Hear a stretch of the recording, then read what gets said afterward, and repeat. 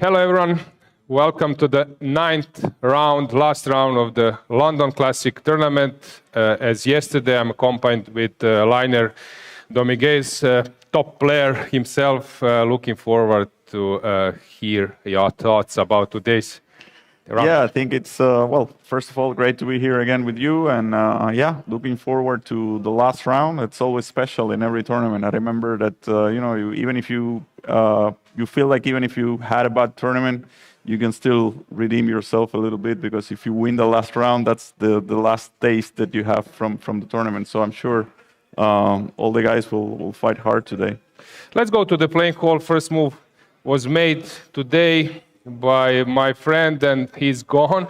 Let's go to Abdusattorov versus Pavel Elyanov. Maybe they're still around. That first move was made by Borna Sosa, who is playing for Croatian national football team, who is playing for Crystal Palace. He's a winger, and yeah, he might come and join us later, being 1700 on chess.com. So he likes to play, he's very passionate, and today he has made this ceremonial move. I can see him around, maybe he will join us for a few moments. Yeah, last round, as you mentioned, it's always, as you said, for some players, even if you're having a bad tournament, if you win, if you lose the last game, usually that zero is traveling with you. Yes. Yeah, it goes to the plane, it goes to your home, stays for a few days. Yeah, it's actually the opposite. No, you can do very well, and then you lose the last round, and you kind of always remember the tournament with a bad taste. Yeah, so you don't want to lose the last round. Yeah, as you said, and even if you're having super bad tournament, that last win somehow gives you some boost of confidence for the next round. Shall we invite Malcolm and Borna? Shall we join us? Why not? Come, guys. Yeah, come. Let's have this first-hand experience. So let's prepare the setup. We don't need the board for a moment. Malcolm, Borna, come. This is Liner. This is yeah, maybe I'll Borna. Yeah, you can sit here. Malcolm, you sit here. Okay, you can also sit there. So maybe some intro from your side. Well, yeah, I mean, we're obviously delighted to welcome Borna Sosa from Crystal Palace Football Club in the English Premier League. I know we have a lot of viewers, most of our viewers actually are not in the UK, so it's great to have someone so high profile playing chess, and playing chess extremely well, by the way. I should say played one blitz game here a few days ago, and won very decisively, even when faced with a very tricky opening, 1d4, e5. Which he managed to deal with. I can just show the game more than adequately. We'll put it on the screen, yeah. If we get a board, so Borna was white, just a second. So after e5, d takes e5, knight c6, knight f3, queen went to e7. Borna, you played bishop f4. You bishop can take f4. the mic. Yeah. So you knew this a bit. And then the kid made queen b4. Borna spotted, of course, that this is hanging, played bishop d2, and kid got very excited after queen b2. That's right. So the young lad has caught lots of people with this trick. I can't remember the name of this opening, you know. Someone will have to remind me. Maybe someone can tell us in the comments. But there's a horrible trick here, which the boy had already caught two people out with, which was this. Look at that evaluation bar going right down. And now... There are nice. Queen c1. Yeah. Queen c1 is a checkmate, and Knight also takes. if you take with the knight, you're dropping a rook. So, and of course, something else doesn't help if you take knight is coming, and everything is falling apart. And, knight, go on, let's show knight d4. Let's show knight d4, queen d4, just for fun. There we go. So now you can get... Now, Borna, we know why kid was super excited. Yeah. But you've seen it before, Borna, right? He didn't know that I was ready for the trick. So Borna played the best move, knight c3, and it's... And then you got all your pieces out. Yeah, the evaluation bar actually says that the white is much better in this position, which I think as well. So I'm happy to play this kind of opening. Kid was very disappointed after knight c3. Yeah, well, I think because the last two people he played against, he won. Yeah, he told me after the game that he's used to play this kind of openings, and then he's winning a lot of games. But Usually works, yeah. yeah, usually works, but not this time. Yeah. Well, we should talk a little bit about the football tradition at Crystal Palace. So, obviously, last season, Eberechi was at Palace, or was a chess player, and he was taught by Michael Elise. Is that correct? I think so. He told me like that. I was not at that time at Crystal Palace. I joined this summer. So when I came, he won some kind of tournament. He won the Pog Champs tournament on exactly, chess.com. He won the tournament, and then I was coming in at Crystal Palace, obviously knowing that he's the best player of chess there. So I was also a little bit. I didn't know his rating, and first when we played, I was a bit scared because I didn't know what is waiting for me. But in the end, it turned out that I'm slightly better. He has a bit stronger mentor, I believe, Borna. So then I was happy to play. We played many games, and we are still in a contact because I think chess is connecting the people from other sports much more than before, and I think it will continue to go this way even further. Yeah, I mean, we know lots of other footballers who play. We know Mo Salah's crazy about chess. Yeah. All the time. Yeah, we have also in national team, in Croatia national team, we have Bruno Petkovic, who is now in Turkey, Andrej Kramaric, who is now in Germany, and many other players who are starting to learn because it's really becoming more and more popular. Yeah, I think Sir Alex Ferguson, the former Manchester United manager, wrote in his biography that he wished that he had taught all the players chess to improve their concentration, he was saying. He said that way they wouldn't make terrible mistakes in the 90th minute. Quite a good PR for chess. Okay, sometimes mistakes are also because the players are tired, not only the concentration, because Sure. one goes with another. When you're more tired, the concentration drops a little bit more. So, but of course, I think chess helps. Not only in sport, helps in many ways. So it's for sure helpful and useful to be able to play.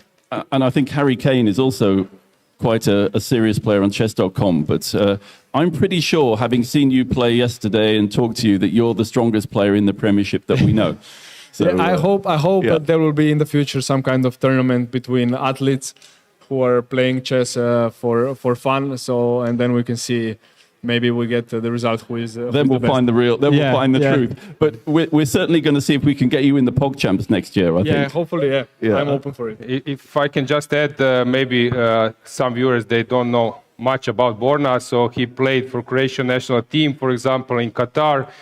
Croatia clinching that bronze medal. Played versus Argentina against Messi. Played for Ajax, Torino. And now he's here in England. So and as I said, as you said, that he's very strong in chess. Coming to my VIP chess evenings, gathering with other athletes. So I would say quite a good ambassador, friend of Luka Modric, and so on. It would be interesting actually to have a tournament the footballers against the tennis players, because there's a lot of tennis players play chess as well, and also a lot of people in NFL. I've noticed, and a lot of people in NBA. Start preparing. Yeah, I'm ready. I think I'm ready. I'm trying to learn every day more and more. Borna, about your chess passion, you follow all those events. 3 days ago, you met Alireza, but I believe that you can name all top 10 players quite easily in chess. More or less that you're familiar with many. Yeah, more or less. I follow not only in last years. I follow many years. Also, my father, who don't know, my father is a good chess player. He's around 2000 something rating, which is also many years already. So he's very solid. And so it kind of runs in our family, also not only playing, following, and trying to be. Of course, I try to be better than him. I think he tries to be better than me. So we are pushing each other. But at the moment, I would still say that he's a little bit better than me. Yeah, I know this problem. You know, I have a son who's better than me. You get used to it eventually. Yeah. At some point. Regarding following events, I don't know, candidates immediately. That's on a Borna screen at home. So it's something which actually I'm quite happy about. And in Croatia, I believe the chess is slowly becoming like a normal thing for all of athletes. I think you're being quite modest. I mean, I was in Croatia not so long ago, and the chess culture there is just fantastic.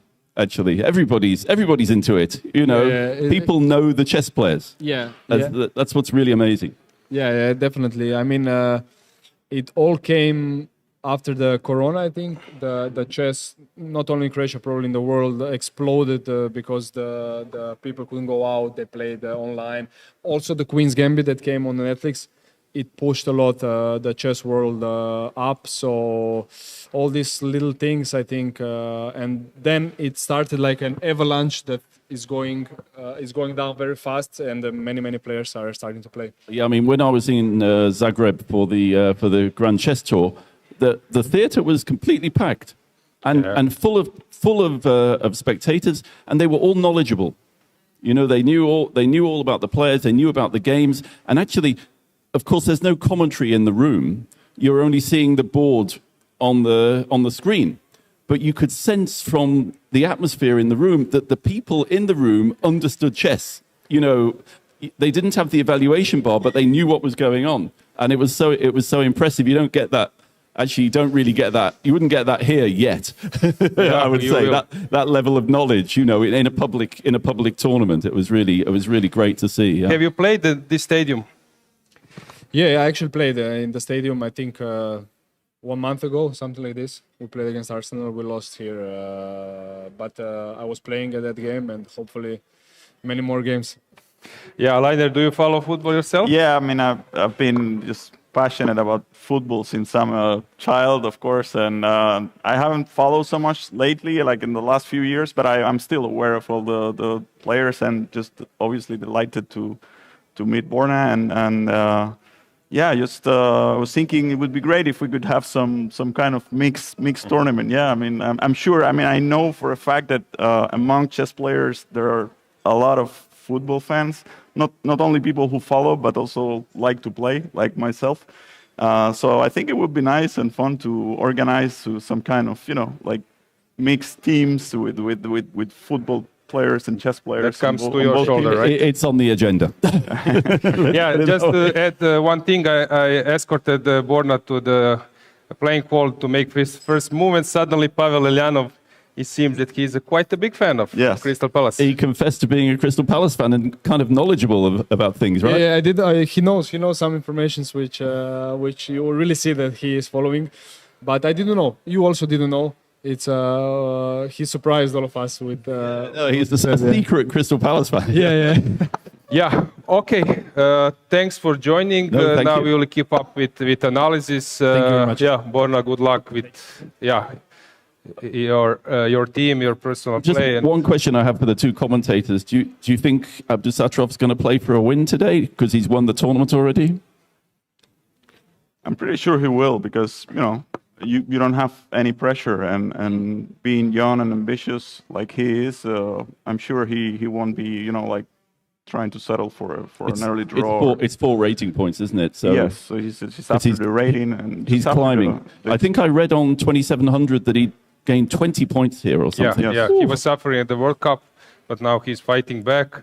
And you always want to test how far you can go, since you are in perfect shape. And we were mentioning, Liner also mentioned that it's nice always to finish the tournament with a win. If you're white, it helps. Yeah, and he's got white. Yeah. I mean, it's a bit more of an advantage in chess than kicking off in football. And I have one task for you, Malcolm. Go on. So if I'm not mistaken, Borna, today we will find out against whom Croatia will play at the World Cup. Oh, hopefully, at 5 o'clock. 5 hopefully o'clock. Against, not against England. Once in Russia was enough. Well, hopefully for England, I would say. But anyway. So I'm like looking forward to find out. So please update me if I will be. I will. I'll send you a message. I think it's starting at 5 p.m. UK time, the draw. But it always takes an incredibly long time, this sort of thing. They drag it out, don't they? It seems to take hours, right? Yeah, I think, but it's normal. Also, when it's a golden ball, they need like 4 hours to announce it. So I think we'll find out in 4 or 5 hours. As long as there are no, heated balls in that pot, yeah. Okay, thanks, guys. Thank you. Thank you. See you.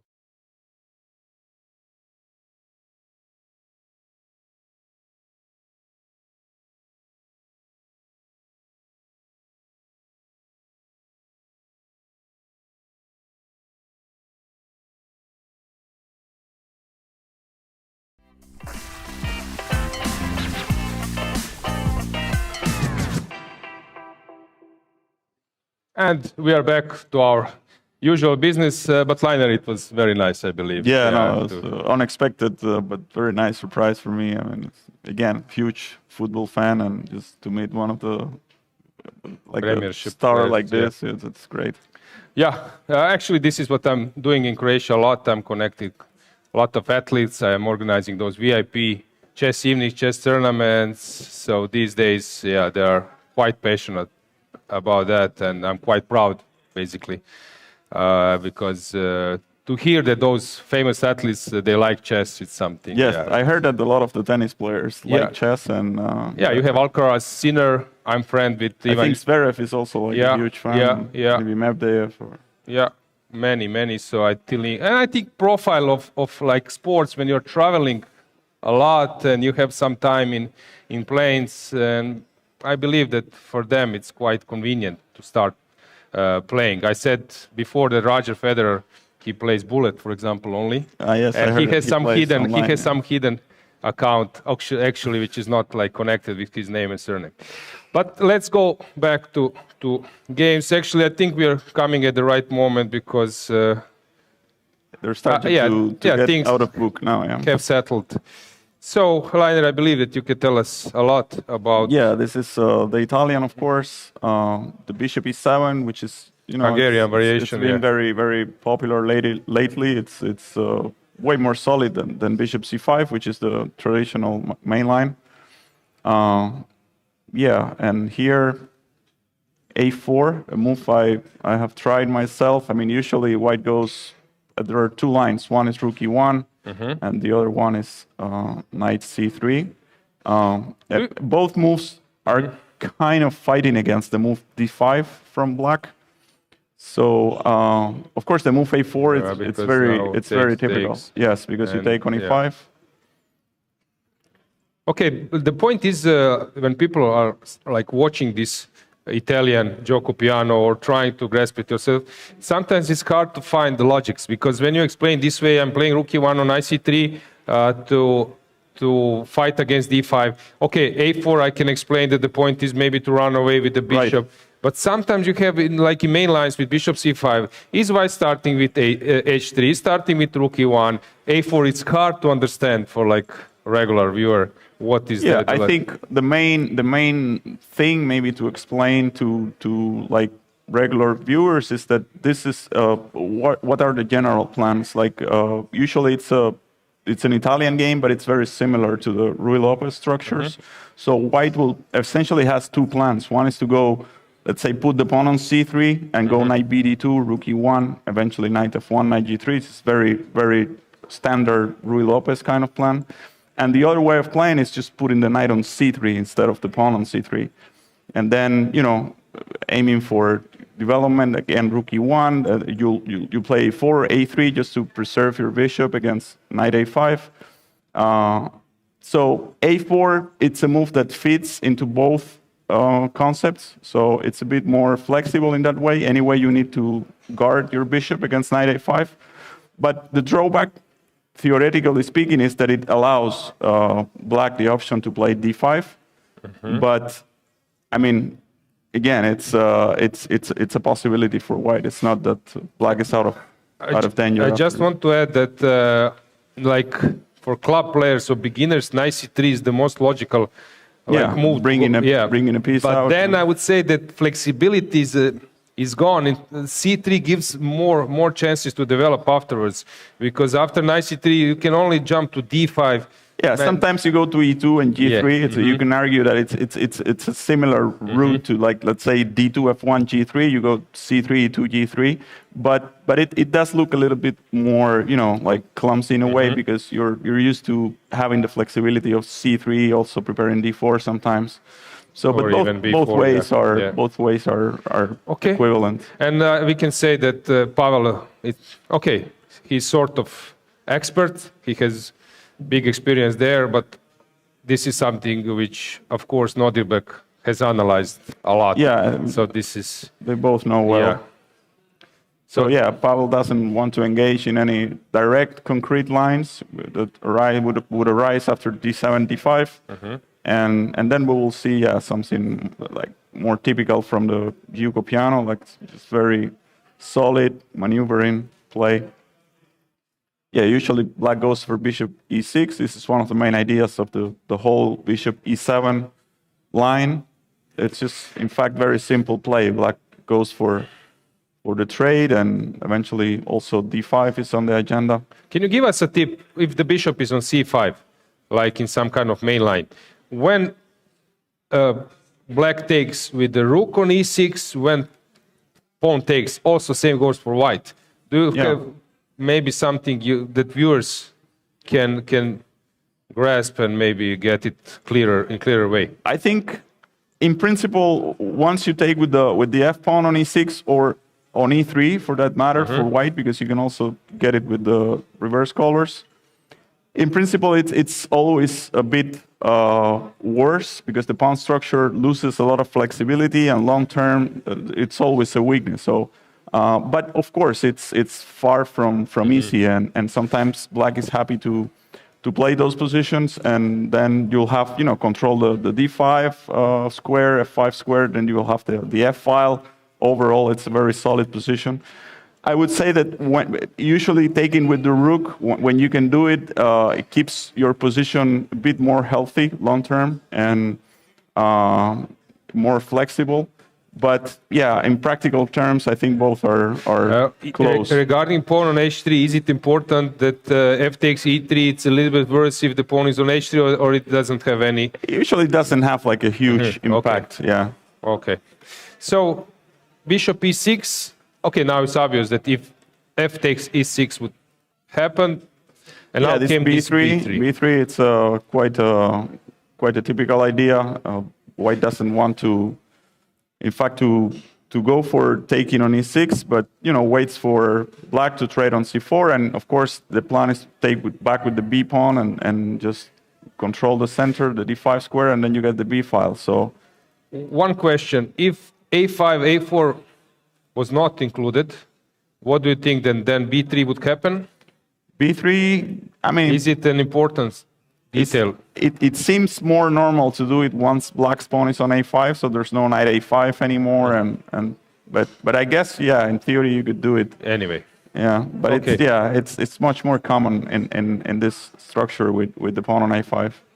So d5 came in the end. Yes.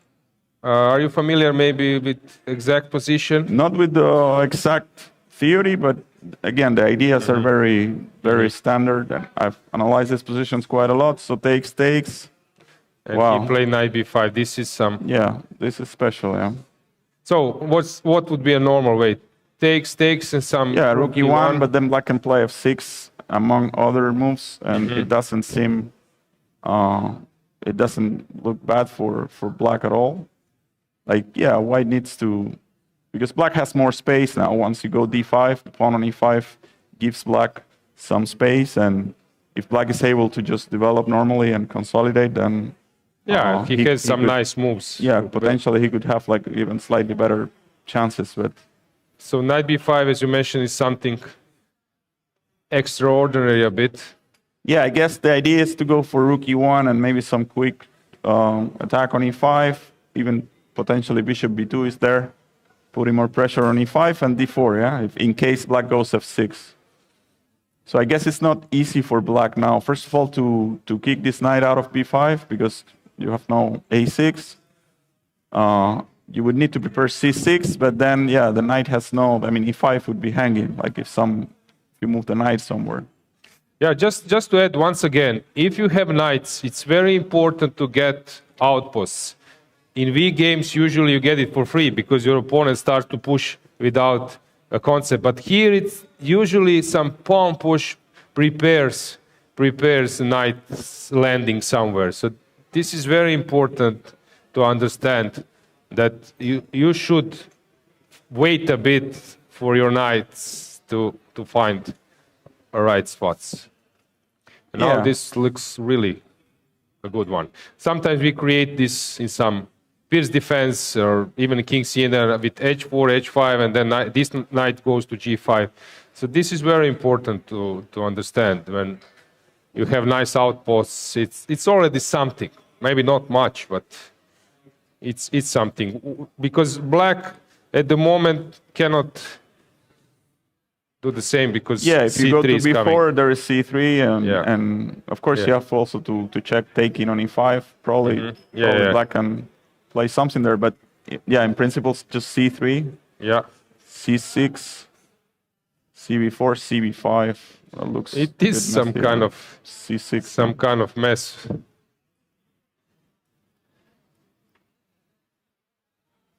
Probably take on d5, but then queen d5 looks good. Maybe ab. Then, but there is a tactics queen d4, huh? AB or maybe knight b and then knight d5 queen d4. Some tactics, double attacks.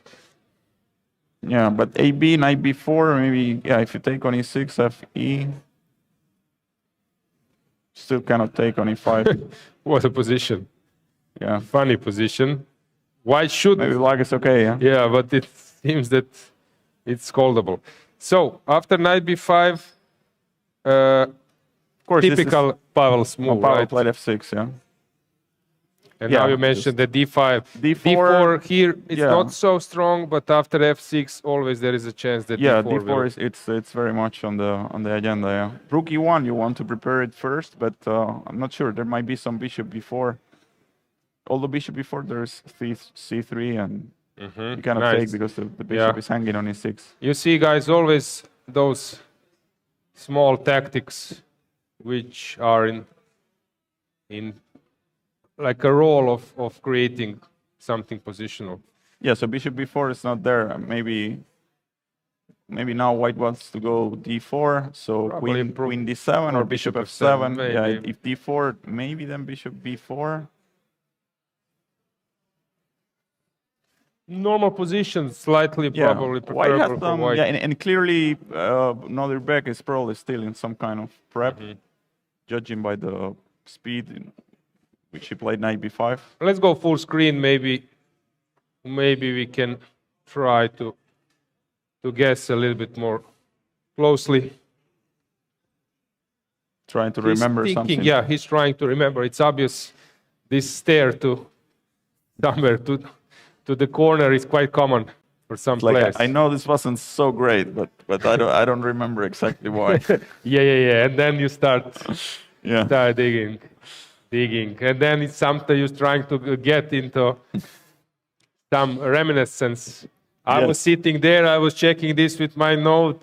Yes. It happened to me many times. I said it yesterday that you enter into this mode where you're trying to remember, and sometimes you're even trying to punish because you think you remember this was wrong what your opponent is doing, and then you need to punish it, and somehow your memory can play tricks on you. It has happened to me many times, but yeah. And there was like sometimes you're also entering that mode when you are, I don't know, you were close to check. You're very close to check some line, but I know you are in a hurry or you are lazy and you didn't. And that line. It's exactly what you then you encounter. say, why? Because now it will be a big help. Yes. Because the point of top players, you have something in the notes. The point is, you know that you analyze it, you check it with computer, you spend some time, and when you are like sitting at your home, you're much more relaxed, and you actually don't question. I don't know, maybe there are some top players who want to check, maybe make an over-the-board improvement, but I don't believe now. It's just a risk. In general, you lose a bit that sense of urgency and you go for it. You have it in the notes, but then, as I said, just being lazy It would be like, because you want to play it, and if your opponent comes with a novelty, okay, then you are on your own. This is something, but not play a move, you have it in your notes. It's something I believe that probably it's hard for you guys. Yeah. But so many things, I was actually, you mentioned this also, I was trying to explain. It's not like they are, before the game, they're agreeing, okay, let's play Giuoco Piano, let's play Italian games, and then let's see who is better. No, there are like 10 options, 15 options possible. And it's not that Nodirbek is checking only one line or one variation. So it's now I think he gets rid of 90%, which didn't happen. He prepared today. Now his focus. Yes. It's funny. You prepare D4 and against D4 and E4. Your opponent plays E4. Okay, now D4 we move aside. 50%. It's already off the table. Yeah. But okay, I think that we can be quite happy with the opening outcome. It's a normal position, right? Seems to be that it's going to be a fight. Yeah, like more or less we expected. Yeah, from this game. Yeah. So rookie one. It's possible, but what I've noticed that sometimes Nodirbek is making moves which are not either logical or not like classical moves. Unexpected in a way, yeah. Let's check other games. I believe that you are all aware what has happened yesterday. 4 wins by English players, which I think it's a fabulous achievement. I was joking with them. I don't know what were the odds prior to the games that 4 English grandmasters would win their games. Yeah. It was quite high, I believe. Yeah, odds were very high. So I believe that now they are they injected some self-confidence, and that might help. Although we have direct match, let's check Nikita Vitiugov versus Gavin Jones. Oh, this line. Okay, another line you know by heart. Yeah. So, it's the early bishop c5, c3 castles. It became quite popular, those Archangels, neo-Archangels. Yes, they were always popular. Some move orders, of course, more than others. Like typically b5 and bishop c5, it's perhaps the most popular one.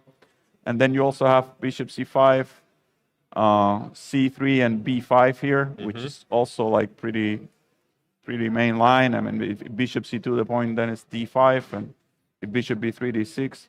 But this move order with castles, it's a bit, bit unusual compared to those two. But it was always there, like a possibility, and not so easy for white to just to prove, advantage there. Yeah, I think there is also one line, Morphy line, right? Also, they're like... Yeah, there's also b5 and bishop b7 instead of bishop c5, and sometimes then you play bishop b7 and kind of can get a martial or anti-martial by transposition. So, yeah, a lot of ways for black to play this b5. We got this. Here you have to go bishop a7, and the point is, of course, you take on e4. And then knight c5, bishop c2, and you have to develop, move the d pawn. Yeah, black gets this isolated pawn, but it's not so easy for white to consolidate, because there's some concrete ways for black to try to activate the pieces, like bishop f5 at some point, or bishop g4. And you can simply play sometimes with the isolated pawn, like d5, knight c6, and so on, bring the rooks. So white is overall, of course, slightly pressing, like rook d1 or something. I believe it's one of the moves. I think rook d1, bishop g4 this is was something played. like, I just want to add that, I don't know, like 30 years ago or even more, 40 years ago, you remember Tarrasch was played by Kasparov in his match versus Karpov, his first match. And at that time, people were condemning that choice because Karpov was an expert, and I don't know, maybe because of influence of that match, and in general, people didn't like to play isolating pawn structure and something which is slight plus for white. But these days, with engines, everyone is playing hanging pawns. At that time, I was actually commentating this with Peter Leko, that to be able to play hanging pawns 40 years ago, you needed to really understand all those like ideas, knight f8, knight e6 stuff. And people were sort of afraid to play this line, I don't know, versus Beljavski, versus Misha Gurevic and those top 10 players at that time. But these days with tenjis, I don't know how many players have added hanging pawns so easily to their repertoire. Yeah, I think there was a time when, like, I don't know, maybe 15 years ago or and a bit later also, where people, you know, engines started to become stronger, and everyone, I think, kind of headed towards more solid ways, especially with black. So giving to your opponent something like, you know, like playing against an isolated pawn it felt like a concession in a way. So like, you know, there are so many ways to play where you can have just a solid, good, sound position that it makes no sense to do this. It's just to give something for free when you don't need to. But then as the engine have gotten stronger, yeah, they show many ways, and a lot of these positions where, you know, years ago people thought, you know, yeah, there's some pressure, but now it's all very concrete. Of course, with isolated pawn, you have activity and dynamic play, and it depends very much on the position. Like some positions are really worse, of course, but you see, like for example, this Dubov line in the Semitarash, yeah, with CD4, bishop C5, and then it's these hanging pawns, and then you go this H5, H4, all these new ways. People, of course, now everyone knows these ways, and they're playing it more and more. And the same with isolated pawn positions. Yeah. So my point was that maybe, I don't know, some Gawain Jones wouldn't play it 10 years ago, 15 years ago, but now this is sort of quite acceptable position. Yeah, it's very concrete. I guess you just check it and move by move, it kind of works. You understand the ideas, and yeah, you can just play it. Yeah. Because as I said before, it was sort of some commitment. You are giving slight plus equal position, only 2 results, and people was afraid of playing that against some technicians. But these days I'm seeing this quite a lot. Yeah. And okay, Gawain is quite resourceful player, but he was always keeping the pieces. So this is an interesting choice. But maybe the idea was to narrow Nikita a bit, because Nikita also like to have dynamics and then chances in the position. Yeah, I think for Gawain, I'm not sure how his preparation went, because Nikita is also like a D4 player mainly, right? Like, I mean, he can play both, obviously, but I'm sure D4 was, again, big part of his preparation, of Gawain's preparation. So he has to prepare also for this one. And yeah, I think it's very concrete. You know, you have this isolated pawn, but somehow I'm sure he knows the lines well. And I remember some theory here, like let's just discuss. Rook takes D6. Yes. So probably even something like Rook D8. Let's say Rook D8. Probably takes. Yeah, Black is very active here. Then Knight D3 will be. Knight D3 is coming, yeah. Like Magnus said, in those kind something of positions. Like this, yeah. Okay, there is a Knight E5 maybe in this concrete position. But let's say that there is no tactics, how he said. And then you have 2 bishops, you gave a pawn, and then you exchange in opposite colors bishops and a draw. Yeah, it's a typical Marshall type of. But here, okay, after Rook D6, maybe there is something even better. I don't know how he's taking on F3. Maybe it's not necessary. Yeah, it feels too soon, no? Like, yes. Rook D8 doesn't look bad. It's so Rook D8, but there is something better. Hang on. Oh. Let's try to dig. Yeah, there was some point here. I don't know, are there tricks with Bishop F5? Yeah, takes, and then Rook D8 next. I think this is the way, yeah, Rook D8, Rook D5, Rook D8. And whatever you take, it's a checkmate. This back rack motive is sometimes something which is a bit underestimated by some beginners and intermediate players, that, yeah, it really helps when you sack a pawn, that you have that motive around, because spending time in chess, usually it's quite expensive. Yeah, and if Knight A3, of course, then you can take a Knight E4 probably, or take a Rook D8, and there's some Knight E4 Yeah, stuff maybe. Yeah, maybe rook b8 even first. But, Yeah, so bishop f5, and it's the point, yes. yeah, and as you mentioned, if you analyze this with the engine, you know what to do. Then, of course, bishop g4 is a simple move for you. But if you're not sure, yes, like in then the old days, yeah, yes, nobody knew exactly Yeah.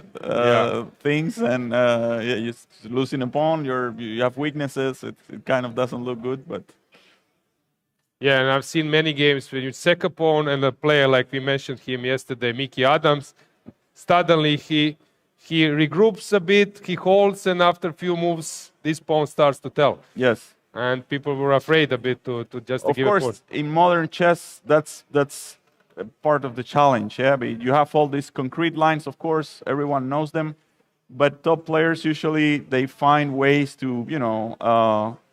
get positions which are anyway dangerous practically, because you can know you can know many concrete details, but then all of a sudden, if you are in some kind of tricky position, let's say positionally, or your structure it's dubious or something like that, and then you're out of the concrete lines, then play can be difficult practically, and that's one of the ways to, of course, to pose problems in modern chess. And You are top player yourself. I was trying to explain to the viewers that it's not like that you have, or Magnus or those top 5 players, that you know about each position, everything. People sometimes tend to overestimate, like Yes. your knowledge. It's not just about knowledge, it's about skill.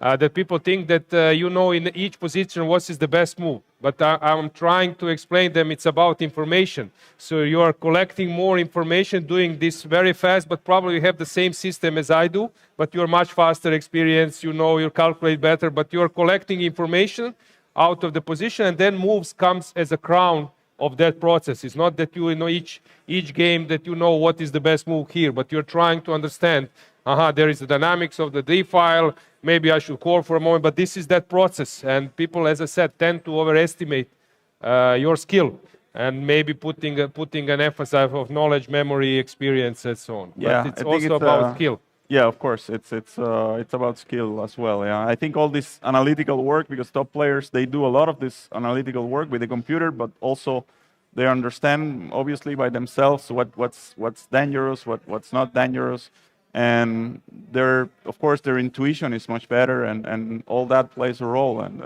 they're able to just create problems more often for the opponents. Yeah, but as I said, you need to dig. It's not like you know everything. You are easy. No. And yeah, you need to dig sometimes, and it's very hard to grasp all the logics and come up with the best move. Okay, so he took on f3. So bishop a3 Bishop was e3, the okay normal development move.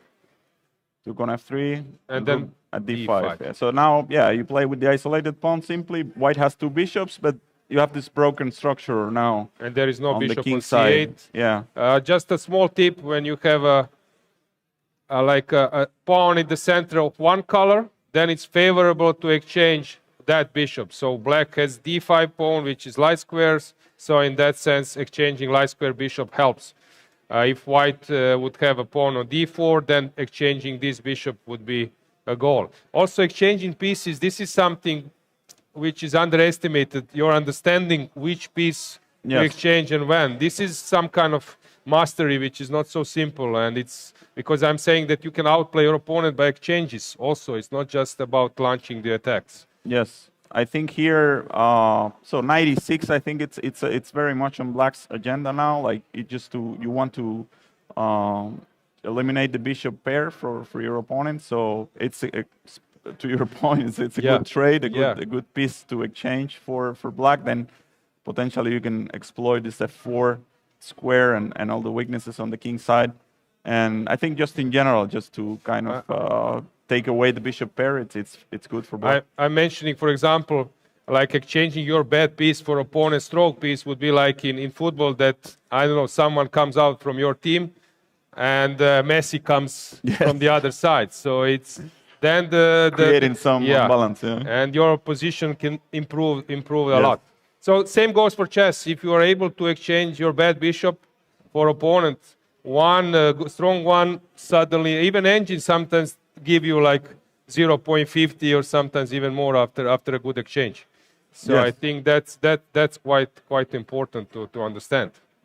I think they're still following some kind of theory probably, but it's supposed to be like very decent for black. Yeah, but now maybe the only point is White able to stabilize his small advantage, and that just to keep the game going, because it's not also easy to play some position which is sort of defending. Yeah, I think if somebody is good at this, it's Nikita. I think this is again. We spoke about this yesterday, but he's very good at these technical positions where he's just trying to use some very very small advantage. I think he understands well where what he needs in the position and what he needs to avoid and so on.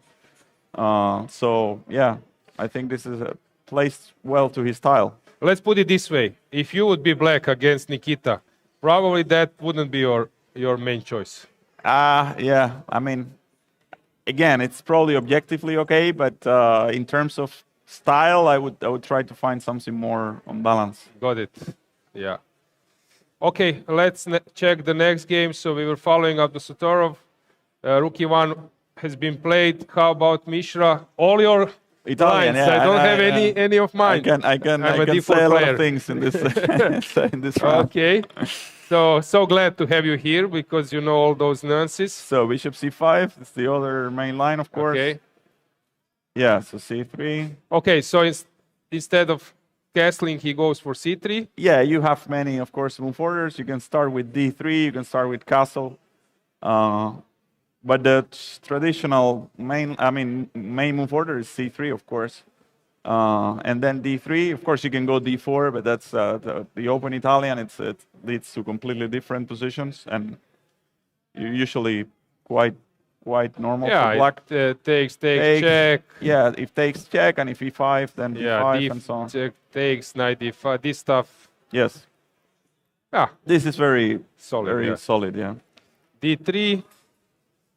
Yeah, castles, knight And d2. now came this a5. Yes. The difference between a6 and a5. Yes, this is of course very very modern stuff. The plan with a5.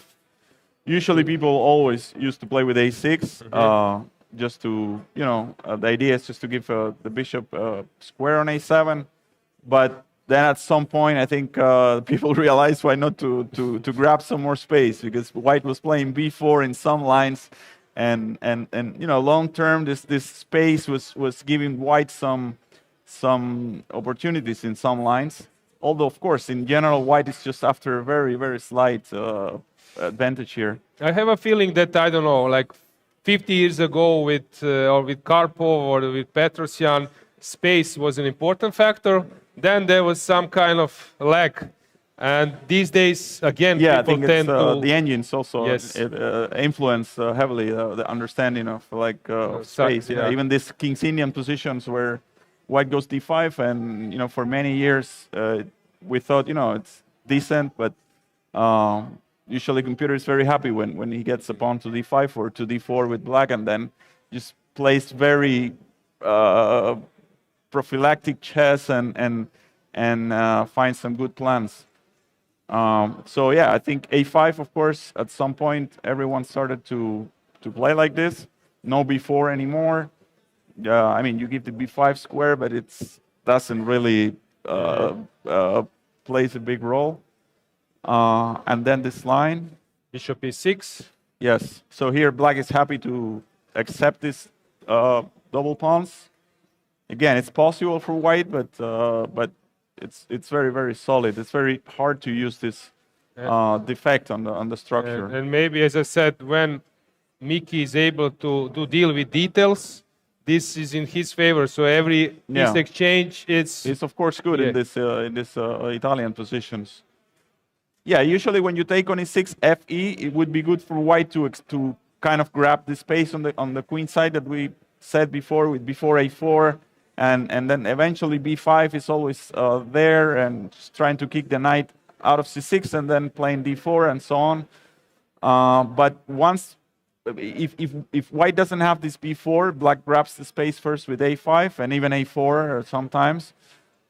It tends to be easier for black in general to play those positions. Yeah, although we now have this Bishop small b5, detail of course, that this square is now Yes. available. White uses this. 97. Yeah, this is a very topical line here. I played this a few times as white, and I believe also as black. So black is trying to get the knight quickly to g6.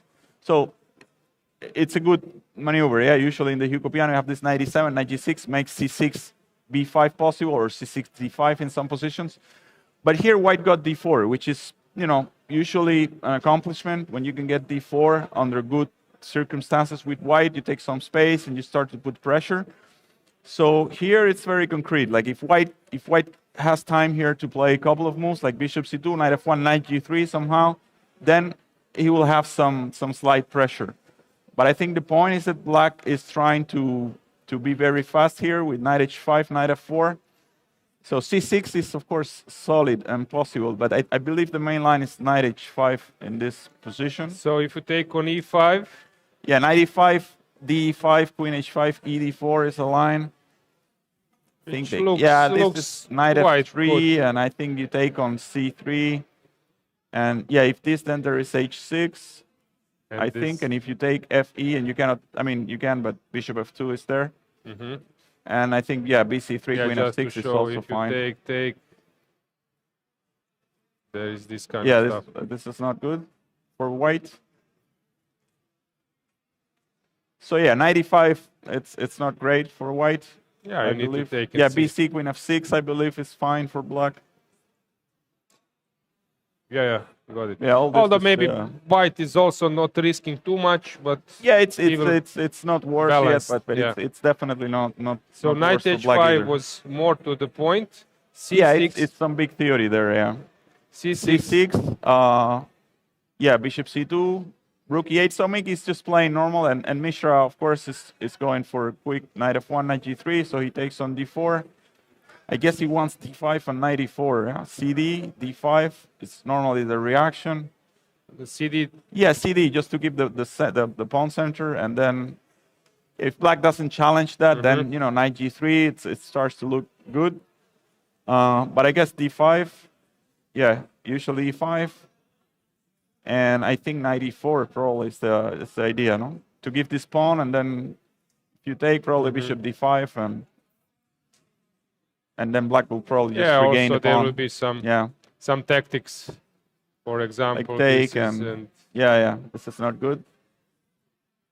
So you don't want to take on e4 as white. I think you want to play knight g3 or knight d2. Typically, knight g3, I'm not sure, but knight d2, yeah, something like this would be nice in theory for white. So although black will also at some stage push c5, but still, it's a bit worse because at the end you will, keep the pawn on e5 and get a good knight potentially on d4, and this bishop on e6 is not so great. So he took. Now he took on d4, yeah. Yeah. Now it's and sort Mishra of important moment. C d4 will probably happen. We can go full screen just to check. Will now this. Yeah, c d4 was played, and now you are mentioning d5 coming. Yeah, I think they played it already. Yeah, Miki played d5, knight e4. Yeah. Sorry, these are not the move. This is the analysis. So knight came to e4, right? Miki's playing quite fast, so he probably has something in mind. Okay, so it's now sort of turning point. Will this knight d2 happen?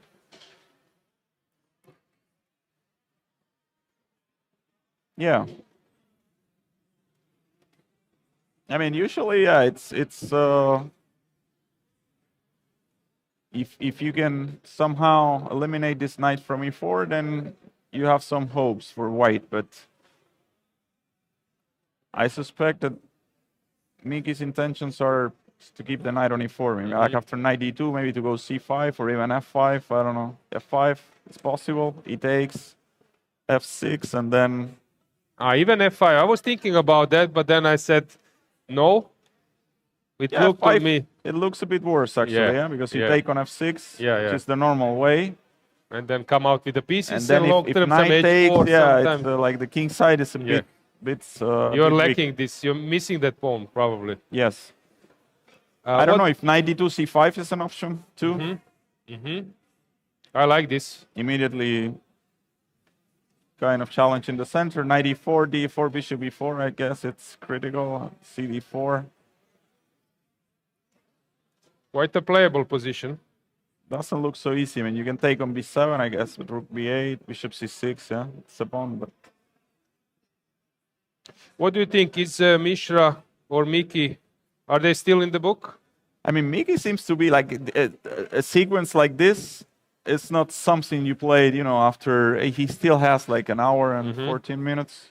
Like, I don't think you take just you know, just 10 minutes and play this. Maybe you do. I don't know. But I suspect he still knows or has some kind of idea that he have seen before. Okay, so let's go to last two games. So let's see Theodoru. So again, he went for this knight f3, g3 stuff. Yeah, this is sometimes difficult, maybe just to explain to the viewer, because if, for example, white goes for d4, sometimes there is a move of c6. After you are like sacrificing a pawn in some lines, and knight can go to h6, f5. So sometimes instead of going for knight f6, g6, or depends if white will play anyway this d4, so maybe we'll go and then play the knight on e7. I don't know if I'm correct. Yeah, Yeah, sort of. a lot of options. Yeah. This move order. He can go now c6. Yeah. But he went for knight f6. Yeah, Now it's a normal line. Symmetry, yeah. And c3. Yeah, I was playing c4 a lot with white and black. After dc4, knight e3, you have this line, but bc3, Karpov played this with white pieces. Yes. Also, knight c6 is possible to play. Take bishop e6. Yeah, bishop b3, a5 stuff, and so on. So, but also now these days you have so many lines, so even c5 and other lines. After knight e5, there is knight g4. Yes. And many. Yeah, no, typical phenomenon also of modern chess. Yeah, c4, it's a more concrete, more direct line, more studied, and so on. So people started looking for ways to kind of get a game, just get a game. I was playing ideas. bishop f4 in many games with the idea of queen c1 and then c4 after queen c1, and it's quite playable. I think I got it in some blitz games. That's black. Yeah, you are an expert in Greenfield, so you know that. But you know it sometimes. Okay, now these days with engine, it's a bit easier. But at some stage, it's very concrete Greenfield, and suddenly you have players who are playing g3 stuff, and you cannot give a check for like 50 moves for a chance to create any dynamics. Very solid system, Yeah. Yeah, so this c3, I remember it became like very popular years ago. I think Kramnik was one of the first to play this. a5, yeah, there's so many options. Yeah, black has a lot of margin here. But this combination, it's a little bit. Yeah, the point of c3, unusual. One of the points, I guess, is to stop c5, because you will take and kind of play the reverse version, you know? Like you were saying before, c6 just to take on c4 and keep the pawn. So white is doing the same here. So with the pawn on c3, you can go b4 easier and so on. Yeah, so here, I guess there's no b4. So dc, knight a6 or something. Knight d7. Knight d7. And this is the position, yeah? Yeah. Also, I believe that Theodoru, he doesn't want to end up with some too strategical position against Alireza. He also like to have a clear way how to go. Yeah, he likes the bishop on g2 in general. It's a Catalan player and usually goes for this system. So he has a lot of experience here. I like the fact that, I don't know, the pawn on a5 is a bit, it's double-edged, yeah, because it looks nice that white has this b5 square. Potentially knight c3, knight b5 could be useful for white, but at the same time, you know, pawn on a5, as we all know from the engine, it can go to a4 and then eventually to a3 and create grab some space and have some more possibilities. But this is how you win the games. You need to pretend that you are becoming active, and then suddenly your opponent is having tough decision. Yeah, and the engine it's quite happy for black here. Okay, we will wait a bit with this game and let's check the last one. Is Sam ready to recover? Some kind of Italian again. Yeah, Bishop bishop b5. b5.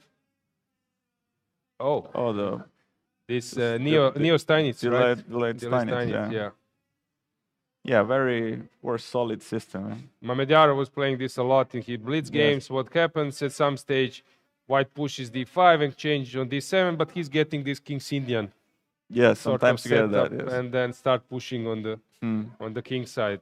He was very happy in many blitz games with that opening. c3 or c4, both moves are possible. Some stage c3 happen. Yeah, and we might get this kind of played this thing. many times. That's why. Yeah, and then at some stage knight goes e7, let's say, takes, some c4 happens, knight goes to c3, but then on the other sort of King's Indian, yeah, without the bishops. And so instead of yeah, this h3 and bishop c2, it's what I myself played several times. Yeah, it's slightly, of course, better for white, but black is solid. Rook e8, knight d2, and a5. Yeah, it's a5 move. But this was also something I've seen. Jobava is playing, even maybe Magnus. Yes, I remember being very happy. I mean, about this position as white because you're doing all what you're supposed to do in this position, like knight f1, knight g3, and then you bring the bishop out, queen d2, and so on. And it doesn't look clear what black is doing because it's sort of weird, Rui Lopez, where black doesn't have knight a5, c5 anymore, no d5.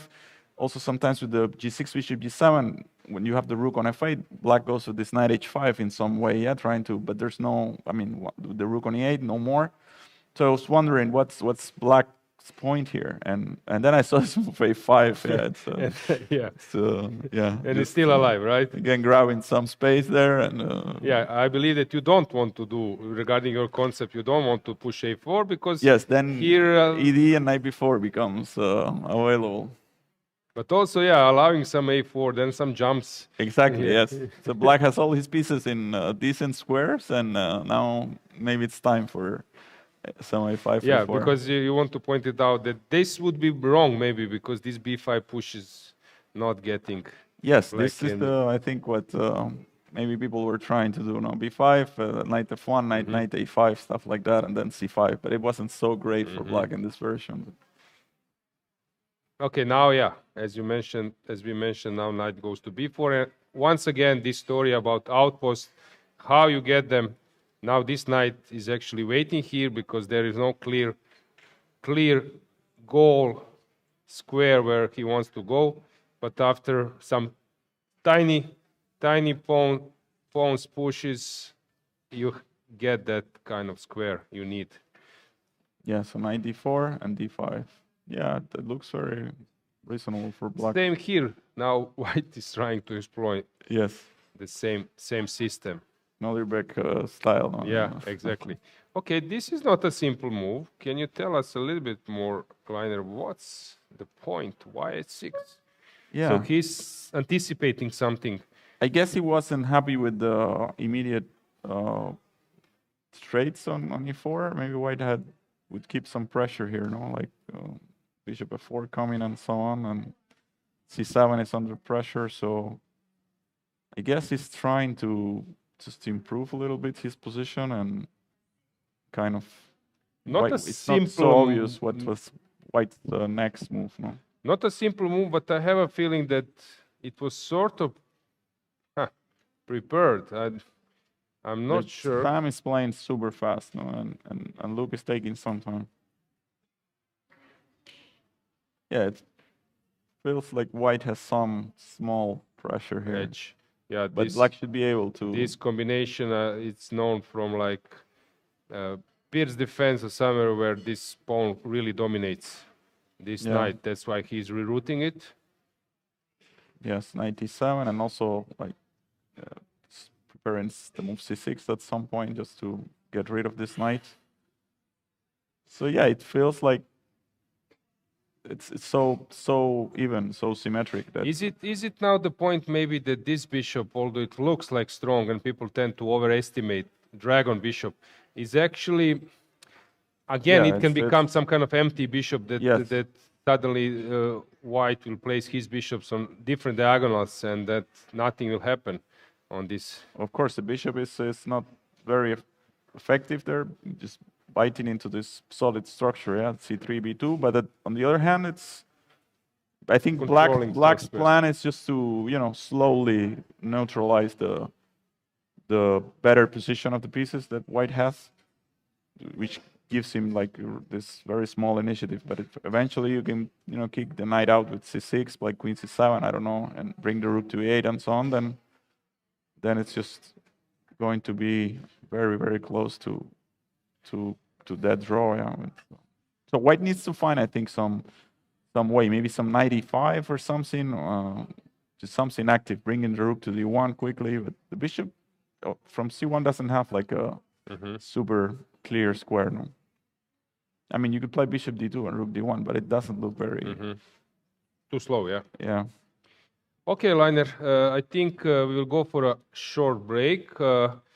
Antonetta will join me, and later, if you have some insight from the playing call, just feel free, and we will get you back, maybe just prior to the time travel or a little bit earlier. Yeah. So Sure. Thanks for your insights, and yeah, we will prepare a setup for Antonetta.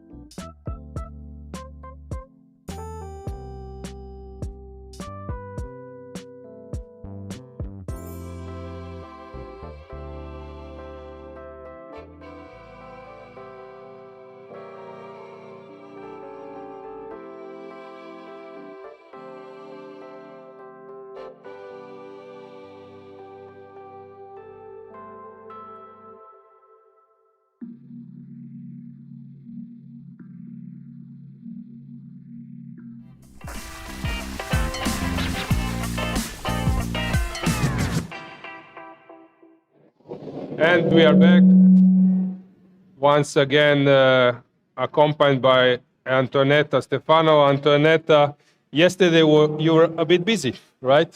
Yeah, we had a wonderful workshop here in the Arsenal Stadium from the European Women Commission, and with the help, of course, of the local organizers here. And it was very interesting because it's always so nice to see different points of view. We had parents, we had trainers, we had top players, we had club owners, and each one has his own, let's say, challenges, problems, solutions. I really love having these workshops in different countries around the world because you see how similar and how different we are in the chess community. And of course, we try to share the good practices as much as we can. So you are, nice. You are the chairman in commission, and I believe that it's quite inspiring for other members and people who are involved that you have a role model as a chairman. So I believe this is a big asset for ECU. But you are now back to this commentators role. Yeah, we are also happy to see you. Some game which maybe draw your attention. Well, I was watching the game between Theodoru and Alireza because I kind of played this with white many times, avoiding the main lines, and I find it very interesting. So Alireza is now trying to create some imbalance. Yeah, if you just go back a little bit, you remember the game that we had with Theodoru and Shankland? But Alireza didn't play c5 so early and to take on d4, so he didn't follow Shankland's recommendations that c5 and end of the story. Yes. So they have now this position where white played c3 and a5, interesting move.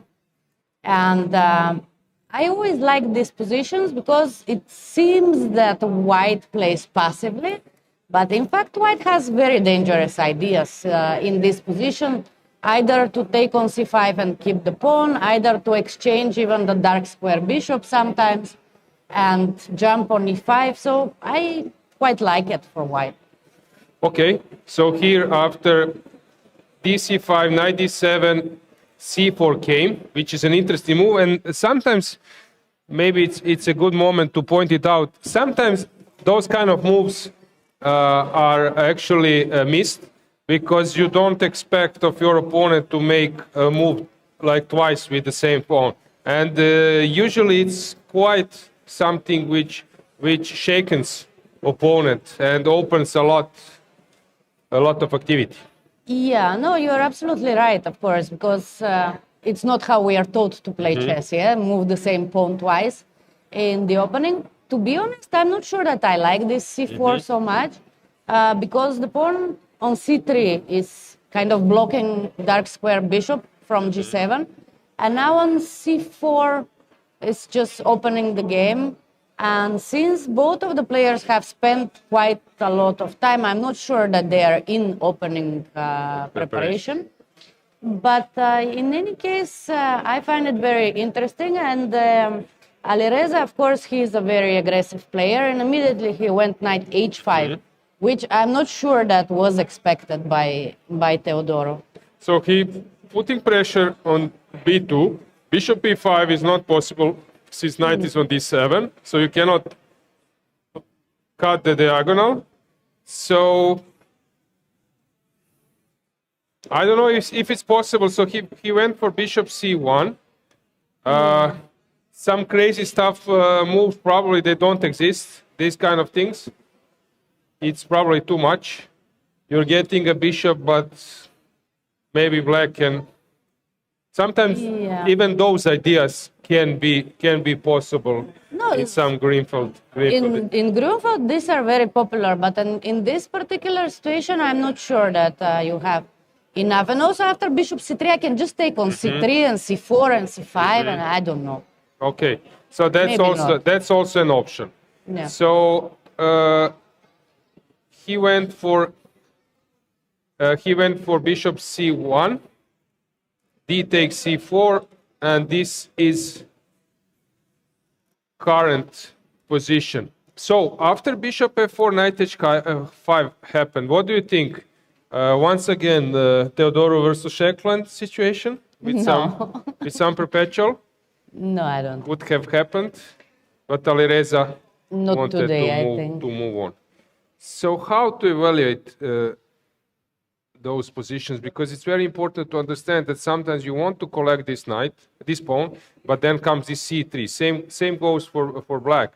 Sometimes there is an option, I will anyway lose my pawn, so let's get rid of it. Let's just push it and Yes. a little bit ruin the structure. Yeah, this c6 is normally a good idea, right? No, there are many options. Again, I'm not sure that c4 was the right way for white to play for an advantage, but still, there very much everything can happen. So Okay, so they are burning a lot of time. yeah, 50 minutes for like move number 10. But Alireza, as it was mentioned yesterday by Abdusattorov, he was not playing on opponent's time scramble because he knew that Alireza can resist, Alireza can play, even being super low on time. I recall Grishchuk, for example, he was enjoying. There was a record. What do you think, how many minutes Grishchuk spent for one move? This is sort of record. Maybe someone knows from the audience. What do you expect? For one move, how much time? in which time control? 90 It was minutes? classical time control with additional, I think, maybe it was even 2 hours, but I'm not sure. Let's say that it was 1.5 hours plus additional half hour. So for one move, you know how much spent. Okay, you are sort of close, but that wouldn't sound so dramatical to Grishchuk. That would be like a normal day. So what do you mean? More. 1 hour, 25 minutes? So or he what? spent 72 minutes for one move. So this Really? is sort of a record at classical time control. And was it right And then move? I don't recall the exact situation. Then he ended up in a time trouble, probably voluntarily. And then he started playing moves super fast. And I think he managed to make a draw in the position. I was also telling this story about Peter Leko, who was saying that against Karpov, you should play a classical time control because anyway, in Blitz, he will be in that Blitz mode. So at least you'll have 1.5 additional on your clock. No, but it's true. Grishchuk, when he is in good shape, he never makes mistakes in time travels, right? Because what is the point? When you get into this time trouble zone, then your concentration, your focus is there. Things are coming more faster. And for that kind of player, it's something where he can adjust. There is no panic because he got used to it. And I think same goes for Alireza. He's used to being low on time. True. And yeah, he might play a little bit worse than regularly, but not dramatically worse. Yeah. We see them on the camera. He looks pretty relaxed, right? Yeah, 58 minutes versus 49, and Theodoru makes a move, and he's moving the queen. He's hesitating a bit. There was a famous story, Fischer versus Tal. There was a first interzonal 58. Fischer became a grandmaster, being 15 years old. Then 59, there was Bled, Slovenia, Zagreb, Croatia, Belgrade, Serbia candidates tournament, and Fischer played versus Tal.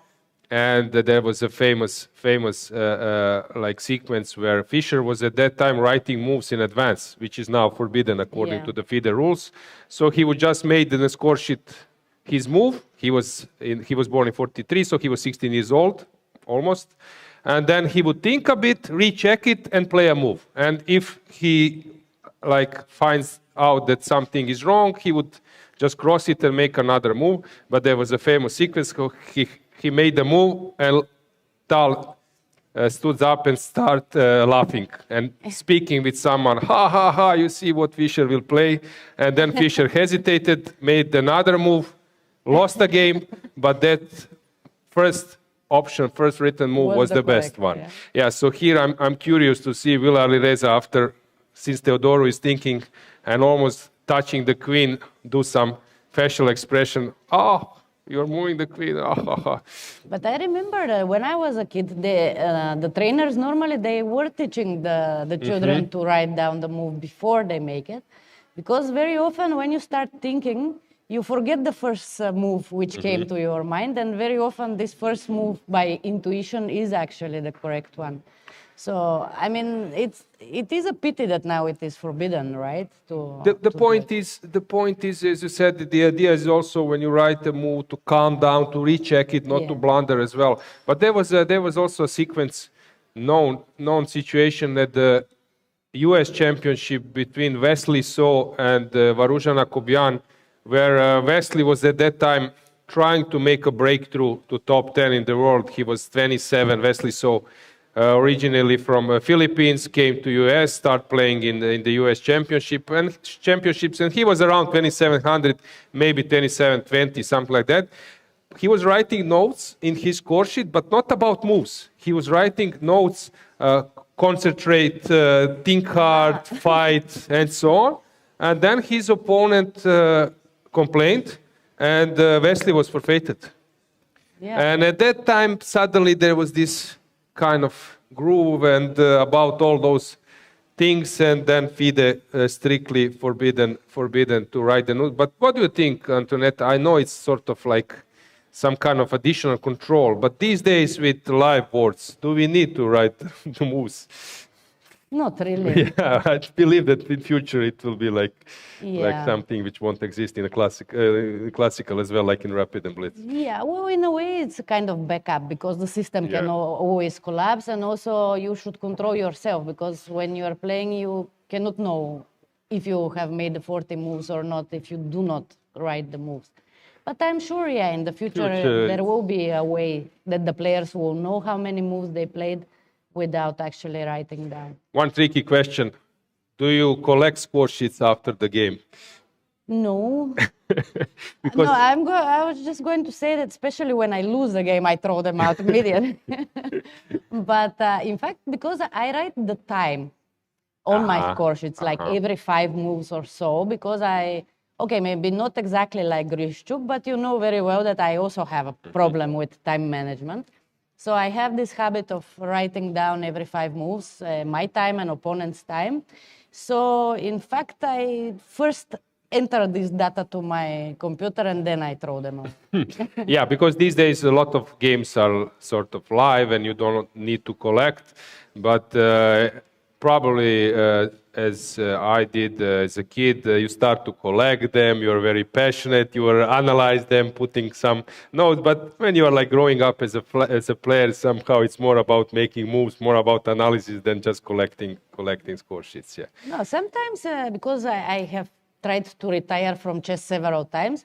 So I was thinking, okay, this is my last tournament, so maybe I should keep the score sheet from the last round, like my last game ever. But then I come back to chess again and again, so I mean, I dropped that. That habit, yeah. So it's something quite interesting. There are different type of players. Some of them are writing every detail. I'm only writing my name and surname.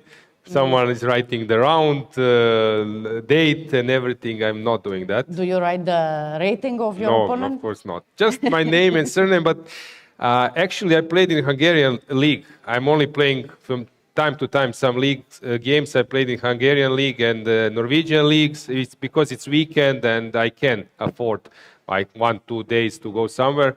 And I played in Hungarian league, and then in that league you don't know pairings like 5 minutes prior to the round. I think this is the case in French league, maybe in summer, because move order, board order, Bundesliga. Yeah. So I came to the board, and from my like old school style, it's sort of inappropriate to ask opponent, "What's your surname?" There was like famous photos, video of Magnus checking how to write correctly some player, and I was always like going to the arbiter, checking myself, but I would never ask my opponent, because from my point it's sort of impolite. But he gave me a score sheet. He was an IM, gave me a score sheet, right. And then I was super motivated. I won in the end. Okay. Somehow I wanted to fight for this old school approach. Yeah, so I write just surname, but I'm always trying to recheck before the game or at the arbiter what is the exact naming. So Queen D5 just played, which is sort of interesting move, targeting at the same time defending. Yeah, I guess something like Queen C7 also developing. Just and played, you corrected correctly, yeah, very good. Antonetta, you're playing against Alireza or Alireza is playing like you? We don't know. We don't know that yet. But Yeah, Queen C7 just been played, so will now white push for C6 at some point, trying to second pawn anyway and open the diagonal. No, he takes C4. The problem for white is that in his CV, making a draw versus Alireza is not bad. So risk is fine, but maybe not fully necessary. yeah. Okay, maybe things will calm down a bit in this game, so maybe we should check another one. Yeah, let's do so. So let's check Adams versus Mishra, because here we will have some structure which was mentioned by Liner Dominguez, and I believe that you are sort of familiar with those structures when this F5 happened, Yeah. F6, F7. Interesting try to undermine the pieces. So maybe not allowing Queen F6, Bishop F5 exchange at some point. So he pushed F7. Now when you take on F7, you're a bit far away from the exchanges. I can imagine you playing this position with the black pieces, most likely. Yeah, I have played several times. No, but I think here it should be fine for black. I mean, he still didn't equalize fully, let's say, but it is near because, okay, this bishop on A7, it is not so difficult to enter the game via B8 when necessary. And of course, still black needs to find the right place after, let's say, bishop D2, how to connect the rooks. You should move the queen somewhere, then maybe try to exchange the rooks and bring the other rook and then play bishop B8. That would be the goal. But of course, white has his threats like knight G5 and stuff like this, so it is not so easy. Let's try maybe to explain to the viewers some scenario. So what is a good scenario for black? You mentioned bishop b8, coming with the exchanging rooks, coming with the queen to f6. So what would be a good scenario for white? How to get a serious advantage? Is it h4 at some point? How to get into better position? Is it an attack on king side? Probably it is. Or knight e5 at some point to jump if it's possible, to prepare it, maybe even taking bishop for a knight and then jumping to e5. Is this some kind of scenario which can happen? Well, of course, white's idea is to attack on the king side because with this pawn structure, you cannot just play peacefully and go to an endgame. Yeah, you cannot play on the queen side because black is fine there. So now, what you mentioned, it's very interesting because I was thinking mainly of knight g5, but also knight e5 is a strong idea. Just, of course, you have to deal with small details, like first you have to protect the pawn on d4, then also h4 is not possible for the moment because black is protecting. I don't like the idea of exchanging bishop for the knight, even to jump on e5, because I think it's very, very important, this bishop for the attack. So I would never think about it as white. I don't know if I'm right or not. But in general, okay, both players have some little nuances to solve, right? Because I'm not sure also where black should put his queen now. Because I would like to put it like on d6, but then maybe I allow h4, h5. And so maybe I should put it on f6 to just keep an eye on h4 and d4. But then, of course, white can have bishop g5 or knight g5. So, I mean, I guess that's why also Adams is thinking in this position? Yeah, Is I'm it- trying to find some kind of scenario where this game liquidates to some super equal position, so probably through the e-file, and also how white will be able to create some dynamics. I think that this game is very far from simplifying to an equal position because, okay, the pawn structure is such that there is not really such scenario which both can be happy, in my opinion. Because even if you exchange the rooks, still there, I mean, white should keep at least one rook, I believe, in this position, and then try to attack. Because if you just exchange everything, then you have problem with the d4 pawn, and black can become better, right? So I don't know. I think both players are just going for completely different goals, so I don't see a scenario where they just exchange everything and get an equal. My point would be here maybe that in some positions, many players can play it in a good way. Let's say there is a position which can be very well played by 2600 plus almost all players. Here, maybe only few players would be able to make a clear-cut way with the white pieces. So it's not so obvious how to create it. And so some class is needed to show it. Yeah, I agree with you. I think Adams with black is he has enough, of course, class and experience to know how he should maneuver his pieces. He's very good in such positions. But Mishra, till now, he's doing very well. I think he's playing quite well, and still he's slightly better in this position. Let's check next games. Let's see how Vitiugov is doing versus Jones, because it's sort of very concrete. We left around here, takes, d5 was played,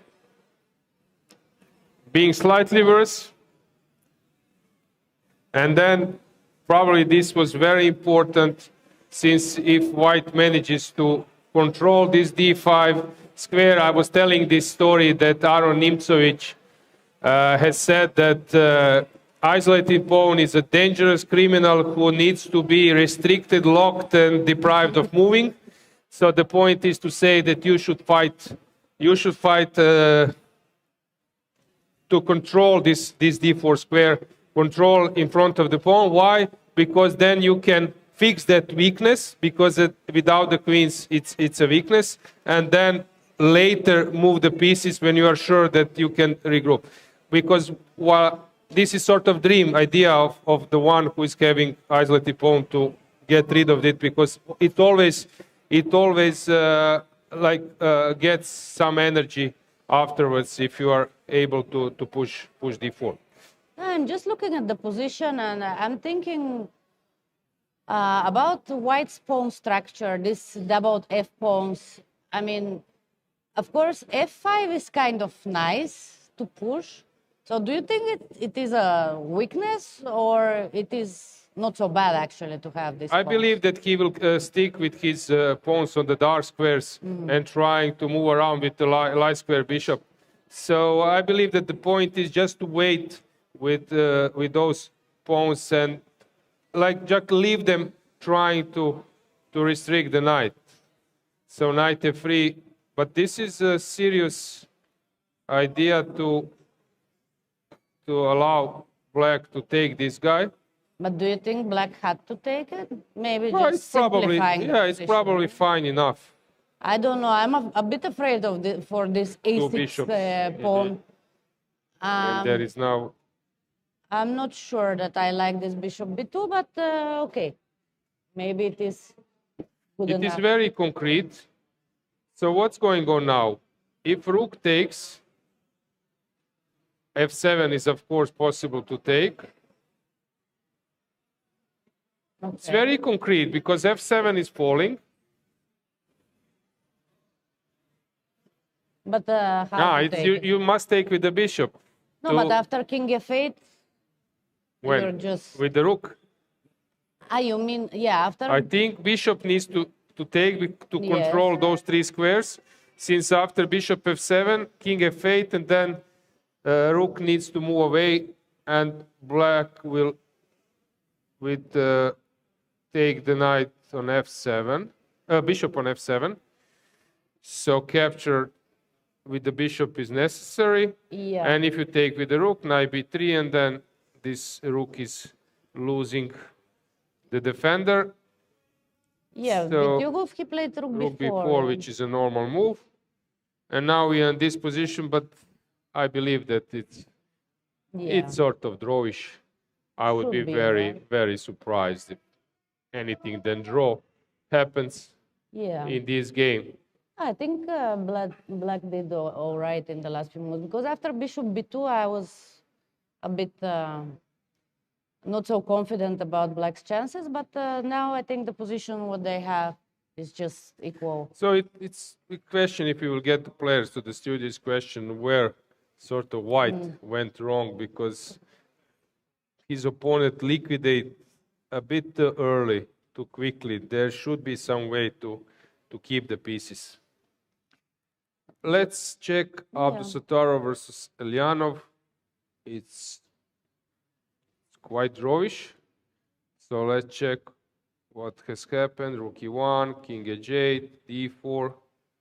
I like this setup from Pavel, just to keep the pieces as far away as possible. Massive exchanges. Bishop d5, condemned by engine. What for? Well, maybe there is no reason for all these exchanges, right? Yeah, that might be an answer. 96, exchanging and changing, and this is current position.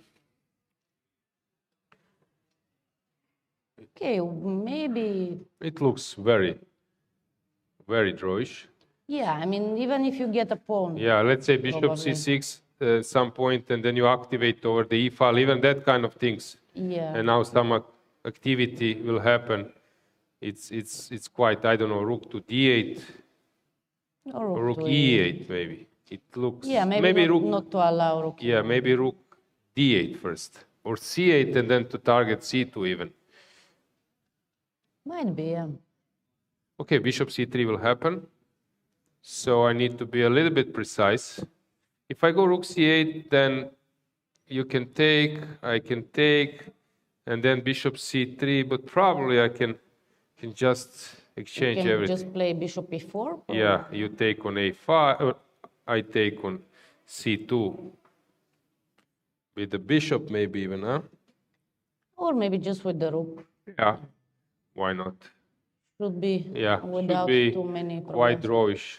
But rook d8 maybe even more precise, not to allow that possibility. There is no reason to give the pawn so quickly, but I think sooner or later he will have to do it.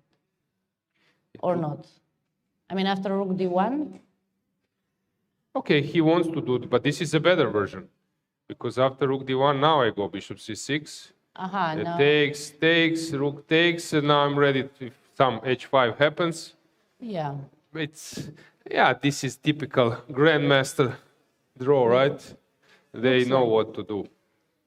So I wouldn't be so surprised. Yeah, if black just holds it without some effort. Here, in Firouzja's game, we have some moves, and then came this b5. Actually, he doesn't mind being x-rayed by the bishop. Very interesting. Very interesting. He wants to go rook a6. This is known from Catalan. You just play b5 and allow this x-ray, and somewhere you move the rook. Or you go bishop b7. Yeah, okay. When knight goes somewhere, then you just move the rook, and actually you are not unhappy. Maybe again, grandmaster style position, which ends up in a draw. Yeah. And we have another one. You mentioned, This one is more complicated. okay, Shankland and McShane. rook e1, queen e1, bishop b3, c6, knight d4. Miki seems to be doing very well. 95 was mentioned by Liner Dominguez here. Bishop e8.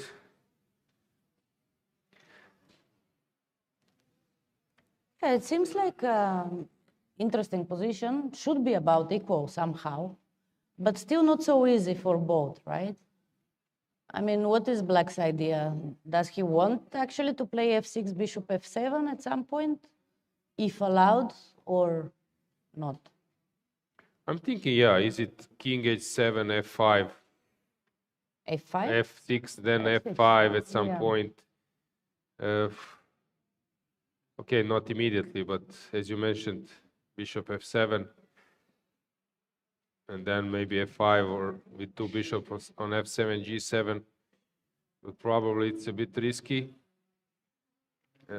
In other sense, maybe move this knight from d5 somewhere and thinking about some c5 stuff to Yeah. open the bishop from this side.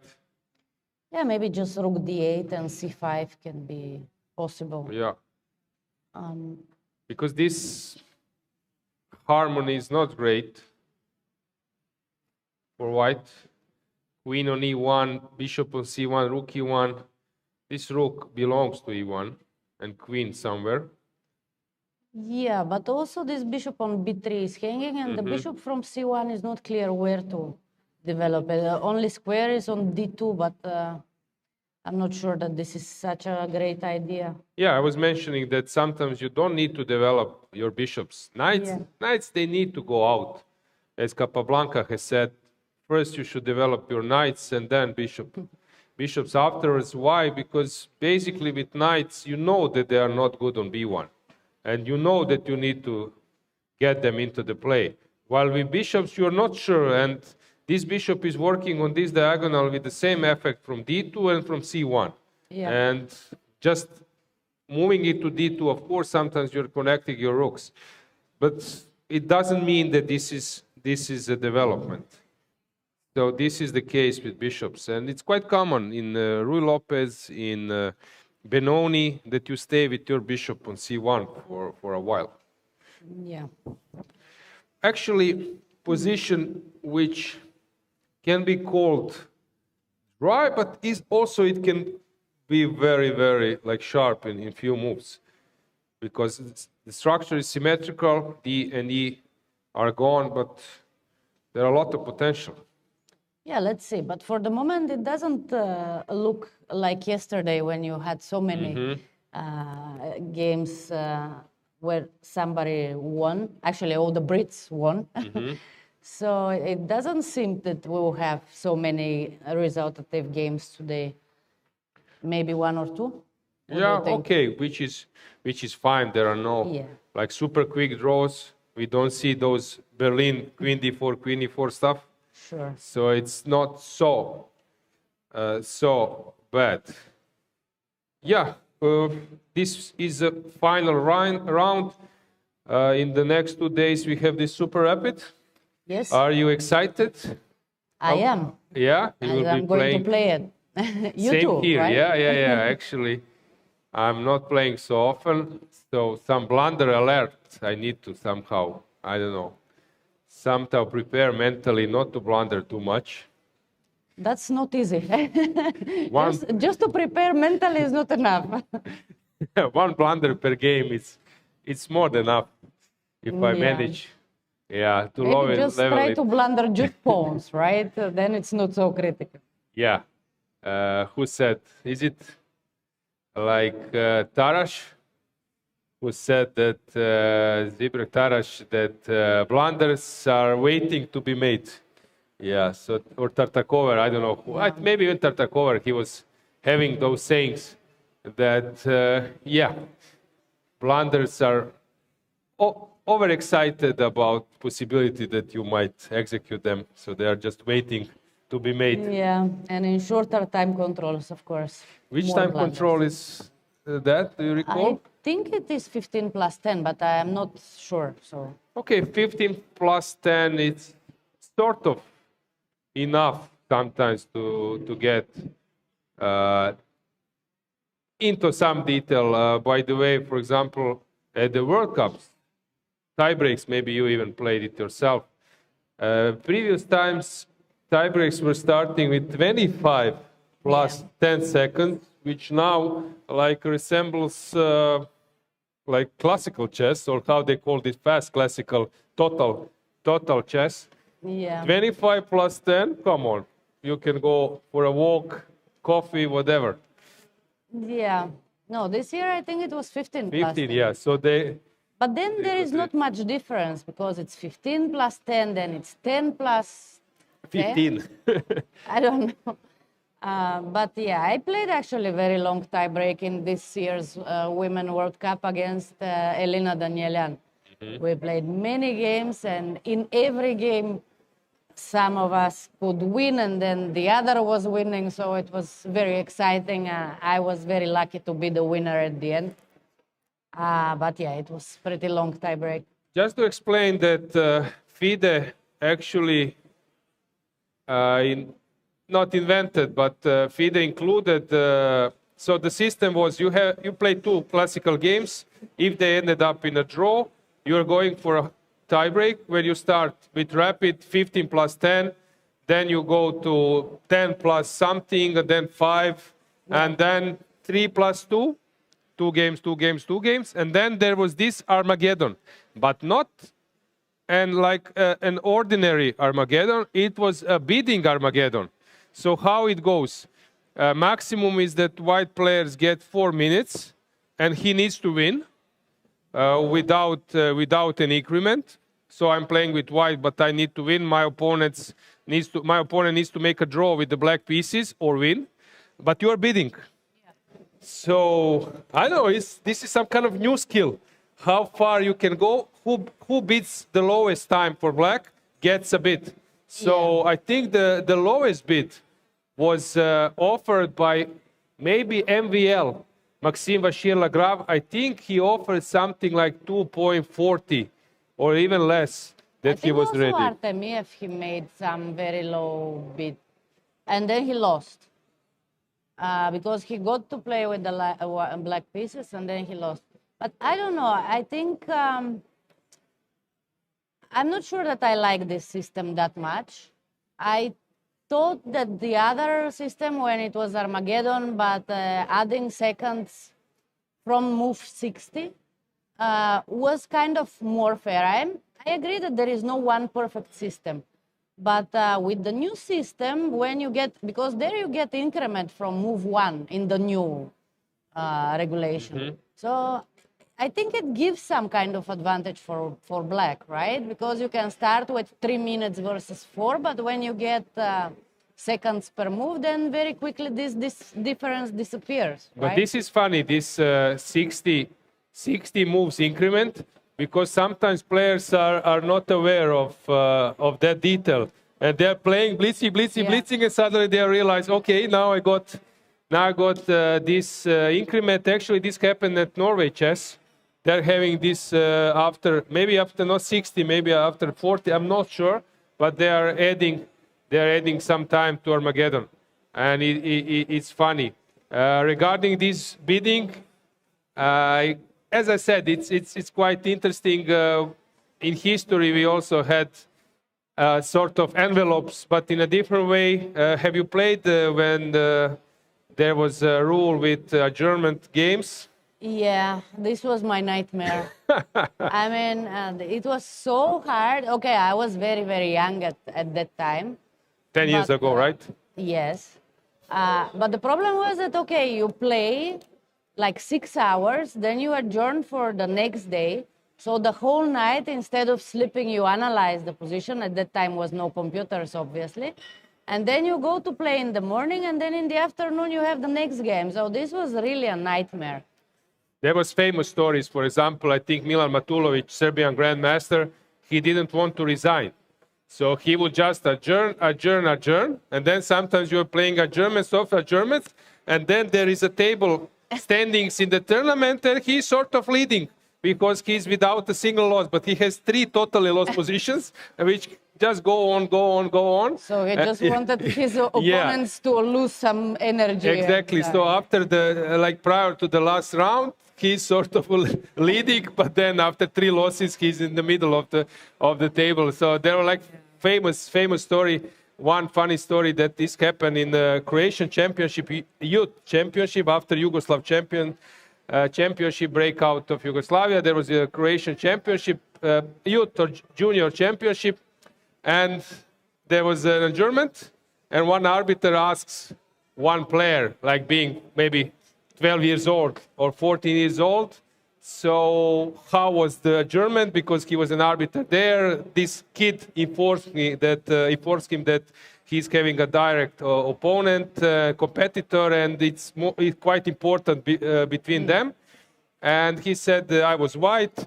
I'm pushing in the position, adjourn. Okay, good. And how about your move? Which move you wrote and put it in the envelope? And then this kid says, move? What a move? And then he said, you didn't write anything? Okay, tomorrow when envelope will be open, there is no move. You can handshake because the game is over. You should input some move. And you know what he did? He started chasing his opponent to offer a draw because it's unclear. He did it, well, let's save some energy. And so on. And there was famous story also. There was interzonal tournament in Croatia, in Pula. I think it was beginning of 90s. And then I think some player, 2 grandmasters are playing. The game is adjourned. And then this guy comes to that guy saying, you see, you are lost. You are lost. There is, in this book, this is all analyzed. And he showed him the book. And the guy said, yeah, let's not spend some energy. Let's save some energy. I resigned. But that was first page. If you go to the second page, then there is a draw. But he showed him just the first page where this is winning for one side. So there was super famous stories. World Junior Championship in 80-something when Cvitan became World Junior Champion. So he was playing in Mexico. He was playing last round. He won. And then Elves who was very strong, Estonian, then in US, grandmaster, top 10, maybe top 15 in the world later. So Elves was playing against someone, and Elves was pushing. And you know how many hours that game took, because in the last round it was not possible to adjourn the game. So it took 17 hours. So Elves was pushing around. Cvitan went with his coach Nemet. He went to the cinema. He went walking just to get a little bit rested, because he might start playing this additional tiebreak with Elves against some Kubanian grandmasters. So they were playing for 17 hours, and after 17 hours the game was drawn, and he got a phone call that he became a World Junior Champion. And what's funny, maybe older viewers would remember, there was a famous journalist. I think he passed away maybe 2 years ago, Dimitrije Bjelica, and he was known with having some commentary of Serbian TV and some others Yugoslavian newspapers, and he was a friend of Fischer, Tal, and so on. And there was a famous story when they were driving, Fischer and Tal and Bjelica, and the driver was driving super fast, and then Fischer said, or I think maybe Tal said, watch out, if you make a crash, then in news it will be that famous journalist Dimitrije Bjelica passed away together with 2 unknown persons. Yeah, and it was funny. So why I'm saying this, because suddenly Cvitan gets a phone call, international call in Mexico hotel. He picks up a phone, and then Dimitrije Bjelica says, congratulations. So he could even find some people somewhere. It was crazy what he was capable of. Yeah, I believe that we have some players. Yeah. So let's prepare setup. My war stories we will leave aside. When I was in submarine in 43. So let's now get back to the board. Let's see. Let's prepare the setup.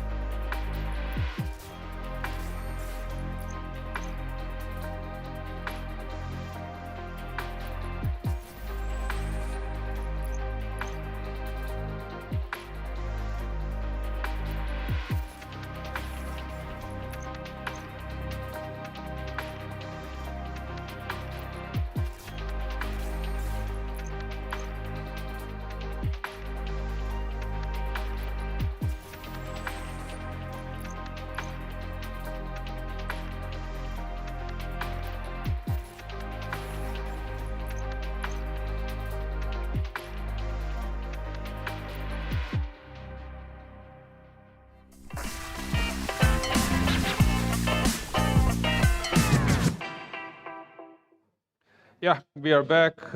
Nikita and Gawain are with us. You are the first one who finished the tournament. Are you relieved? Maybe first you, Nikita. It was not so simple. It was quite tiring. Yeah. I mean, I am of course. I mean, I'm not sure how it's gonna end for me, yeah, because it depends on the other games. But say, I mean, I finished on a plus score, which is, I mean, it's I didn't perform like, say, Nodirbek, yeah. So I mean, it's not easy. It's not easy so, indeed, yeah. So, but even +1 in such a company, it's a very nice result, and I'm satisfied with it. You, Gawain, your thoughts? Yeah, of course, my score's not as satisfying. I'd have also taken +1, but at least I got a win yesterday. So after the disaster earlier on, I managed to steady the ship and not finish last. So there's some bonus, some positives there. Yeah, maybe just before going to today's game, let's just briefly, because we haven't touched your game, yesterday game. Maybe just some thoughts about what has happened there, since you are here and viewers are maybe interesting to hear. Yeah, so he surprised me with the French. He's played E5 and C5 already in this tournament. So yeah, I decided just to be solid. Liner was in the studio and he said that he was playing versus Mishra at the US Championships. Then that E6 was something he did in the starting his start of career, but then later he also from time to time. Okay. Yeah, I saw it was there from time to time, but impossible to prepare everything. So you went for this E5 Yeah, I went for a solid. It's quite normal, run. yeah. Yeah. And this knight b4 felt a bit strange to me because I thought my plan was to try and exchange these knights with knight b4 in a lot of positions. So I think I should be a bit better here, but he remains solid. It's interesting how you went for this a4, b4. So yeah, I went a4 because I thought I have to stop him exchanging light square bishops with bishop b5. Yeah, and then it's I'm not sure about rook b1, but I wanted to get rid of the b4 outpost. So I thought if I can get rid of that, then I can concentrate on trying to mate on the king side.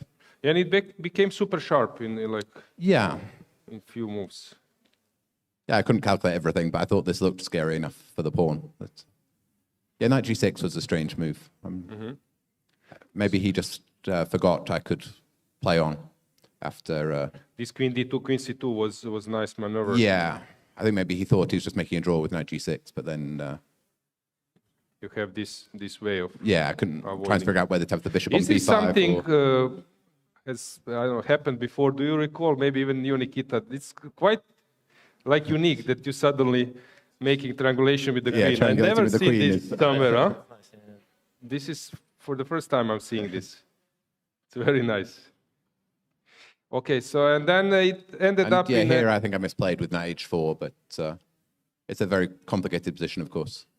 And you offered me a draw around here, but okay. I thought... Do you know exact moment? I think when I took on the move before I took on g6. So yeah, he took on c8 and offered me a draw here, but I saw no reason. I don't think I'm risking anything here.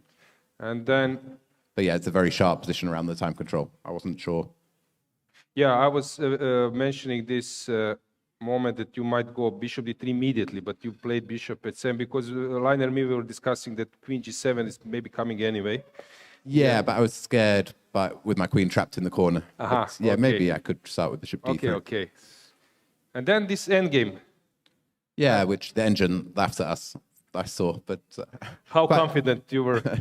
Your probably evaluation was +1 and then you say it's equal. Yeah, but that I was just winning as well at some point. Okay, so... But yeah, I think practically it's unpleasant for black because there's this weakness on e6 and the b-pawn isn't doing anything yet. What do you think it's like a final mistake? Is it already... Well, I mean, there were lots of mistakes that continued in the game. h5 was an inaccuracy at least, giving me this entry point for my king to come king f4, king g5. And then the engine says knight g6 was a blunder because I can exchange knights and play king h4, but allowing king f5 was... I thought going into this ending I could at least play, grind away risk-free, and allowing the king into f5 didn't feel risk-free. Okay, so you play. So then we did lots of maneuvering around here. But yeah, the problem is that eventually he's going to run out of time. Knight c8, knight e7 or not? Or this bishop d7 is just... Yeah, maybe he should have started with knight c8 when he was able to. But I'm tying the bishop down to f7 as well. My dream was to get the knight around to attack the pawn on e6 or bring my king round to the queen side and pick up that b pawn. I believe, Nikita, you couldn't follow this game because you were breaking the fortress, okay, which didn't exist, but anyway. Yeah. Okay, so some maneuvering, and then... All my subtlety nuances, like playing bishop a4 and then b5, but the engine just laughs at all the moves. Still, yeah. At the time, it felt clever. Yeah.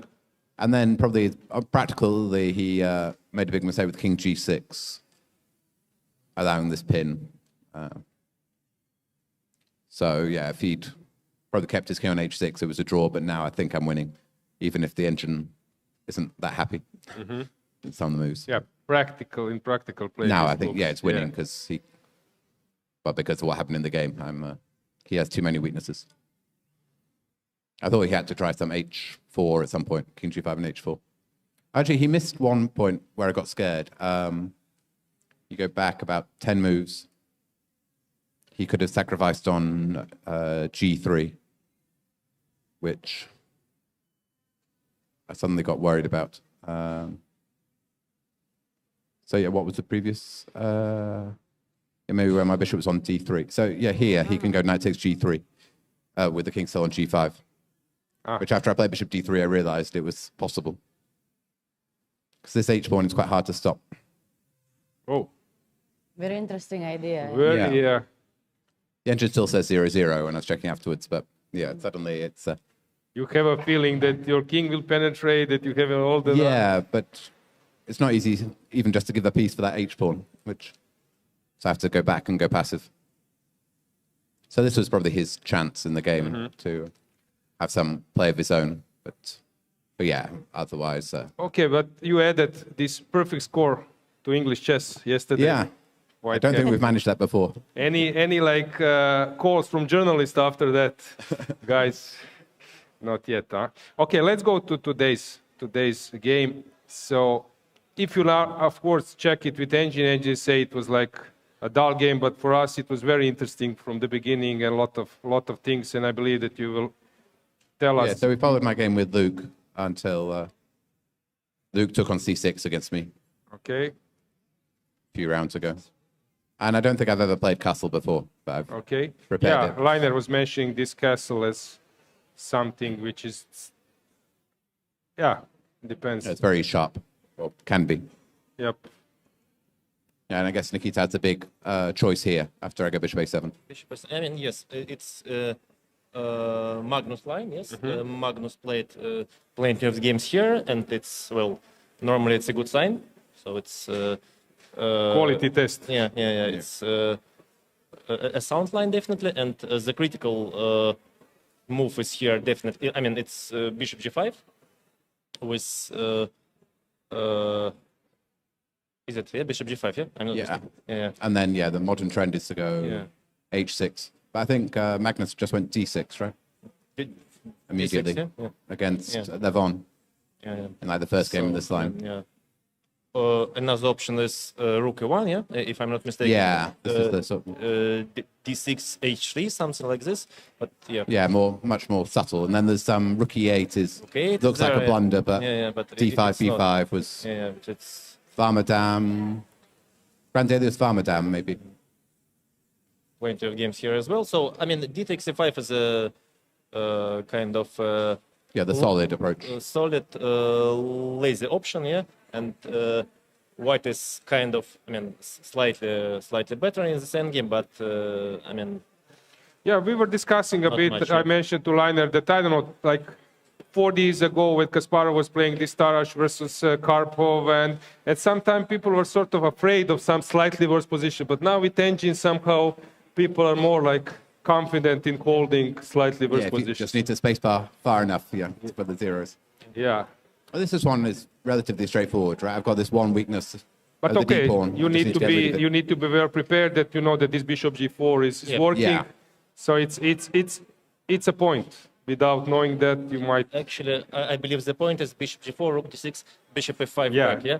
This is what we will figure it out without engine Yeah. liner. I mean that this might be the point. And yeah, it's basically, it's... Killing the game. Yeah, another Magnus game. Yeah. So bishop is, I mean, but yeah, by that moment it's clear that black has solved the problems, yes, and it's just, well. Do you recall any games here, maybe recent games of something? Yeah, I think this? Fabi had a game here recently. But I don't remember who against. Okay.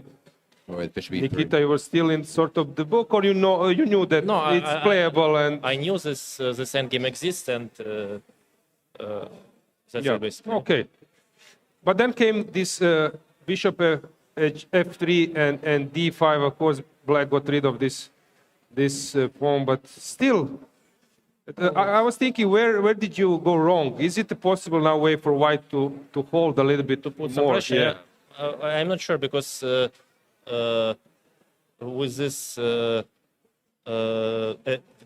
double pawns, yeah, I mean it's always, yes, black will always have some counterplay, yeah, against them, and well, like ideally, but I can't. I mean, of course, I can't force black to trade on a 3, yeah. So it's then, I mean, like. I believe it's just 96 time to take, and then you have it's just balanced. Yeah, I mean equal. So yeah, because sometimes also white needs those pawns to push on the king side, which doesn't exist. Yeah. What do you think, Gawain? What was the critical maybe point where white would keep up with some slight, or I don't know, like pressure I think or whatever? theoretically black is fine here with this. You just need to know this bishop g4, and then my plan is quite straightforward of just pushing through with some combination 96 or d8 and d4. And actually, I don't think white can do very much about it. This happened. yes, this king f1 maybe I should have started with f4 immediately, but anyway, it doesn't change much. I mean, it doesn't change the evaluation. So okay, king f1 is a sort of a useful move, and well, Bringing the king at some point. yeah, 96. f4 now. d4, yes, and d4. Yeah, if I don't go d4, I'm just worse because of knight f3. So Yeah. my moves are kind of natural. As I mentioned, this dangerous criminal of Aron Nimcovic is not locked and restricted. So usually when it starts moving, it's Yeah, get rid of the weakness while I can. Yeah. Right, yes.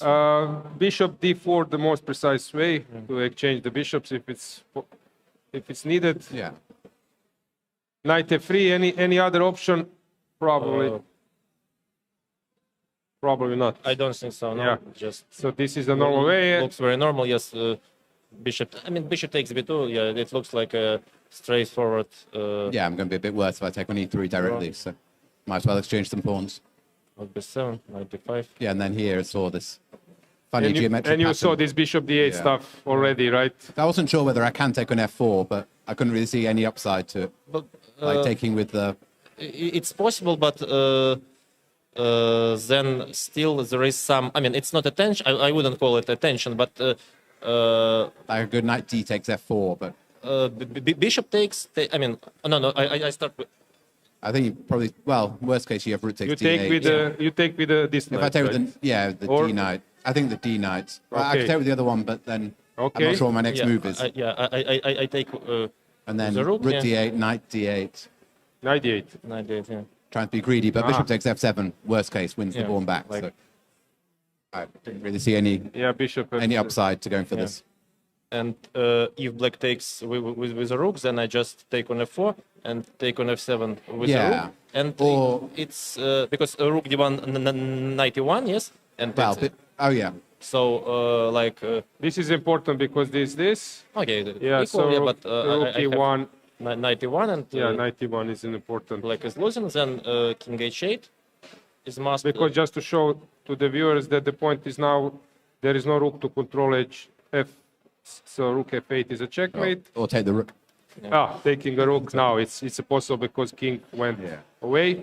So But in these positions, yeah, my pawn on a6 is quite vulnerable. So yeah, like, even if Nikita doesn't take the pawn on f7 and just goes directly after the a pawn, I thought I could be. king h8, rook Slight a7, trouble. and well, slight.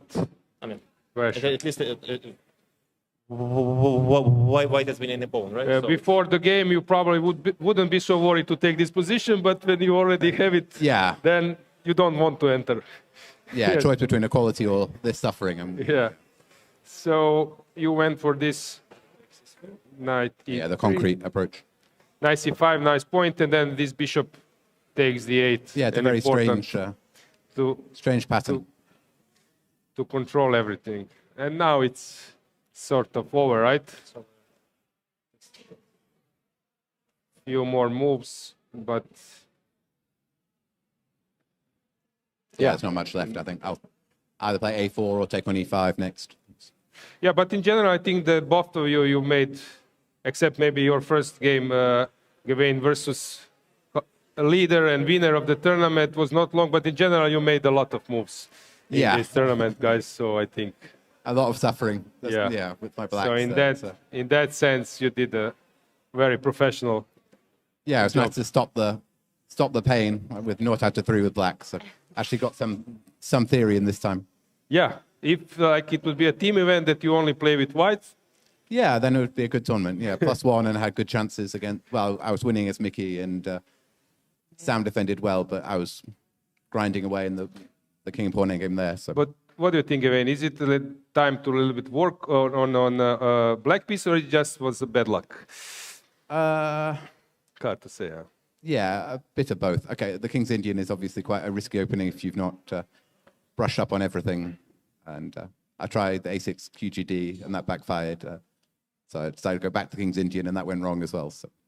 And you, Nikita, those E4 Sicilians with white, you're going like all in, and sometimes it's not so easy, right?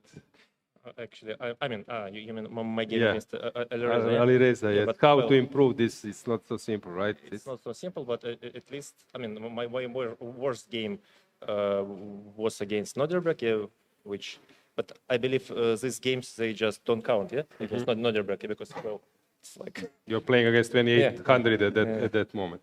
Okay, I believe that people were quite enjoying your games. Super rapid, you're playing both?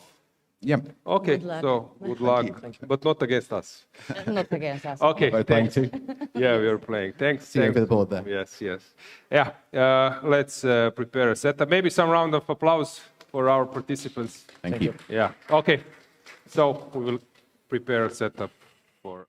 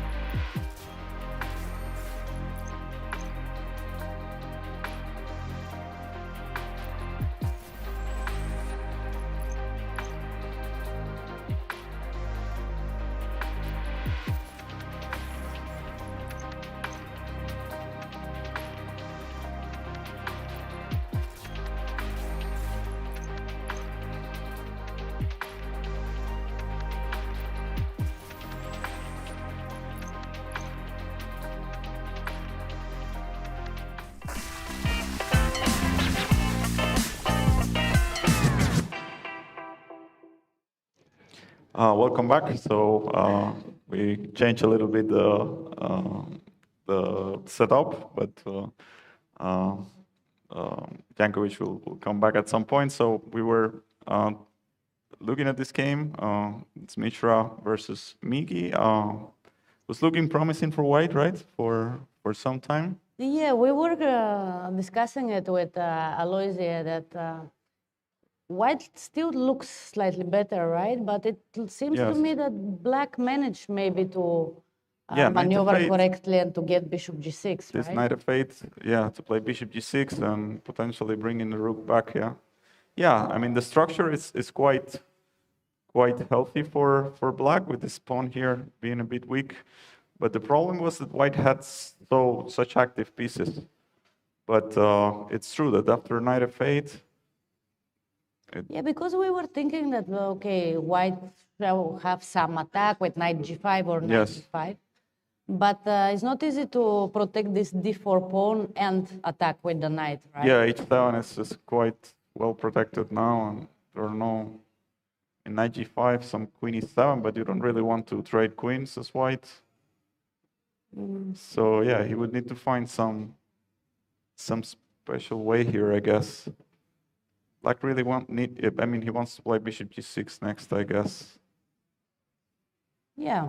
I mean, potentially even Black can get better, maybe. What do you think? Yes, like let's say if you exchange like some science fiction scenario, but let's say you trade queens and maybe rooks and only these bishops remain and maybe the knight, then you can put some pressure on d4 and have clearly the better endgame. But yeah, I guess White probably still, I mean, the endgame probably finds some ways here to make use of the active pieces. Yeah, I think it will be very important in the next few moves if White Yes. will manage to keep the initiative, because he should be still slightly better, but just... This is an important moment, yeah, because White needs Yeah. to find something There here. is a very interesting maybe plan with Queen D3. Queen d3 and Queen b3. And after Bishop G6, Queen B3. And Because if you just take, you take on b6. take or- on B6, and then this B7 pawn is becoming weak. Yes. And then this, I think White is simply winning a pawn, right? Probably we're happy here as White. Yeah, there's no more pressure here, and I can come to e5 and so on, and all these pawns are hanging. So, yeah, Queen d3. Yeah, it seems to be the way, you know, Bishop g6. And maybe So I you're don't not know. forced to play Bishop g6, but I don't know if you can play a4 first. Looks seems a bit dangerous for Black. Probably Bishop g6. And after Queen B3, just Yeah, maybe to protect this, but it's not so easy. Yeah? If knight d7, Knight it loses a bit d7. coordination. Yeah, maybe take, there I take on G6 and and if Rook queen takes, rook E7 e7, yeah. and Queen D6 back. Yeah, but then you take, take yeah. on D7. And you can take and take here. I don't know. No, but maybe after Queen D3, maybe not to play Bishop G6. Yeah, Maybe to start with something like Bishop C7. Is Mm-hmm. it possible? could be. Now But maybe this knight Queen e5. D3 stuff looks that it keeps the momentum for White. Let's see if Yes, this is the. Mishra will find it. It's a good point, this Queen d3 and Queen b3, because here maybe you're in time to play something like this and Bishop f4. Actually, he did play, but not Queen D3. He played Queen E3. I don't know if there is a difference. So knight f8, Queen e3. Because I think it's the same idea. If Bishop G6, then Queen B3. Mm-hmm. And Yeah. yeah, why not Queen E3? Doesn't actually? want to get into on the way of this Bishop g6, and anyway planning to go Queen b3, and But maybe now you allow... No, but Knight D7 looked very dangerous, right? You leave the king. yes, then h7 might feel a bit the pressure, no? Knight g5 or something. Yeah. If Bishop c7 now, maybe Black has to do this anyway, no? Yeah. Although, yeah, I mean, in a way you want to keep the bishop on b6, but I don't know what would be like way to... You have to deal with this Queen b3. Not easy, because Not so in the simple. beginning we were quite optimistic for black, but now I realize that maybe it is still not easy for black, and still he hasn't equalized Mickey Adams. But Yeah, I mean, if bishop g6, because the whole thing seems to depend on this resource, but if it's yeah, not, just this queen b3 is very unpleasant after bishop g6. yeah, and he found the right idea. Yeah. Okay. Okay, let's see how it goes. We can check the other games, for example. Yeah. Well, let's see. This Okay. game, the Nodirbek game, seems quite drawish. I mean, he has some pressure still. Yeah, I'm surprised they're still playing that. But yeah, why not? I mean, Yes. Abdusattorov is having such a great tournament here, so maybe he just Yeah, doesn't want there's- it to end, you know? Yes, there's no risk.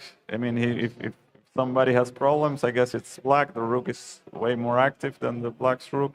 But I guess with precise play here, black should be able to go after these pawns and liquidate. No, for the moment, bishop e4, it's not possible. So he just played bishop d5. Yeah, if rook h8, bishop g8. Right, this is the idea. I mean, I suspect you can win somehow this g5 pawn, but does But it then mean d2, anything? no? If just bishop f6? Something like this, yeah.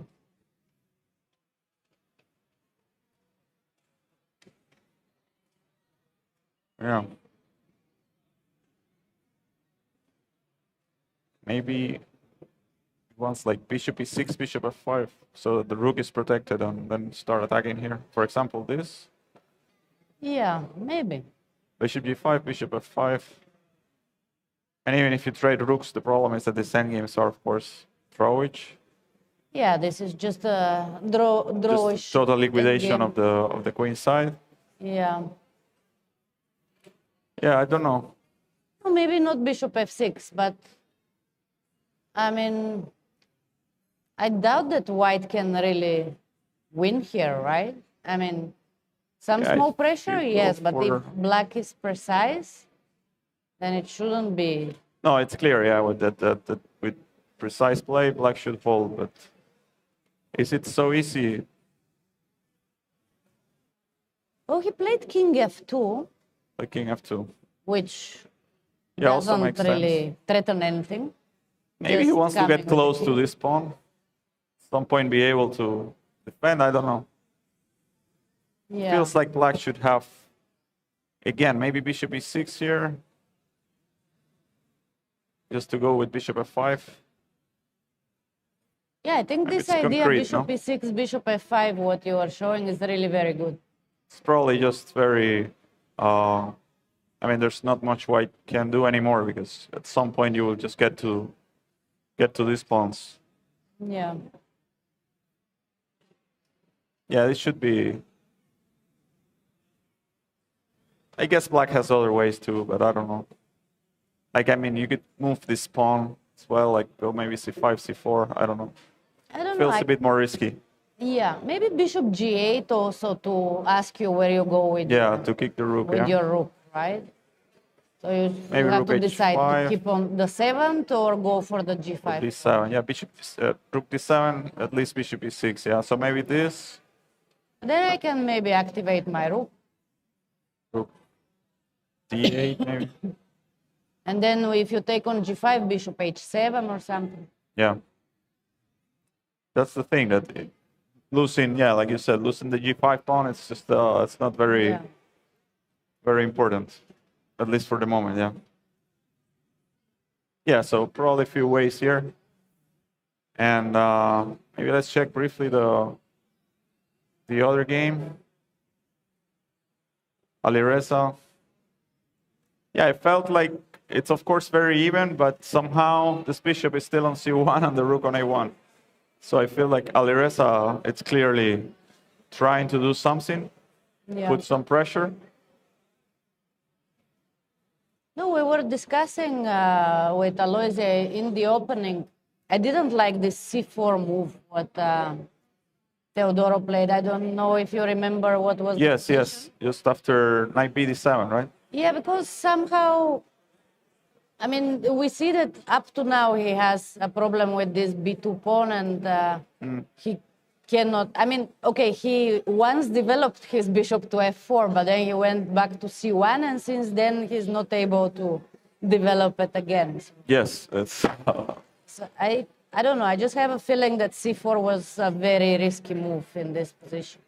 Yeah, somehow computer was showing that this was the normal way, Yeah. and somehow, yeah, this pawn on a5 was not very relevant. The fact that white has the b5 square doesn't really matter. Pawn is doing well here. Black is having no issues here, but after knight h5, white, I saw that he had this interesting option of playing bishop e3, keeping the pawn, and just And after giving the bishop exchange, and knight d2.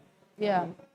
Kind of, if you take, queen takes, and it's very nice for white with all these dark squares and so on. Black is a bit discoordinated, and Yeah, it looks like a very interesting compensation. yeah, very right? promising. I don't know if they saw this or, you know, but of course bishop c1 is, it's logical too, but then you kind of didn't develop after that. So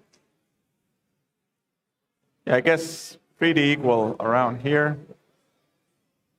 But already here, I felt that Alireza, of course, is thinking that maybe he can take over the initiative, yeah, and exploit the fact that this bishop is hard to develop. So h3 also a bit slow.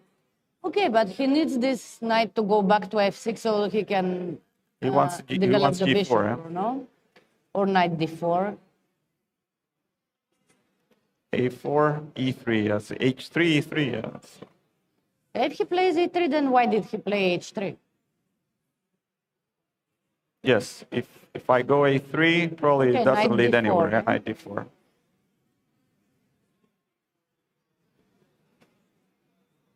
Yeah, he obviously wants knight d4 and then try to bring this bishop out. But yeah, with the knight on h5, of course, it's hard for black to Yeah. do much. No, it feels that white is still should be able to hold this position, right? But Yeah. maybe one more inaccurate move and then Then, yeah, then so- white can have problems, yeah. Yeah, rook c8, knight d4 problem. did they play this already? No. Or? Aha, this is our board. Okay. I think this is the, A3 was played. I think this let is me the check. position. So yeah, Alireza is thinking after e3. But what is interesting is that both of them, this is not even move 20, and both of them spend so much time that is not Yes. so usual to see in this tournament, maybe. And it might look like it's simple positions, like no queens and so on, but still, you see that there's a lot to think about, like black trying to put some pressure and white trying to, you know, make sure that you can develop normally the bishop and get out of trouble. So yeah, we might see some time trouble here. But very often, exactly such positions are the most difficult to play because when you have queens and a lot of pieces on the board, you can always have a second chance on counterplay and Yes. so on. And in this position, if you make a mistake, it might be the last one and you never get a chance for a strike back, right? So, Yeah. of course, it is not easy to play, So even for interesting, such great players like Yes. Theodoru and Alireza. interesting to see how it's apparently there is some way to put at least some pressure. F5, maybe the right way, yeah. Okay, so he wants to keep this bishop on f7. Yes, creating this square and But can I go something like bishop f1 maybe?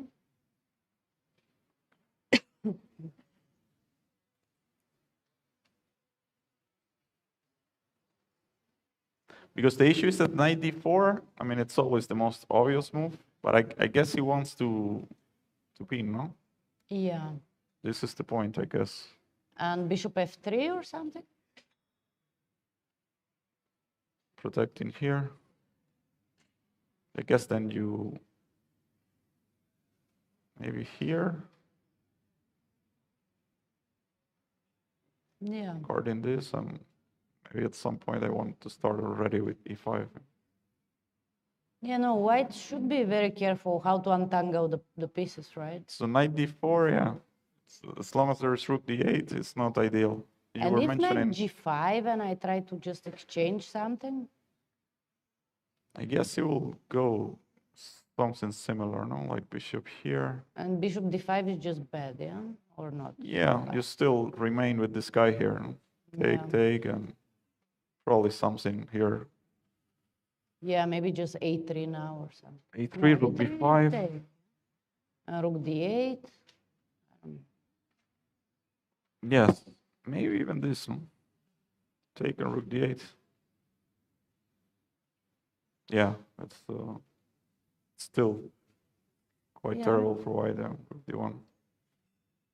Yeah, no, this feels wrong. So probably you have to try to, to solve the problem of this. Yeah. If knight d4 cannot be played, No, but still, probably knight d4 and bishop f3, what we were discussing, maybe is the right way. we said this. And maybe just, I don't know, bishop d2. Bishop d2, thinking e5.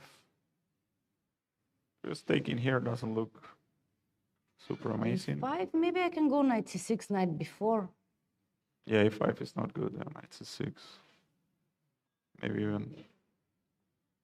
can even take on f5 or I take on f5 also. No, I is didn't it see. possible or I don't know. E4. There's some play here. Apparently, there's something better here after e5.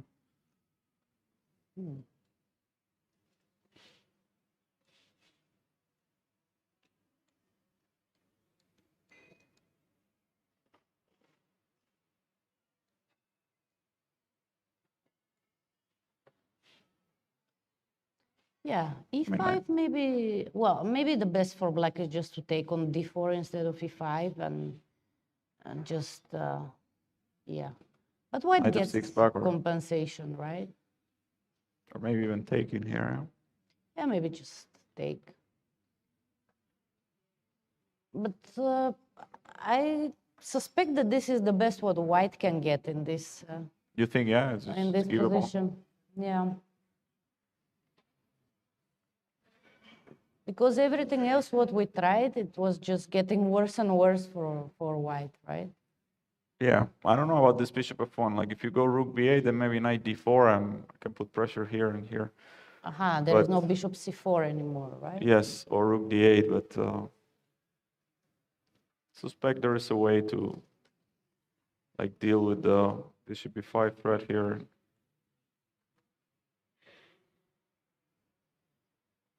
Yeah.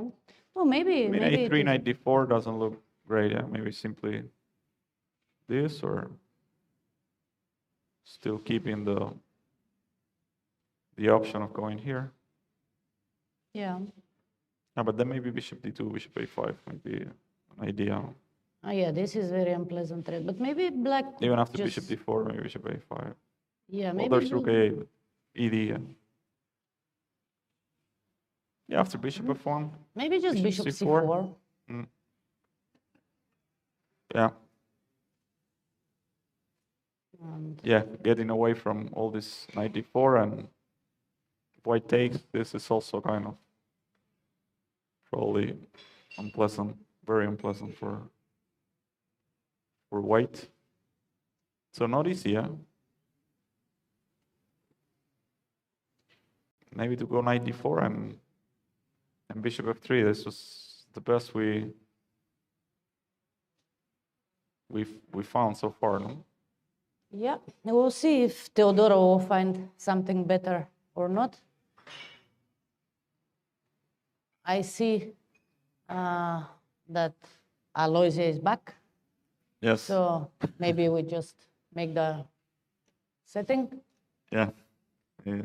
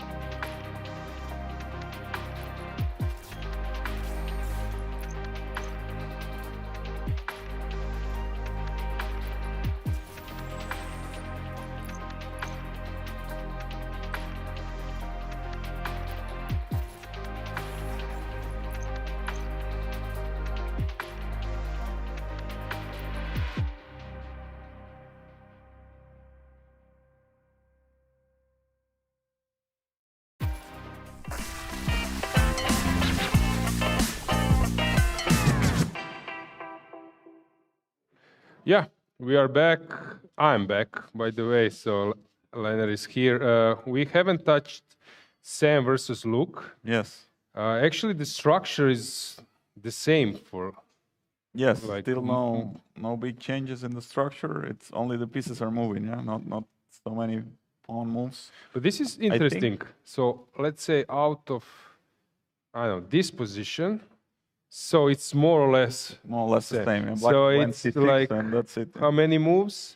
It's like more than 10 moves. They were just moving around with the pieces, and then they end up in this position. I think Sam has done a decent job of trying to keep the initiative going, no? Creating some small problems for Black. It still doesn't look like very serious what White has. Like optically, you know, Black seems very solid, but maybe it's not that easy. Like with this bishop on e8, it's a bit passive. But of course, the question is how to really capitalize with White. No, you want to convert that like temporary activity into something more stable, like a But structure. it's interesting from this point. We had a queen, let's say around here. We had a queen on e1, a rook was on a1, and it didn't look so obvious how White will regroup.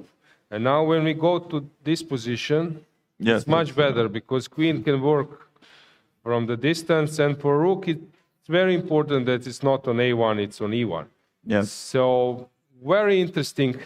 It reminds me of famous Bobby Fischer versus Spassky return match, first game, that Rui Lopez, where Fischer was double on the a file. Fischer was maneuvering, and suddenly position was almost close to winning, and then Spassky sacked a piece, and then Fischer made this g4 move, which was not top 10 at that time of engines, but when you play it, it's a good move.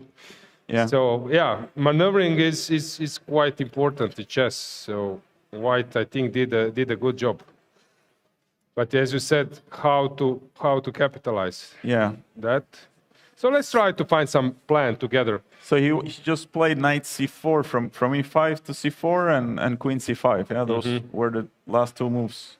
Trying to see what his idea could be for playing knight c4, because queen c5, it's Black would go queen c7, I guess, but queen c5 is also like obvious move. So here it was, knight was here. So knight c4 was maybe just a small test. He might come back. He might come back. Okay, I would rather discuss this position when queen is on d6, try to find some plan instead of that one, because here I don't see something. Anything else apart from knight e5? Yeah, I don't know, bishop d3 doesn't seem right because of some knight b4 stuff. So I believe that he should come back. He actually played it, yeah. Oh. He wants knight b3, I guess. It's the threat. But after... If knight b4, you go back to f1, no? This is the move I missed. The knight is not doing great on b4 anyway. Okay, this is a classy move. Bishop d3. Knight c4, bishop d3 concept. If we take a look at that together. It is a classy move.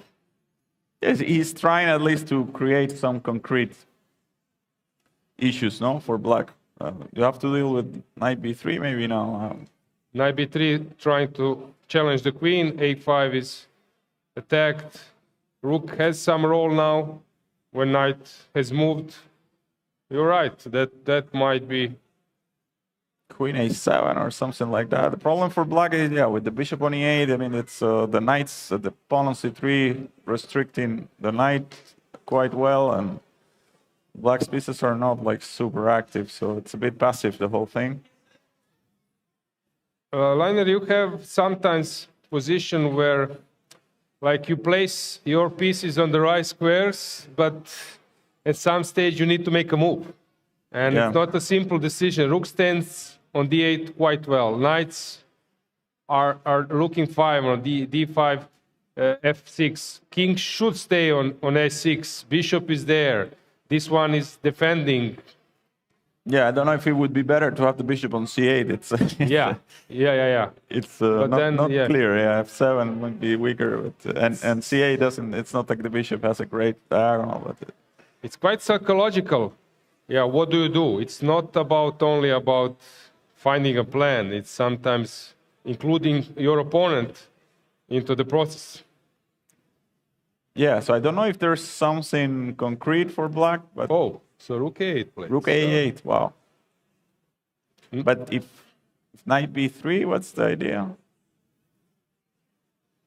Maybe queen can go somewhere. I will. Queen a7 and b6. Please update me. I'm so eager. Sorry, Al, I've got to bring the good news to you. England and Croatia are in the same group. No, are you kidding me? Really? Yeah. Talking about the World Cup draw. But No, come on. Yeah. Once again, I want to play against England in semi-final or final. No. Okay. Okay. Bad news for Croatia. I don't know how bad it is for England, but not great for Croatia. It could have been better. For example, USA. As a local, better draw. Yeah, but what to do? Maybe, hopefully, we will go together out of that group. But in general, you should play well. Like in chess, sometimes maybe you can share your opinion regarding World Cup, and there is a draw. But usually, sometimes, yeah, you cannot like calculate that you will meet that person in semi-final or quarter-final. Yeah. No, in the World Cup, yeah, I think beyond the second round, it's quite unpredictable. Often you will, encounter the player who you thought, was not the favorite, and sometimes also like playing, like especially of course when you're in good shape, yeah, life is much better. So sometimes you get this stronger opponents, but if you're able to beat them, then it's your confidence, of course, and you're taking and then you're taking their part of the draw. Yeah, actually, I was asked before the event, the World Cup, and I mentioned that a few times. That I said I just picked up one person, and I said that this person will win the World Cup. I have it in my messages with Ivan Sokolov and Vitiugov Anand later, but I said it prior to the event. My point was to show that favorites. It's not easy. Of course, I can name Gukesh or Arjun or sometimes Magnus is playing, but my point was to pick up some player who is capable of winning, to show that it's possible, that you don't need to be a first favorite. And I guess you can imagine whom I picked up. Sidarov. Yes, I said I just picked up one person prior to the event, and I said that Sidarov will win. In terms of saying that it's for that type of player, it's possible to win that event. So yeah, same goes for chess and for football. People tend to expect that everyone will win as a favorite, but it's not simple at all. So knight b3 you mentioned, and then I guess queen f8. You want to just to protect the d6 square. If takes b6, I guess is the plan, and then recapture on a4. And this actually helps black. Queen is actually quite fine on f8. Still, maybe white can put some pressure. Maybe knight e5 back and knight d4, but it's not so much here. Yeah, it's not much better than what we had at the beginning. So, but rook a8 feels a bit passive. No, knight b3, queen f8. Maybe I don't have to take so quickly on a5. After knight b3, queen f8, maybe I don't know some other way. But also maybe just defend on a4 first, kind of threatening them to take on a5. And just one question: is b5 coming or not? It could be, but it would be some tactical solution, no? Because a5 is hanging. So I think. Was knight b3 played or no? Now I'm thinking, can I do something useful once again? Asking you, will you retreat your queen or not? Let's say that I start with some. Okay, he played queen c2. I was thinking rook e2 to keep my bishop, because now black can start playing.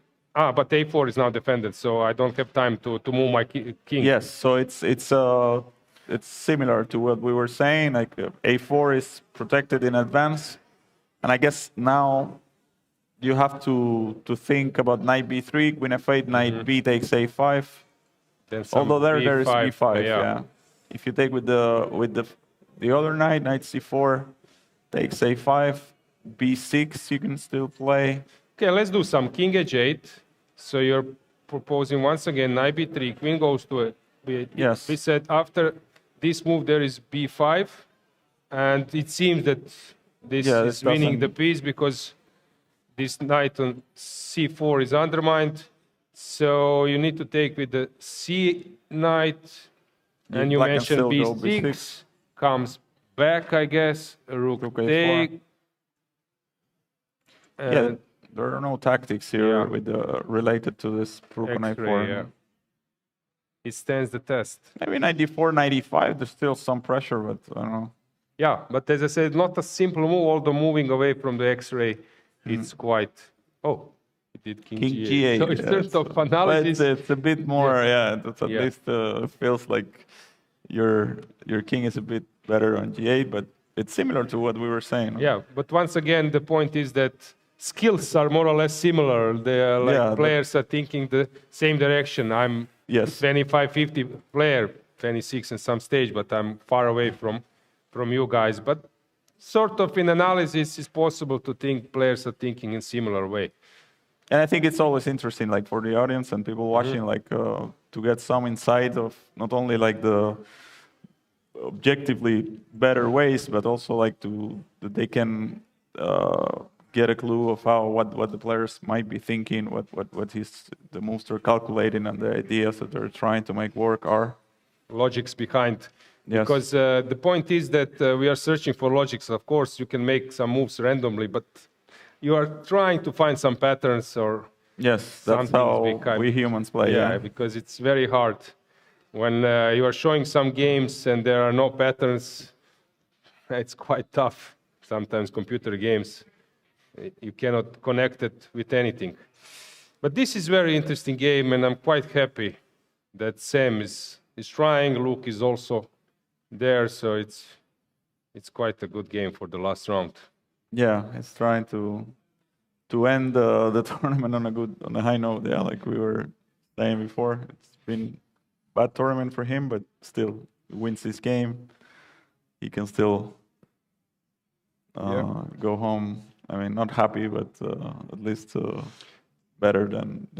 By the way, I was always sleeping very well after losses, and quite bad after wins. The reason, Really? you know, what's the reason? Because when I was winning, then suddenly I started to think I'm great. I will do this. I will go to that tournament. And when I'm losing, I'm like stupid for chess. Just run away with some sleep. So I don't know how about you, because sometimes when you're a bit getting excited with some wins. Yes, exactly. I believe absolutely. that Nodirbek. I believe that it's not so simple to win to sleep after 6 wins. Yeah, you have to deal with the overexcitement. Yeah, exactly. And when you're losing, you want to run away from everything. By the way, 3 minutes on the clock. How serious is that? 10 moves. Luke has 3 minutes. Yeah, some time pressure. 10 moves. It's something we should add 30 seconds for each move. So it means that he has something like 8 minutes for 10 moves. But it's not, it would be much easier that he gets those 10 minutes immediately, because sometimes when you're just getting this bonus of 30 seconds, you're always checking the clock and you're like 2 minutes, 1 minute on the clock, which is quite tricky. Can make you panic or something. Are you the player who is making moves like in last seconds? Or Yes. You are the one. Unfortunately, yes. You have Deak, for example, from Romania, who was like playing even in Queen's endgame, pawn up, he would play a move like 5 seconds, 3 seconds on the clock, and then Ivan would go crazy.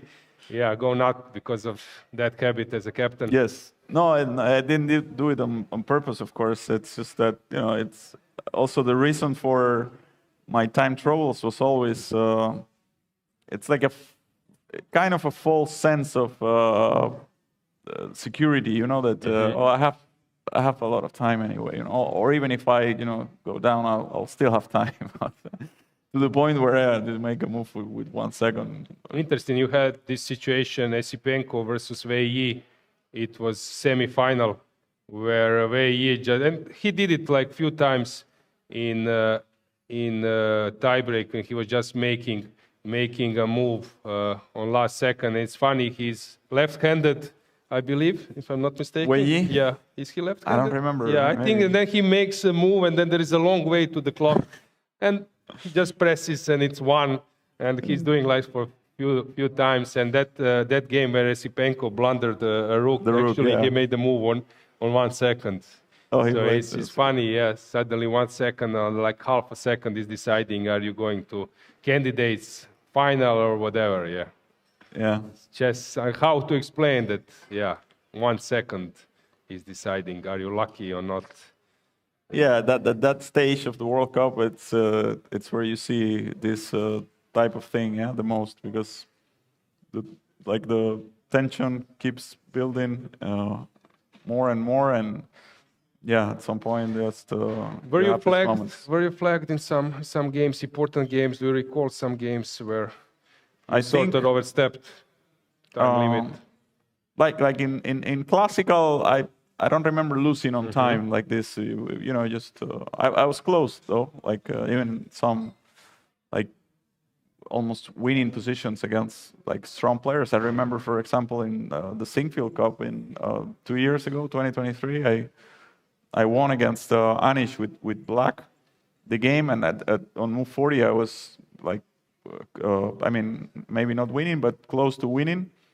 And I made the move, I think, with 1 second, but not that I made it. You know, look, you look at the clock, you have 2 seconds or even 1, and maybe you're in time to make the move. But it's like I make the moves thinking that I was in time, and I happened to make the move with 1 second. So that's how you lose on time. In fact, like you forget about the clock. Yes, exactly. And I forgot about the clock, and somehow still made the move with the. So, but I don't remember in Blitz, of course. Like especially the last few years, I've lost. Games with just lose some time, not able to make the move. Yeah, but there was in former times. Okay, now with digital clocks, you had some control, but let's say in previous time with flag, and now this word flagging comes out of those situations. It's really hard to control, right? You were not sure, is it a minute or is it 2 seconds? Yes. Like These days, at least you can. When you had less than a minute, it was hard to judge if it was 10, 20, or but now 5. we sound like really like grandpas, huh? For younger generations. Come on, analog clock. How is that possible? Yeah. No, in fact, I won this World Blitz Championship in 2008. I think it was the last one played with the old traditional time control. It was 5 + 0. So no increment, like, you know, the blitz of the old times.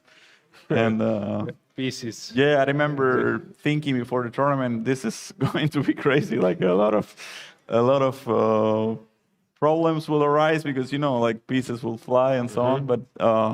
But it wasn't in fact that bad. It was, I don't remember any game where there was like a big dispute or any, maybe no games like but then you didn't follow last year Global Chess League here in London because they were playing without increment. And there was some games of Nihal Starin standing just to be closer, and it was Vidit was fighting like you're that lost, but there is only 15 seconds on the clock. No, I also had some crazy games playing without increment, like against Wesley famously. It's a few years ago in St. Louis, and also this Armageddon Blitz 3 years ago or 3 years ago, I think, where, you know, there were many games like that. I had a game against Andrew Tan, which was crazy. Like at some point, it was another game, not really chess. And, that's what I don't like about the playing without the increment. Yeah, I think increment saved a lot of dignity. Still, I think it preserves the chess, and still you get this element of, you know, like losing on time and playing fast and so on. But when I played World Open and FIDE Open and Greensboro US Masters, I played for a few tournaments 10 years ago, something like that, a little bit more. And then you had this Bronstein, you have delay. The delay, yes. Yeah, like for European, it's not easy. The US, it's more common. You just press the clock, but nothing is happening. Yes. You're expecting some seconds, but not really. Yeah. You're still playing some tournaments with delay? Sometimes they do it, yeah. Like not so much in the last few years. I remember at some point in the Grand Chess Tour, it was used, the delay system, but maybe once or twice, and it came back to the increment. Yeah, increment somehow sounds a bit better. Yeah. Yeah. So Luke is on 2 minutes, but basically he's just making a normal moves, waiting for white. Some play queen d1. Yeah, interesting move. Like type of move. Maybe which is not easy. I like to reroute the queen. It's a maneuver move. Queen to f3. It's a nice square for the queen. One question: is it possible to get the game, like increase the advantage without pawn moves that you just make with the pieces? I'm curious. Maybe it's not possible, or we will see some pawn pushes at some stage. Yeah, I guess it's hard. No, at some point you will need to create some. I mean, especially when it's something so symmetrical. No? Although it's possible. Yeah, it's in fact this queen b3 now, it's a bit annoying. Threatening b7. Rook is. It's a bit awkward to play rook a7. I guess this looks. There's knight d6 even. Is b5 possible? A takes knight b5. It's possible. It's not really, no? Takes knight b5. No? a4, yeah. Deflection. Yeah, so you're not allowed to take, but now probably some moves, which is... So maybe you don't take on b5 as white, a knight e5 or something. Yeah. Yeah, and This sounds like... because if you take, white is even not obliged to take. White can maybe even move on. But probably also taking is possible, and then after c5, some jump inside. But I believe that maybe it's not necessary. I just move my queen somewhere, that long term I will reconnect. No, actually there's queen b7, this is the strongest. Okay, this is even better. Okay, so b5. b5 played? Yeah, because he has so little time, yeah? Okay. Yeah, and he sees this a4 idea that he cannot take on b5, but it's... Okay, now we will have some drama, because... it was a bit difficult to play after queen b3, no? Let's find the position. Practically, what's the move? Maybe b6? If knight b6, there's rook b8, or... Is this how you keep it together? But this is where, having 2 minutes is not enough to exactly, find because b6. you see knight b6, but you also see if white doesn't take and move around, that who knows? You don't want to push c5 because of knight b5. What's your next move? No, it's clearly under a lot of pressure here. If b6 would be some kind of move which liquidates, then you calculate, but here you realize I'm calculating, I can miss something, and I'm not actually exchanging or like liquidating. Yeah, that's why it's more human to think about b5. Because if it works, then you kind of clarify the situation a bit. So now actually this is what the main difference between having time and not having time. You can afford now to stop and think, and Sam can do it. So I think this is the main thing, and your opponent, he doesn't know when you will do it. Yeah, I think he will play 95. Yeah, it's 100% because you see that after AB there is this A4 resource, and it's clearly kind of okay for black. Yeah, and you are like opening this Pandora box. You don't want to do it, so. And what else? It's you see 95 creates a lot of problems, and you played it. Yeah, 95 will be played, and I believe it was played. It was played, yeah. Okay. This is a lot of trouble now for Luke. I think he will burn. He will end up on really like long time now. After a few moves. Yeah, and now after White's move, I think that he will. This move is maybe not so hard to play. But what does he want after Queen B7? Because it looks like I forgot about Rook D8, Knight C6. Everything is collapsing, no, or not? It's not that dramatic yet. Maybe even another knight. I don't know which one, but let's say this one. Maybe even this one is better. I don't know. Look, he's hoping on, but maybe I don't need to take. Yeah, that's. There's also some 96 possibilities, like taking on G6 and trying to Oh. make some 96, or like Bishop G6, for example, is possibly a move here. So I FG see 96. who is favorite tomorrow at Rapid and Blitz. This guy. I don't know about that, but Yeah, yeah.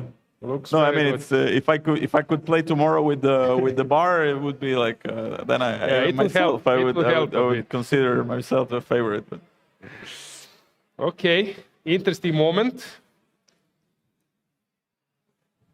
yeah, here, yeah, Queen B7, of course, super logical. I think if you see Queen B7, I think you play it, because just comparing, Queen takes A4 and so on, or Queen A2 or whatever, it's just clearly much more challenging for Black to face Queen B7. Yeah, also another option is that No, he took on A4. Yeah. that he thinks that yeah, Not let's so- keep the pieces, let's don't go too straightforward, because I think it's also an interesting thing that there is some trade-off, yeah, of playing fast. So Sam is somebody who always plays quite fast. So he always has time for let's say these critical moments. Yeah, like you said before, your opponent plays B5. Maybe if it's not the same to have 2 minutes or to have 25. Yeah, where you can just make sure that you will punish any mistake or anything. But then sometimes you will make like these inaccuracies here and there. So it's a bit of a trade-off for people who just play consistently fast, like Nepo and those guys. Yeah. The challenge is to play fast, but also to play the best moves always, which is nearly impossible. But some guys do a pretty good job. yeah. So Nepo, maybe Dubov, who also springs to mind. Who is Yes, playing in some kind of fast mode. Wesley plays quite fast. I think Maxime also quite fast. I mean, Magnus himself also relatively fast always. Yeah, Luke's been playing at least last few moves. They see is getting closer. Although, yeah, still like 7 or 8 moves. Yeah, not so simple. Yeah, but I feel like he would have like Stuff. far more problems after something like Queen B7 than here, because here at least you don't have to deal with your pieces being taken immediately. Like G6 is falling, the rook is falling, C6 is falling, but at least here he gets some time to breathe at least.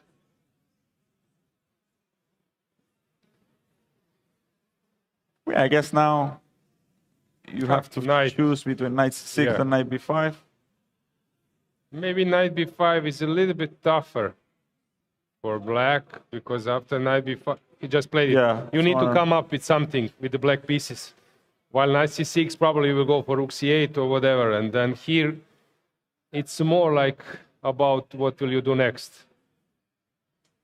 Yeah, I'm again, curious. I feel, but it's my nature. Yeah, I would be the guy who would. I mean, I wouldn't have 20 minutes like Sam here. I would be like, I would have less time than Luke probably. But I felt at this moment, after taking on A4, it's where you have 23 minutes. You just maybe spend 15 or something and find Queen B7. But yeah, it's. But I think it's connected with yesterday's loss and something else, right? Yeah, like you kind of playing, like Yeah. anyway with the flow a bit. Yeah. Yeah, and you start questioning yourself. If I start to think I'm not like making right decisions, so let's just go for my intuition today. Yes. Yeah, and it's hard to say, because in a way, yeah, it's playing fast is what got him chances in a way also. Yeah, like he was putting all this pressure, and maybe a move like B5 is a consequence also of being under pressure with the time and all this. But Yeah, now we will see what will happen. It seems that like the main chance is gone. Maybe Leonard, you can get some rest. yes. And then Antonetta will jump in.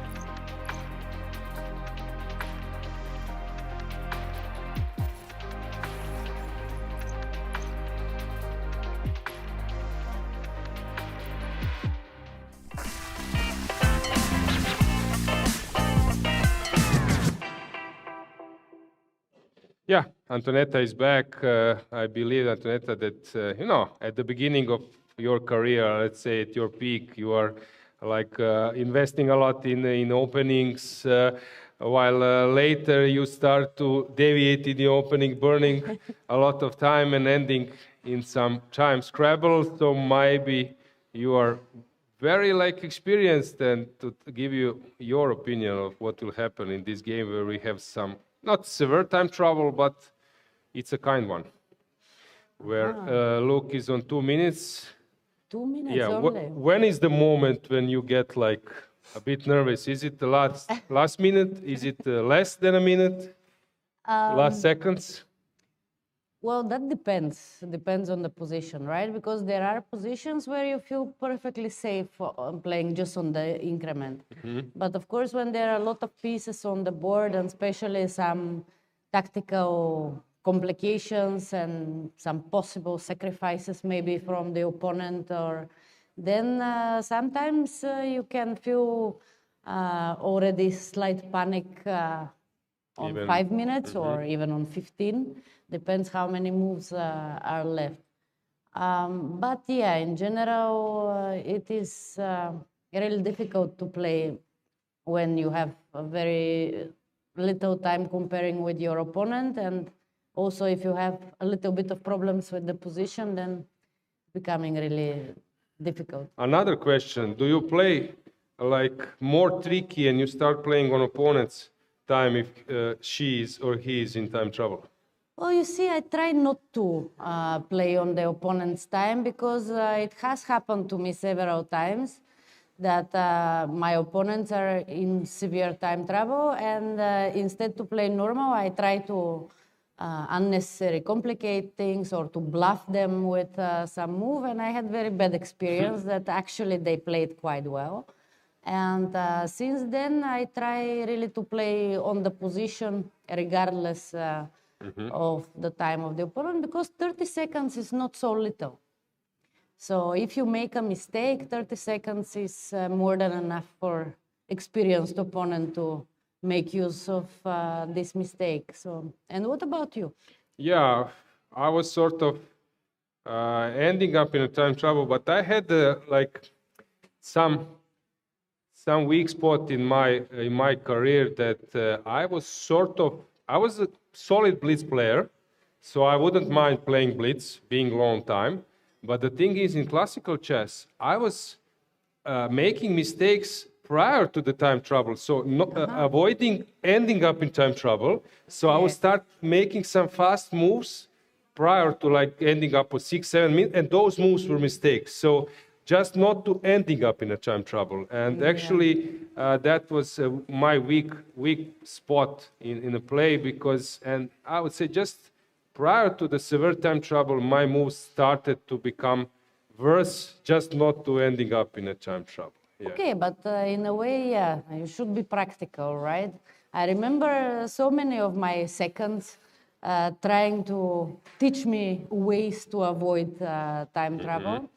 And one of those was that I'm allowed to think more than 7 minutes just twice per game, which I found interesting, like a concept. On another hand, I couldn't believe that this should work in every game, because this is assuming that you have only 2 critical moments per game, which is not true. Exactly. And my coach is not watching, let's spend 8 minutes. He went to the toilet, let's spend 1 more minute. No, but okay, I got your point, and this is useful. I was even at some stage coaching my students, I don't know, to like sense what is 10 seconds. And or let's say more. So I would like put a position, some like complicated position. It can be even this one. Decide about making a move and do it in 30 seconds. Yeah. Without counting in yourself, without seeing a clock. And you know what happened? They would start making moves in 5 seconds, 8 seconds. One would make move after 1.5 minutes. It's not even aware that this is 30 seconds. So sometimes people, they don't have a feeling what is 30 seconds, what is 10 seconds of thoughts. It's not so easy to handle that. But I think it's a good idea. I will try that with my students. Because, yeah, it's good to have this Feeling. What is when you think a bit? For me, for example, before, when I was playing more professionally, let's say, I would have a perfect feeling for time before the game. Like I could tell you without looking at the time, what time is it, because I knew exactly how much I need for my preparation, for getting ready to go to the game, for lunch and so on.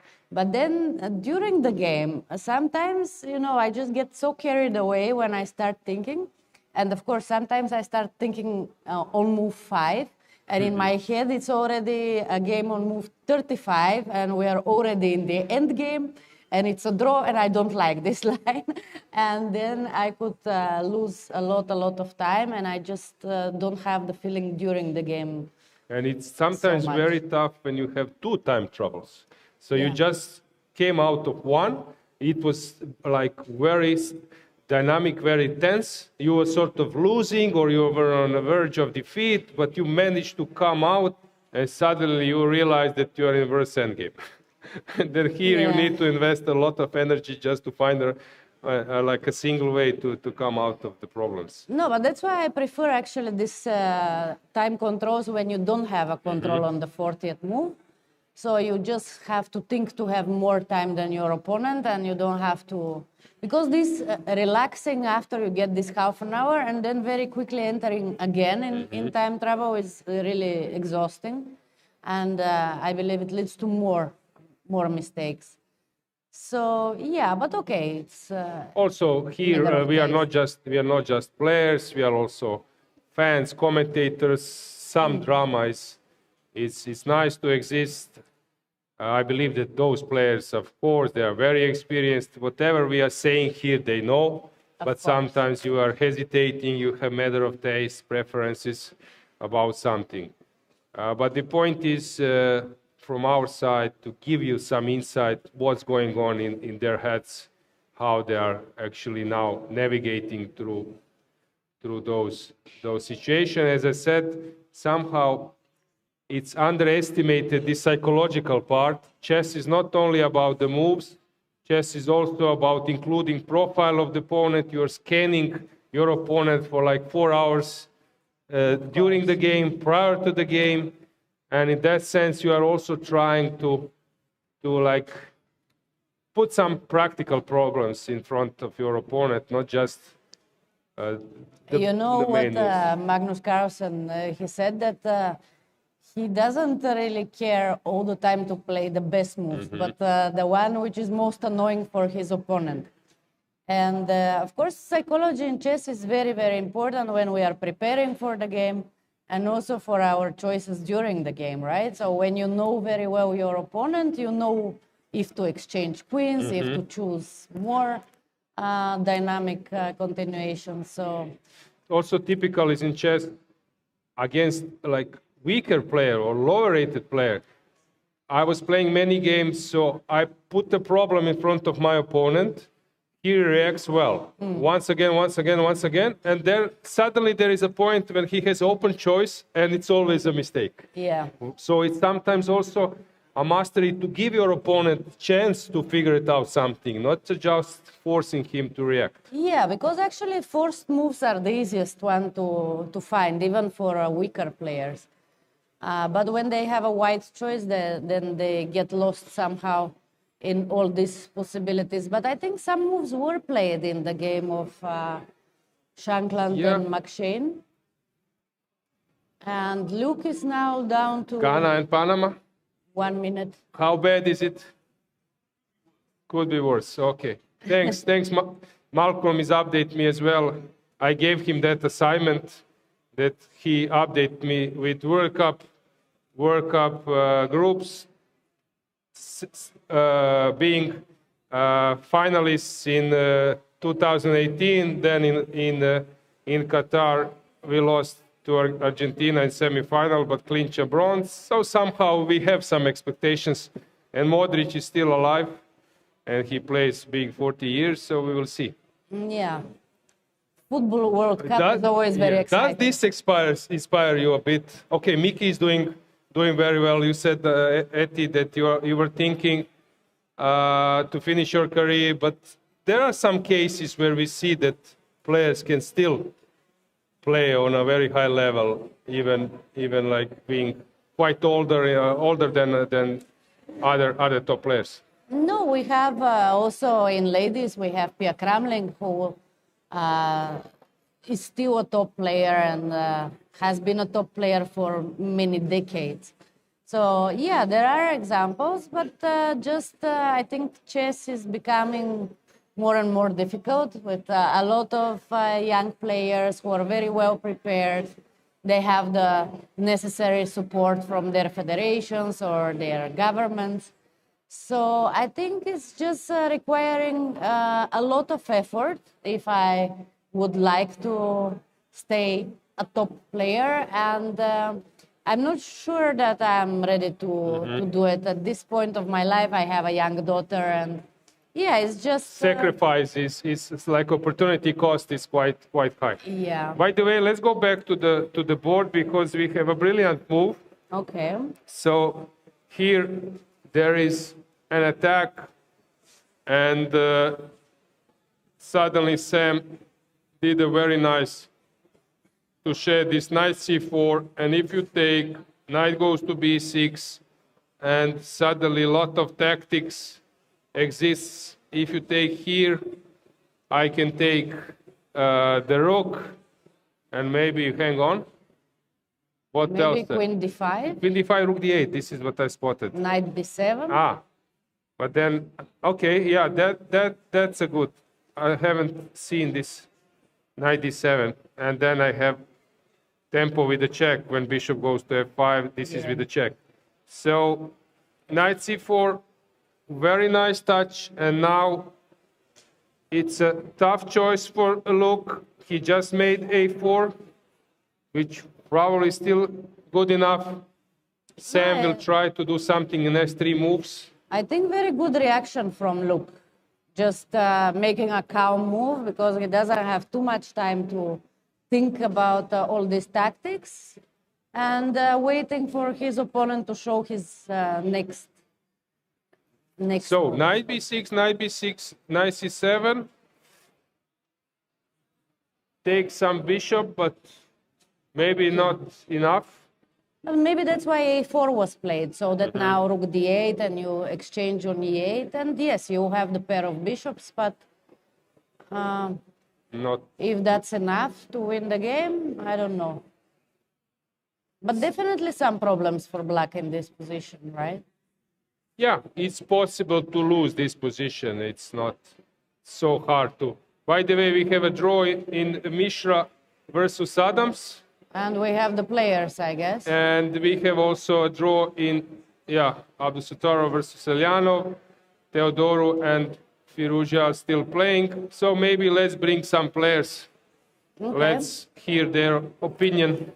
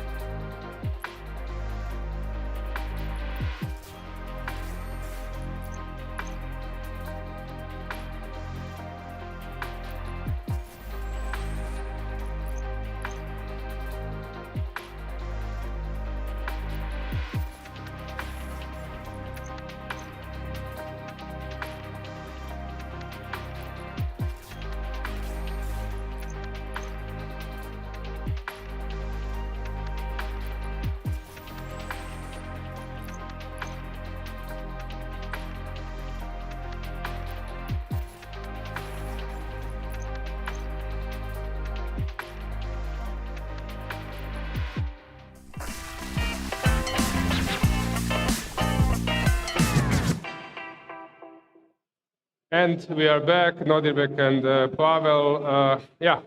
Tournament has finished. I believe, I don't know, for you, Nodirbek, you're quite happy again with the tournament victory. In last 2 rounds, you also tried to win the game? Yeah, I'm generally very happy with my performance. It was a amazing tournament for me. I am glad that I had a having played against some of good players like Michael Adams, and yeah, I'm grateful for the organizers. It's been a pleasure to play here. Yeah, I just had a wonderful time here. Pavel, have you played before? Nodirbek and you? My first time in London. It's just classic, I mean. Okay, so tournament. I can't say that tournament was amazing, of course. I played two really bad games. Okay, besides that, maybe not that bad, but in such a lineup, with two bad games, it's already a bit too much. So you have to be at least in a good shape. So yeah, but overall quality of play was not that bad, I believe. And yeah, well, I mean, if not yesterday's lose, maybe I had some chances for third place even. So although I can say that I deserve third place, but the question is who deserves more. Yeah. Yeah, it's quite obvious who deserves first place and second place, and then it's unclear. In previous times, you had it in Vacancy. You had I don't know who was like Kasparov was there, maybe. Me? Yeah. No, Kasparov. No. My point was that this was sort of best of the rest. So they were like fighting. But there was this Linares famous tournament where they were sharing second place with like -1 or 50%. Yes, this. Yeah, I remember. Sometimes it happens. Yeah, you have players who is performing superbly, and then others are fighting closely. It was six-player squad. Yeah. Yeah. So my point is that you were like, I believe that in some games you showed that you can go back to 2700, but as you said, overall, it's not important. Of course, some particular games, of course, yes, but of course you have to be stable and play in like Nodirbek, very stable, very high level. Yeah, I mean, yeah, of course. Okay, in the last round to play with the black pieces versus Nodirbek is not so simple. Have you played before? That's what I asked. Do you recall some games? Yes, yeah, I checked the database. So we played 3 classical games. Okay.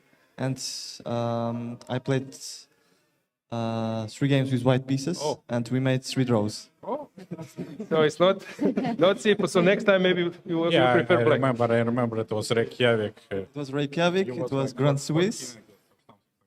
No, Reykjavik 2018. I was 14 years old. Yeah, because I felt that already it should be serious player. And then it was next game was 2019 Grand Swiss, and then 2020 Vacancy Challengers. Challengers. Yes. Oh, my God. Yeah. Now it's far away behind you. Yeah. Challengers. Okay, let's check today's game. I touch it a bit with Leiner. So this line, he was saying there are a lot of like details around. Will you go D5 or not? Yeah, usually they were like. I didn't repeat because already it was Nodirbek's game against Tabatabai, I believe. Yes. I was sure for some reason that not going to happen. I didn't repeat. Yes. And then I just decided to make random move A5 instead of D5. Okay, nice C3. Sort of normal, right? Yeah. Yes. And now this B3, this A4, A5 is included. Sometimes pawns are here. Is in white favor, or it's not clear? Is it in white favor? I mean, it depends. It's very concrete. Like, I think he played well. Like he reacted. It was very concrete. Like D5, ED takes, knight B5. Yeah, F6. Very logical. Yeah, I think it was. To be honest, it was pretty much very clean game. Maybe I had slight pressure, but it didn't feel like much. I mean, practically. I mean, yeah, we got this end game, and I believe it's best, like, oh, bishop d5. Queen f3, I thought. But I wasn't impressed, like c6, let's say. Rook a d1, bishop b4, c3, bishop c5. Yeah, somehow that's what I felt that should be. Yeah, but should be decent, but according to engine, something. Yeah. He start doing something. Is it that he just moves I don't around know. with some h4, h5, or what? Difficult. Also, what bishop does- is very passive. seemed Bishop, very, I bishop mean, to c1 maybe. Yeah, but didn't feel much, yeah, to be I thought honest. it's actually normal. Maybe. Yeah, Okay. you can just, if you want. Bishop f1 doesn't look great, but maybe Maybe some c4, yeah, C4 coming. c4. Oh. Yeah, so we both, Bishop d3, yeah, maybe, yeah. we both But okay, I maybe underestimated, both, yeah, I guess. White's it's hard, yeah, chance, yeah. because bishop d3, okay, bishop is good on g8. It's Yes. not a checkmate. That's what yeah. I felt like. Okay, Yeah, so I went for you bishop went for this bishop d5. d5. 96, bishop e6. Yeah, I felt Yeah, that yeah, my yeah. margin of safety is huge here. Mm-hmm. I mean, yeah, I could probably play different ways. But very reasonable what I did, I guess.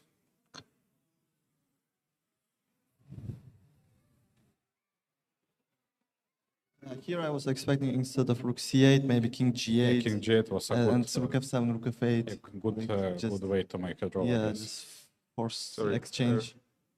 Yeah, so basically Take, like rook f7. we're gonna play bishop with one pawn. Yeah, f3, f b5 always, yeah.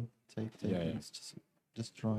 Yeah, I was considering what to play, this or what I played. Mm-hmm. After You did rook rook e8, c8. bishop c3, g4.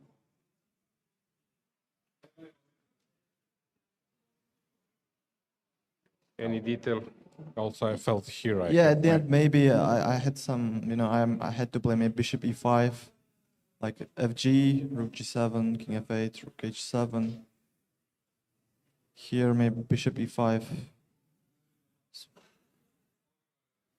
Okay, engine is saying. Engine is laughing, but of course, for human, you need to calculate a bit. King f2. Yeah, after bishop e6, it just white has no idea, like to just very concrete bishop f5, and black kicks this rook, and yeah. Sounds like a normal game, huh? Yeah. Apart from this bishop takes d5, yeah, maybe. Okay. Yeah. Now it was. Did you have some time to check other games a bit? Anything interesting that we check together? Maybe Firouzja or? Yes. Yeah, Endgame. what happened in Mickey's game? It's a draw. It's a already. draw, and you have in this game Yeah, some advantage. some advantage for white, and in this one, so here, It's spoiled, yeah, for black. so it was sort of winning or close or not. Yeah, it depends. It's concrete also. Yeah, now probably close to winning. Okay, too. But it's not easy to understand why rook b3 is a better e3, move. yeah, maybe. So rook b3, e3. Mm-hmm. Yes, very strong. Okay, so how about your next plans? Maybe first you, Pavel. What do you have in mind to play next? Not so much, some leaks. Mm-hmm. And you, Nodirbek? Probably Rapid and Blitz Championship in Doha. Vacancy, maybe? Vacancy. Okay, it's a serious boost, I believe, for your career, that you know that you can win if you are in a good shape, that you can show like that you can win in a row. Yeah. Okay. Yeah. So you will play. Pavel, you're playing tomorrow, Rapid and Blitz. Yeah. You, Nodirbek, Yeah, I'm going to you are play also this. playing, so there is also some chance for people to be entertained for the next 2 days, right? Yeah. Okay, thanks for joining once again. Congratulations for the tournament. Thank you very Maybe much. some round of applause.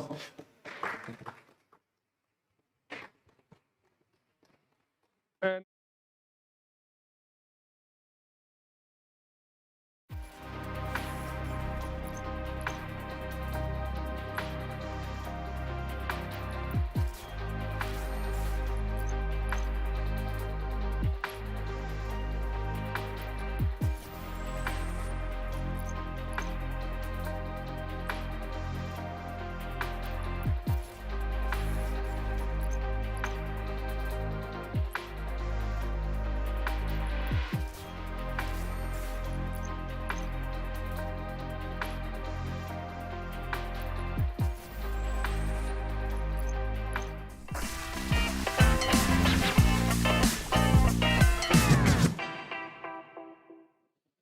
yeah, so players are coming. We have another draw, quite an interesting one.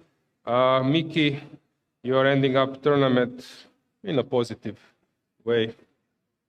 Well, this game wasn't too positive, but yeah, I'm pretty happy how I finished, I guess. I think a lot of guys are really struggling physically, and I was also suffering quite badly last couple of days, so to get 1.5 points is pretty satisfactory. Mishra, you were fighting a lot. Yesterday was a tough game for you, a long one. How was to get over it? Yeah, no, yesterday's game was pretty horrible. Like I made probably like every mistake there was to make, and I mean I don't know. Like I was at first okay. I played knight g6, which I just completely like overlooked. You can go queen c2, d2, d3, and then okay, then he gave me some chances again. I found everything. I found all this bishop e8. I got queen g7 as well. I got this ending, and then I managed to lose this as well. Like this was, I mean, it was quite scary, honestly. Like. I mean, today I just wanted to get some kind of a game, therefore I just went for the Italian. But yeah, I mean, this was also a very painful game because, I mean, up till some point I felt like I was playing like really well, like should be winning or very close to winning at least, like I guess like evaluation-wise like 1.52, and then okay, then I got like very low on the clock and started blundering everything, and also just. I mean, it just yeah. Let's check the game. Sometimes it's quite tricky in the last round. You don't want to lose if you're in a good tournament situation. If you're in a bad situation, you want to win because if you win last game, at least it's not so bad. So sometimes it's quite tricky because even your opponent might be having a bad tournament. There is a motivation in the last round, I believe, Miki. That yeah, you expected your opponent to come. That Mishra comes. He's quite motivated today, also with the opening choice. Yeah, I guess it's not so unexpected. Yeah. I think it's one of his usual choices. So yeah, I guess it's. We were thinking, okay, there are many details around. Will you allow b4 with a6, so you played a5 to stop this pawn gaining space. d5 is possible in some lines, but you play d6. Any remark, Mishra, from your side? Right. Yeah, this knight bd2 is a bit of an interesting move order. The point of this is that if black goes for like an immediate d5, you can take and go knight e4. And I mean, I don't claim that white is like better here, but I just claim that it's a bit different than, let's say, normal castle d5 Italians. And this way I have like it's a different type of position, and I thought, okay, it looked to be playable. This, okay, a5, d6, I sort of expected this. I mean, this rookie one is main theory, bishop e6, bishop e5, knight e7, d4, like all this is sort of normal. Because the main point is, of course, d5, he has knight g4. It's okay, h3. Knight g6. So after, you said after? If you go d5, I mean d5. Like, d5, but I think there's knight g4 and okay, just he gets his pawn back. Knight g6. Interesting move, bishop a4. You are like doing prophylaxis versus c6. Also, the bishop usually goes to c2 in these lines, so it's... Anything up to this moment, Miki, that You were no, I hesitating think at it's some lines or not? fairly well-known line, but probably black should go knight h5 at some moment. But of course, I couldn't Yeah, this was mentioned. exactly remember the details. This was mentioned by Dominguez, I think exactly at this point. Yeah, it's some kind of heavy theory already, or Yeah, sort there's some lines here, and okay, like white is of course like slightly better, but it's black is like really solid. You play c6, normal setup, and then came this d5 knight e4. We were sort of wondering, were you like prepared, because it's a quite interesting way, not so simple to play it. d5 knight e4. No, I mean, I just thought I was not very happy with my shape today, and I thought, okay, at least if I go for this, I have some solid structure, so I shouldn't lose in a hurry. I was a bit worried if I come with this knight h5 things, I'll mix something up and immediate disaster. And I suppose to some extent in the end, because I sort of survived due to this structure, but okay. I mean, actually, I think the position was probably okay for black. I just played it very badly. Mishra, were you like expecting this stuff with d5 knight e4? I kind of knew that knight h5 was the line, and I felt like this was possible. But after this knight 1 d2, I felt like I should have some sort of an advantage, because these structures after f5 ef6, I don't know overall like what the evaluation is, but I've always found them to be quite pleasant for white, because black's king is always a bit more exposed, and like in the game have ideas of going h4 h5. And We were discussing, Dominguez and me, that you made this f5, which is, of course, a normal move. Something else, something connected with c5 at some stage, maybe to take on d2 immediately. Were you considering that option, that you don't play this line with f5, which is, of course, principal line? Well, okay, it's a question of what my next move is. If I take and he takes back, what do I do next is the question. So you're not on time to do some c5 Well, stuff. c5 doesn't look great there. Okay, so you went for this f5. You went for this f5. This f7 was a nice nuance, right? Not allowing some bishop f5. Yeah, that was the main point. That actually, like, if bishop takes d2, queen takes f6, and I felt like the main point of why white is better in these positions is that his bishop on c2 is always attacking. Because if you go to some sort of an ending, and if black gets bishop f5, then the white's advantage will dissipate like very So soon. f7 was a small, tiny detail. Yeah, I was actually so okay. This bishop b6. Also, one thing. Can we just turn off this evaluation bar if possible? Evaluation bar. Okay, slightly better for Bishop white. b6 must be a mistake. It was much too soft. I should be doing something more. I have to be quicker because I need to swap some pieces. And the bishop wasn't that great on b6 anyway, so maybe I could consider something like knight f8 immediately, or even something like queen f6 might be interesting just to give this pawn. I don't know. So I'm not sure exactly what I should do, but clearly what I did was not direct enough. Yeah, it's okay. Bishop b6, rook e8. Here, I felt like I should be much better. Like bishop e8. I was also wondering here about bishop d3.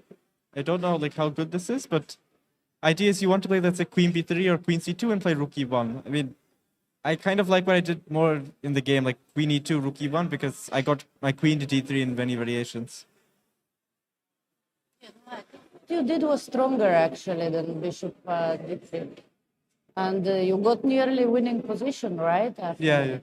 But after queen e3, he should definitely go bishop h5 was my sense. That bishop g6, I was quite happy to see.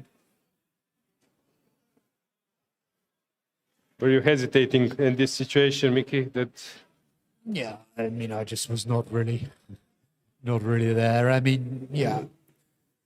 No, bishop g6 is the move I would like to play, but it doesn't really work. I think it's actually quite interesting about the position. It's actually, the problem is this bishop on b6 is so awkward that white is always coming with these queen b3 ideas. If white is just playing on the king side, black is not in that bad a shape. But the problem is that I keep on getting nudged on the other side with this queen b3. The bishop on b6 is not secure. This was the real problem. But yeah, bishop h5, of course, was better, at least to try and get the knight to move. And then d4 is weak, which at least ties white down a bit. So you did bishop g6. Mishra really like already considering that it should be like close to not winning, but close to serious advantage. Yeah, so okay. I saw this bishop g6, knight g6, queen b3, and I felt like white's position has to be much more pleasant to play at least. Like queen c7, I think h4 is also quite nice. Because now I start threatening h5, h6 and playing on both sides of the board. And now, okay, he went h6, which is, I think, the best defense.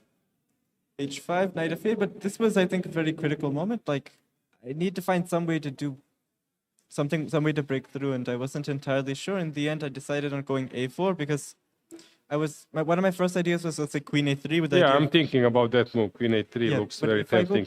Queen a3, I think the issue is that he can go c5. And, I mean, okay, but maybe white has rook e5. Actually, I should probably mention that after knight f8, my first intention was actually just to go rook e5, but now I blundered bishop d4.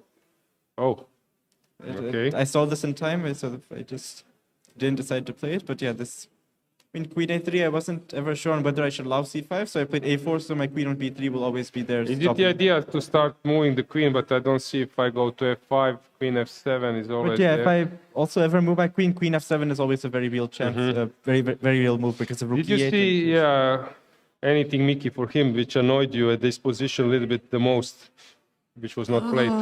Well, I mean, I thought on the next move, this bishop f4 looked good. I mean, okay, I was not sure about these lines with c5, but okay, black has to try it for better or for worse. But I think what he played is also...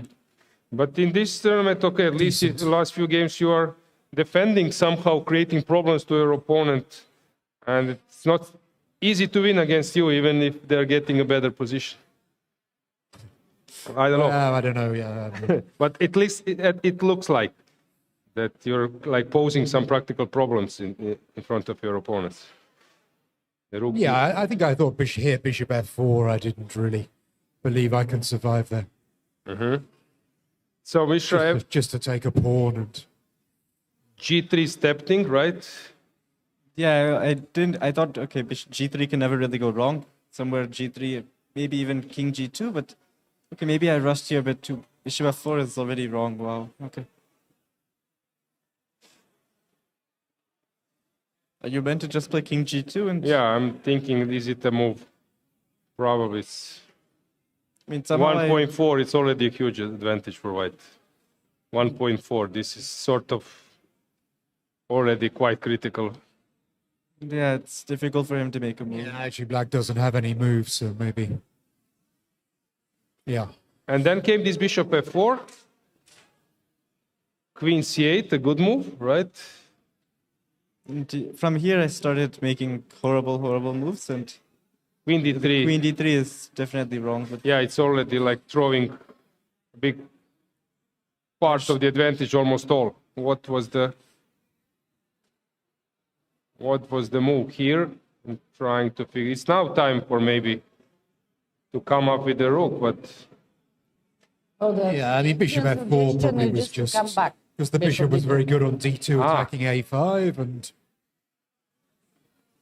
my queen is actually just better on c8 than c7 anyway, because This rook e7 I have rook d7, so and then at least I have knight e6 ideas also, which with the queen on c7 is impossible. Yeah, Antonetta is mentioning best is to come back with the bishop, which is not a simple move, right?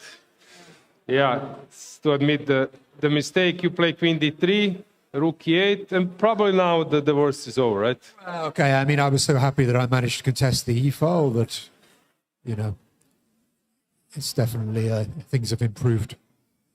So, Mishra, what do you think? What was the case? Why didn't you up to the task and been up to the task at this moment? Probably tired or... Yeah, I mean, this was quite promising. Trying to find some kind of a direct way to break through, which just simply doesn't exist, and it's better to just like... I was considering like bishop f4, queen c8, king g2, but originally this whole knight e6 is always very annoying, and somehow I should just invert the move order, and he has a lot of issues making... So you went for this, and but now... yeah, now this knight e5 is also not great. Like, I just completely missed queen h3, and already, like, I have to find some... Like, rook e3 is just not it. I mean, it looks scary, like queen h5, g4, queen h4, rook h3, but, I mean, after queen f6, I don't have too much. I was considering, like, rook f3, but maybe it's not... Mickey, how tough was now to switch to a different mode? Now you are sort of pawn up. Maybe also some chances even for a win. out of no? Nah, it's just I'm feeling so lousy today. Okay, you were not thinking about it. Yeah, I just wanted to finish the tournament. Okay. So you are finishing tournament in positive note, as I mentioned. Overall, I believe that you are not unhappy, right? Yeah, I mean, yeah, it's certainly nice to finish it. It was quite long, and yeah, okay. I mean, it's a lot better than I expected. Certainly after the start. Yeah, I think now that we will get, I don't know, some grandmasters from your generation saying, you see, it's possible to fight with youngsters. He's holding easily at the London Classic against, but it's not so, right? Well, I wasn't holding easily. It's not simple at all. Just about surviving. I mean, I don't know. It was tough. Yeah, Mishra, I believe that you will try to forget this one and just, what's your next tournament? There's nothing really planned until February. Maybe the St. Louis Masters at the end of February, but nothing for another while. Okay, yeah, thanks for joining, and yeah, good luck in your next events. I guess we both have 10 games of rapid over the next 2 exactly, days. which is, yeah, I was more about classical, but yeah, as I said before, also with Abdusattorov and Liano, everyone will play. Antonetta is playing, even I'll be playing, so yeah, tomorrow fun starts. Yeah, thanks for joining. Thank you.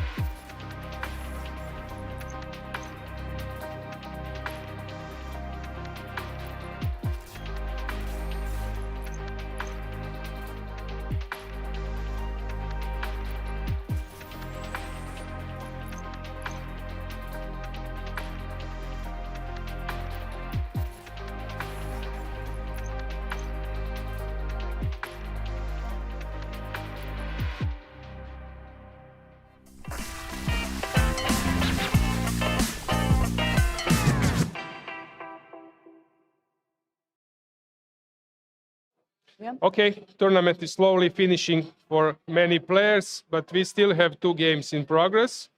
So Theodoru versus Firouzja. It's quite complicated. Maybe we should call Leiner to help us, because I believe that he will evaluate this position a little bit quicker.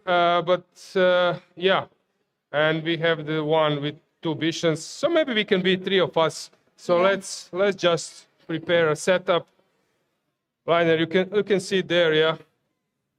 You have a mic. Let's try this one. Is it working?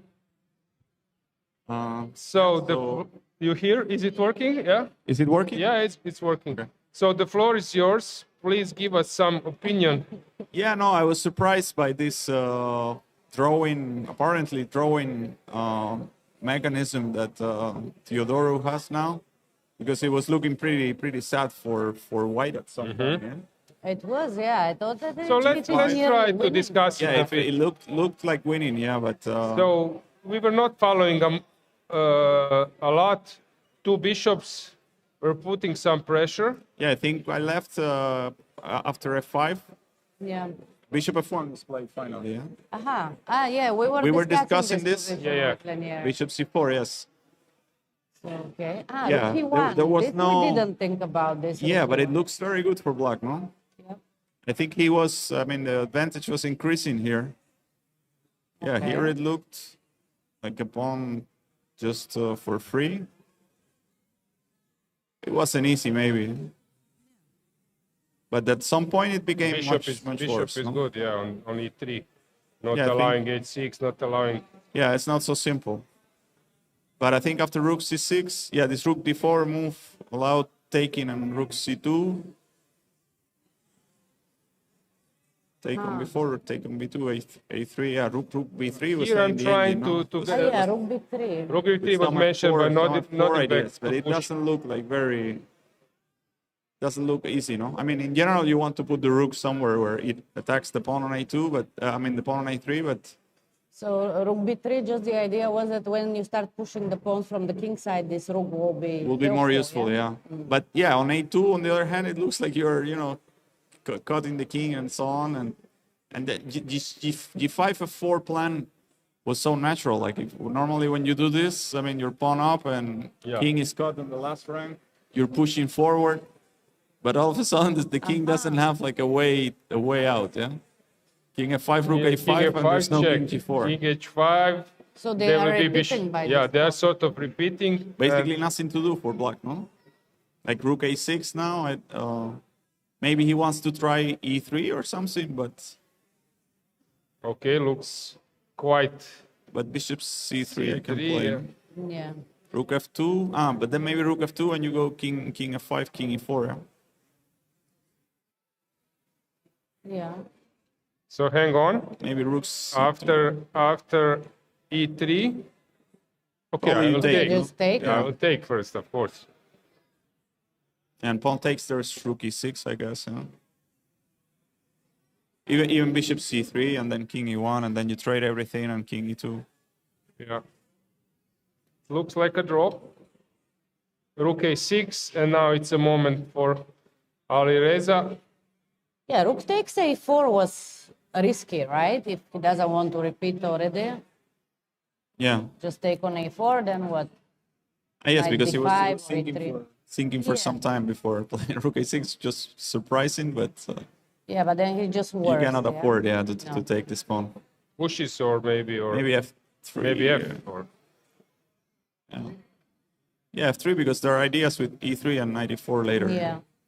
yeah, looks very unpleasant. Threatening mate and then e3 at some point or something. So here I believe that there is Yeah. a They just repeat handshake. it, yeah. There's nothing to do. Yeah. Yeah, Alireza, he missed several very good positions, right? Yeah, he said that he was not playing classical a lot recently, and I believe that this is something you start making wrong decisions, and on this level, you know better. There are not many. If you miss one, It's a bit tricky with all the, I mean, so many formats nowadays, and we players, we need to kind of quickly adjust to different systems, and sometimes it's tricky, like when you're in this mode of rapid and blitz or even 960, but let's say rapid and blitz, and then classical chess is a bit different. Yeah, you have there is some moment where you have to be a bit more deep, and I feel like a lot of players are just permanently on this rapid or blitz mode where you're kind of thinking more superficially in general, and sometimes it's an issue. Yeah, I don't know if it's the issue for him, but yeah, definitely there is some differences. yeah, let's go to the last game. Yeah. So we left around here. Yeah, Luke has been doing a great job of defending this little bit sad position, like no real chance so far to do much more than just trying to defend, but he's been, holding well. Yeah, at some point he was down to 1 minute or Yes. something, and worse position, And he found all the good moves, at least Yeah. reasonable ways to play. no, at least until now he's playing like perfect. I mean, now of course they had some time more, but I was impressed how with 1 or 2 minutes he was playing for quite a long time and he didn't make any mistake. Yeah, all this sequence of knight f5, then a4, then Yeah. giving the bishop and so on was not easy. Yeah, because Shankland was really trying to put pressure and make difficult moves, but yeah, he managed. Okay, the point is that White is playing with those two bishops advantage. Maybe some idea might be even at some stage to exchange the queens. Yes. But the game will take some time. I believe that we can make a break. Let's see if it's possible to bring Alireza and Theodoru, Nicolas, so we will see. But now this game will, take some time, So I think it's a moment to make a break.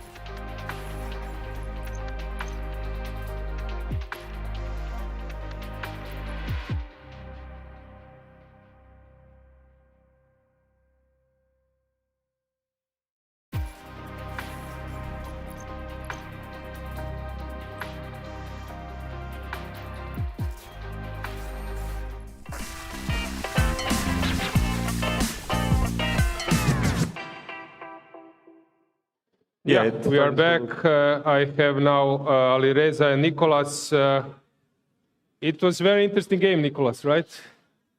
Not yeah, so well, simple I could have repeated my game against Shanklin, I guess, but I tried to do something different, so we got a fight.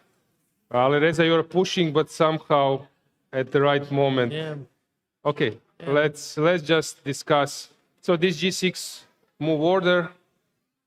Okay. And then came this C3 move, Nicolas. So you didn't want to go for C4 stuff. Yes, C4 has been analyzed to death here, so C3 keeps the game more, I don't know, keeps the position more flexible. And I think Kramnik is the one who sort of popularized this C3 move. And yeah, of course, A5 is considered to be the best reply. And normally white plays A4 here, but bishop F4 was also a possibility. And yeah, after bishop F4, I remembered A4 was the main move. C5 is, of course, playable. And I wasn't sure how to react exactly. I can play A4, and after A4, CD4, CD4, we basically get the line that can arise, let's say, if we go back instead of C3. Well, which move plays black? Sorry, instead of C3, if white goes C4. Okay. So C4, C6, A4. A4. I have a game here with white, and black can go A5, And after CD, CD, we basically get the same thing. So I was trying to figure out if I can do anything different. But yeah, DC5 looked principled to me. But I guess it wasn't best. Was Yeah, here C4 the right move here? Probably it's good, huh?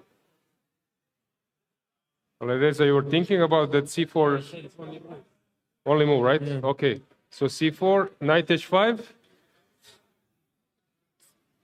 I was thinking about some stuff that sacrifice and then bishop C2, but I was not thinking about bishop E3. But Yeah, this sacrifice. I saw this and I didn't know what to do. But after I played knight H5, I saw it. It looks very nice. Okay, you still can play maybe. Yeah, it's really bad actually. Maybe D4. Yeah, But it's really bad. to take on C5. Were you considering this, Nicholas? Yeah, I briefly considered it. It looked like it could possibly work, and I would have probably played it in blitz. But bishop C1 I was thinking about this, and now some stuff. Knight C3 or bishop C3. Let's say I was thinking about this move, but is it a compensation or not? But knight C3, it seems that even better. Yeah. I think once you see bishop E3, you play it, right? Like, It looks, see- yeah, quite once you promising, see the yeah. idea- But yeah, it looks like you have to go back to C1, yeah. Yeah, So, it's a bit counterintuitive. Bishop C1, D takes, Queen D5, probably a good move, right? Yeah, take. I saw takes on knight C3. What is a bit better? Yeah, I considered queen H4 also. But this was very unpleasant actually.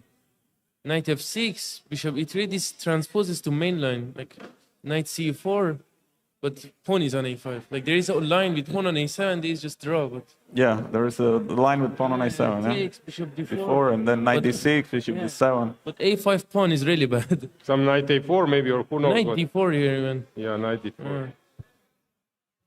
Yeah. Endgame is always bad because of pawn on A5. But okay, it's not so much. I might be able to hold it. Okay, so you went knight A3, Nicholas. Takes B5, that was good, right? Yeah, here I thought I'm equalizing here already because my bishop on G7 is really strong. I think here is just equal. Rook A6. Take. Yeah, it's still equal somehow, but practically it starts to be a bit. Black is Yeah. for choice practically, yeah. Because E4 he shows is very strange move, strange, huh? yeah. This is strange move, E4. E4 is what the computer wants. Strange move, but looks Yeah. very strange, huh? To make this kind of move. Yeah. Yeah, it's not so obvious. Yeah.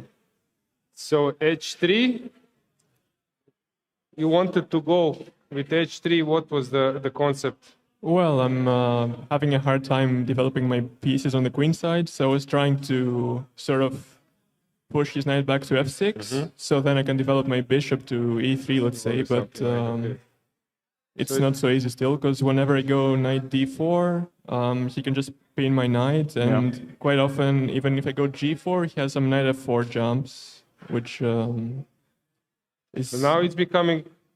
Yeah, E3. I was very proud I found F5, but I wasted so much time.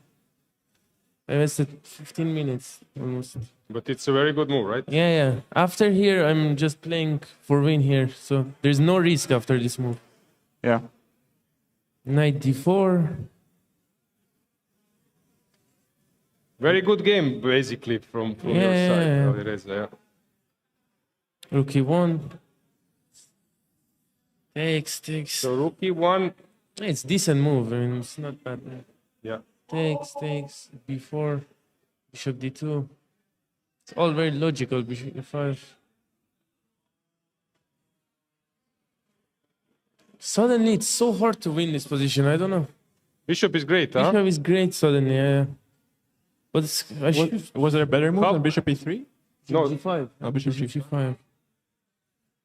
Doesn't matter. Bishop E3. Probably it's more or less... Yeah, it's same, bro. Similar. How worried were you, Nicolas, in this point? Because it's... Well, I was definitely quite worried, but I was trying not to think about it. I was just trying to defend, basically. Yeah, rook c4, c1, knight f6. Check. I don't know if it feels better to have the bishop finally on e3 but pawn down, or have it on c1, but at least you're not losing pawns yet. Yeah, at least I got some activity here. And Yeah, here it looks like you could hold, yeah? Yeah, rook d4 here was bad according to the computer. Also logical move, but it seems that it's a bad one. So rook is better here, huh? What's the point? Yeah, because you go for mating, like for activity, right? Sometimes. Yeah, so rook is passive, right? Yeah. Takes, everything played very well from your side, Alireza, and... Yeah, but it wasn't easy here. I mean, rook b3, yeah, it's logical, but... Main idea to go rook b3, but then I saw some ghost. Okay.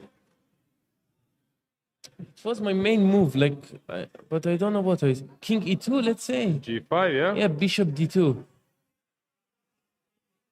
And I thought bishop gets in this diagonal, it's just... it's probably winning, yeah? King e6. Check maybe also. Doesn't matter, it will be rook maybe better to give check, huh? Yeah. Let's say king e3. King e3, king e6. Yeah, take and rook d5. Oh, I put the rook on f3 or what? It's check on just a3. winning. It's just winning. h5, h4. Let's say h4. Oh yeah, rook f3, rook f3, a3.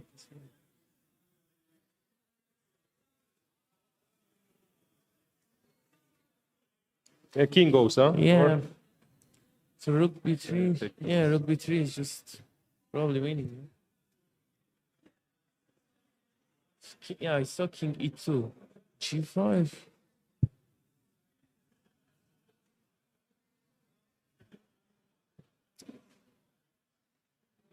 It seems that it will be in the end always. You will take on a3, maybe lose g pawn, and this position will happen. Yeah, it's just same position, but because rook a2, anything is okay here. Rook d6.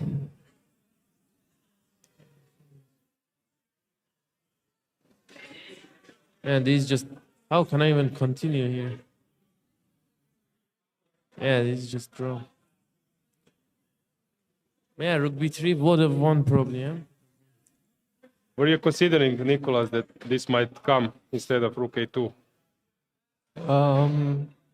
Yeah, I mean, I actually missed that he could go, let's say after bishop c5, I missed that he can go e3, knight e4, so yeah, it would have been a pleasant to face rook b3. Yeah, bishop d6, rook. Rook d3 coming, huh? Rook d3 coming. I saw all of this. So king e2 probably first, must play. Now bishop c5.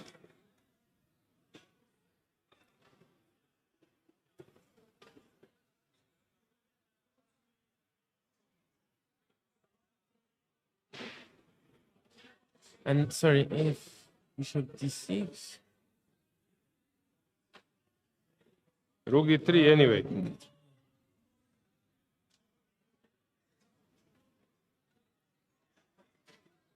No, I should have played rook b3, yeah, for sure.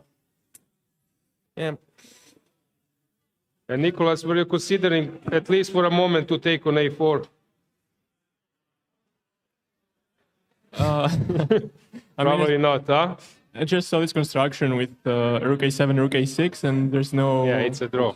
Way for him to here probably f3 or unpin, basically. Yeah. But you were spending some time now before you repeat it, or it was immediately? Yeah, so actually at this point I hallucinated. I thought after rook a6 he could play f3. Oh. And bishop c3. Rook c2 or something, huh? Yeah, rook c2, rook takes f6. King g5. And I missed it after h4. He's no longer attacking my rook. on f6. I can just move my Bishop bishop. E1. Yeah. Alireza, how much time you spent in this position? I didn't have time here. Yeah, you were. I think You spent 3 minutes. Yeah, you spent 3 minutes. 3 minutes. Yeah. Yeah, you played the move. 3 minutes, almost 4 minutes. You spent almost all time. So you were hesitating. Yeah, it was my first intention. If I didn't have time here, I would have played rook b3. Yeah, but this is chess. Sometimes you make easy decision, good decision, and sometimes you go wrong. Yeah. Yeah. But I'm not sure. I mean, okay, let's see this again. Just takes. So let's say check here and king e6. Takes. But if you go down to e1. Yeah, check. Okay, let's go check. Yeah. King e5, rook h6.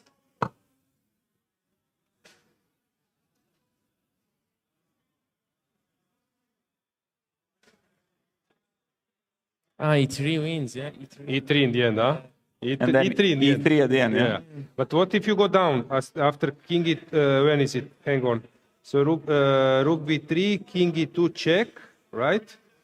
And then you go g5. Yeah, check. And now king e1 if I go? Or king f1, yeah. Yeah, okay, let's go king f1. Yeah, how do you play? Yeah, I should go king e6. Okay, but I'm not forced to take on f6 now. Let's play something. Yeah, g4. I'm not sure now that this. With bishop stays alive and I liquidate some pawns. Okay, black is pushing obviously, knight d5 or whatever, yeah. It's very hard to call this one, right? Yeah, but yeah.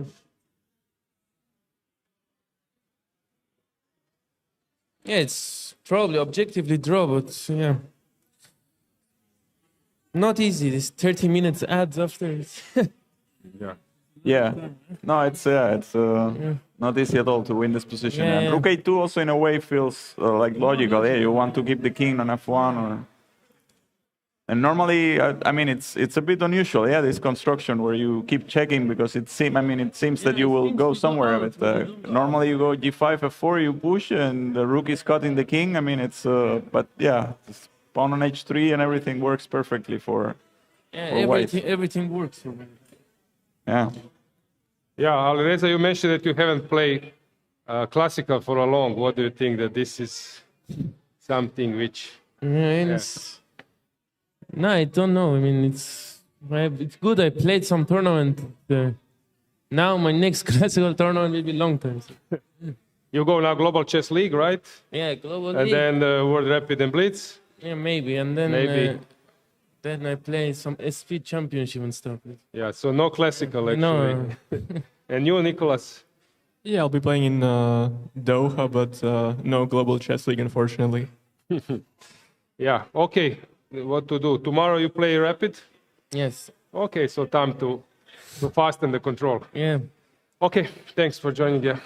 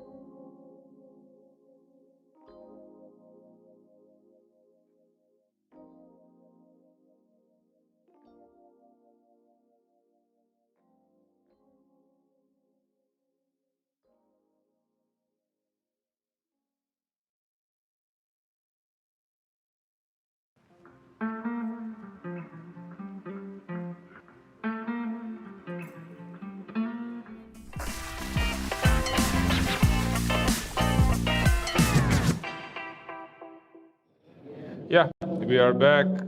This game will take some time. Lenier, some ideas how White can win this game? Yeah, no, it's looking better and better. No, I think the last 5 moves or so, White has made just simply huge progress. And this is the problem, yeah, with playing these chronically worse positions that they can improve a little bit, and then in a few moves they can quickly deteriorate. Yeah, it's normal after a long game defending, you make a couple of mistakes, and it's always gonna get worse.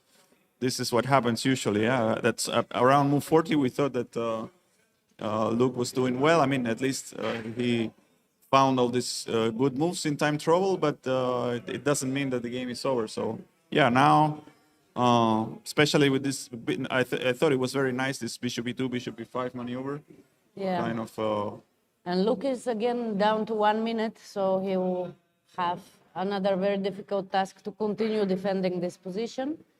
And I see that we were discussing that the end game might be very dangerous for Black, but in fact with queens was even worse because Yes. White had a lot of threats, and we see now Luke McShane offering a queen exchange by himself. Yes. So Queen f6 was already a bad sign because, you know, White's queen is just beautifully placed on e4. It's just targeting every part of the board, especially the a4 pawn. So the queen on f6 was not doing great. Yeah, he was avoiding the endgame initially after the move queen c2 to e4 because it looked like unpleasant. But now I think a good sign. I mean, at least a silver lining in a bad situation that he was able to adjust and at least realize that no, anyway, this is my best chance now.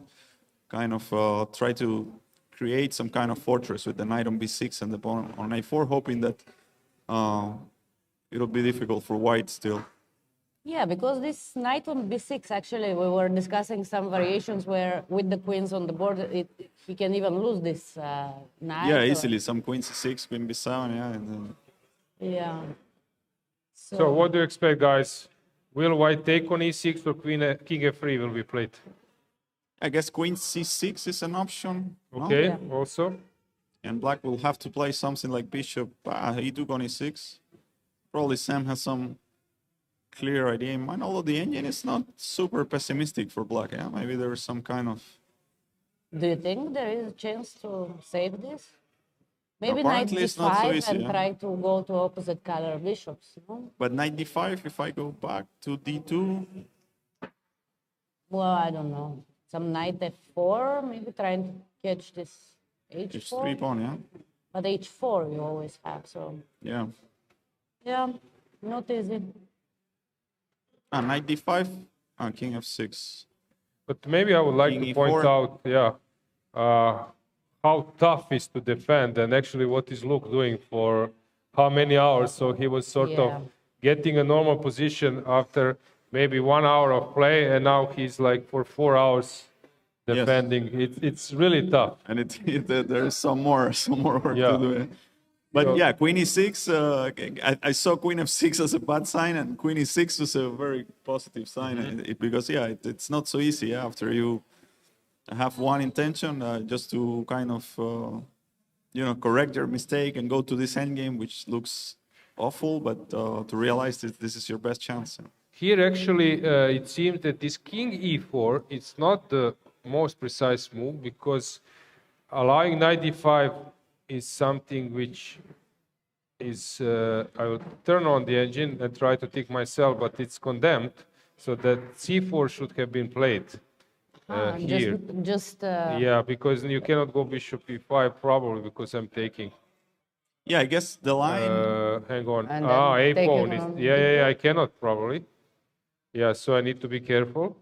So what is the line here? Maybe I need to defend a bit, but it looks a bit strange that I can do it this way, botanic style, but it's strange that c4. So king e4 now allows this knight d5, and E5 then was after played. which E5. one? Yeah. E5. Why? Was E5 it was played, yeah. is Yeah, Luke is thinking it's a fortress, kind of. Yeah, like the knight prevents the only entrance that the king has on d5, and that he can somehow hold like this. But it you're looks- right, Lenier. Maybe the thing is that engine will play, I don't know, c4, Bishop d2, take on a4, being a pawn up, but it's a fortress, maybe. Is it? I'm not sure. Yeah, but knight d5 was clearly, but yeah, it was hard to evaluate, I guess, and he has little time. And knight d5 because you have to abandon this pawn on a4 and go for bishop d2, bishop f4, I think was the idea. Takes on f4, knight f4. You're right. Yeah. I see some line where, for example, you mentioned we get into those opposite colors bishops. We are push b4, penetrate with king d5, c5, c6. You wait with bishop c7. Maybe you should push e4 as well to sacrifice this e pawn. I will take with f takes e. In the opposite color. Yeah. Yeah, possible. Yeah, I mean. So I the pawn want on some h6 scenario. can Let's always be say lost. that I do something like I was trying to get into this position, and then okay, here you're on time. I was thinking that if I would be now like doing some stuff, and then I don't know, even f3, that you will maybe hold this kind of position. That was actually something, my dream. But there are so many other options in between. So I'm quite curious now. Yeah. Will this happen something? No, this e5 is a very responsible decision, Yes, right? very Because committal move. there is no way back, and bishop on d6 is now not playing. Knight on b6 cannot move. And I actually doubted that black can hold this fortress. But as we said, there is no way to penetrate. You can only penetrate by exchanging the knight. Are we sure that there is no I think way? he will improve. Maybe bishop f2, h4 is what he wants with f3. Then you Bishop have f2. another thing to Yeah, if you protect. go h4, h5, then I think it's a big progress for white. Eventually, the pawn on h6, losing it can be. Okay, yeah, you're telling about this stuff, which is true. I think he will need to stay put afterwards. I don't see that Yeah. taking on h4 works. So No, but if you just try to defend it, then we go again to this moment where you have to go to the opposite color bishop, so why? yeah, I think white needs to play c4, yeah, probably at some point, and this bishop d2, bishop a5, or Yeah. try to collect on a4. aha, but I don't need to take on b6. I can You take can take bishop on a4. a4 in some Yeah. lines, yes. But I don't know, in some lines, yeah. Yeah. Now I got it. So it's not like opposite colors bishops, let's say. Because now. But if you take knight a4, knight b2, Okay, but if the king was on c2, it, So I need to either after bishop c7. Okay, now you can also bring your. but maybe, yeah, maybe first push h4, h5, because not to have some yeah, if you problems can with include the... a4, h5, that would be good. But I don't know if black can play just bishop e7 after bishop f2. Bishop g3. But that's from Suksman, no? Yeah. Bishop g3, bishop f6. And then I just wait, yeah? Or Because maybe then you you- wait. Maybe you wait with the bishop on f2, no? Maybe. Just Yeah. play Then play c4. bishop e8 or something. But interesting, yeah. Oh, no, then there's knight c4. You have to be Oh, careful. c4 maybe. C4 at this moment. No? Yes, you have to. You have to allow, I guess, h4. Yeah. This is the main thing. Will this happen? Because when the pawn is here, some motives of penetrating are, of course, much more effective. But the thing is, engine will never play e5, but for human, it's also quite a normal choice. He wants to stay with it's some thinking fortress. about the fortress. Yeah. Yeah, but on the other hand, without e5, he had some knight d5 chances and so on, and now the only chance is just to hold the fortress. Okay, maybe he will, who knows? Maybe it is not lost yet, and okay, Shankland is also getting low on time. I don't know, for me, it's not a bad decision because after e5, you don't need to calculate sort of waiting. Yeah. Waiting, while before he spent so much time, let's say this position, we mentioned what, 95? Yeah. Yeah, but this wasn't such an easy decision because you go Yeah. bishop d2.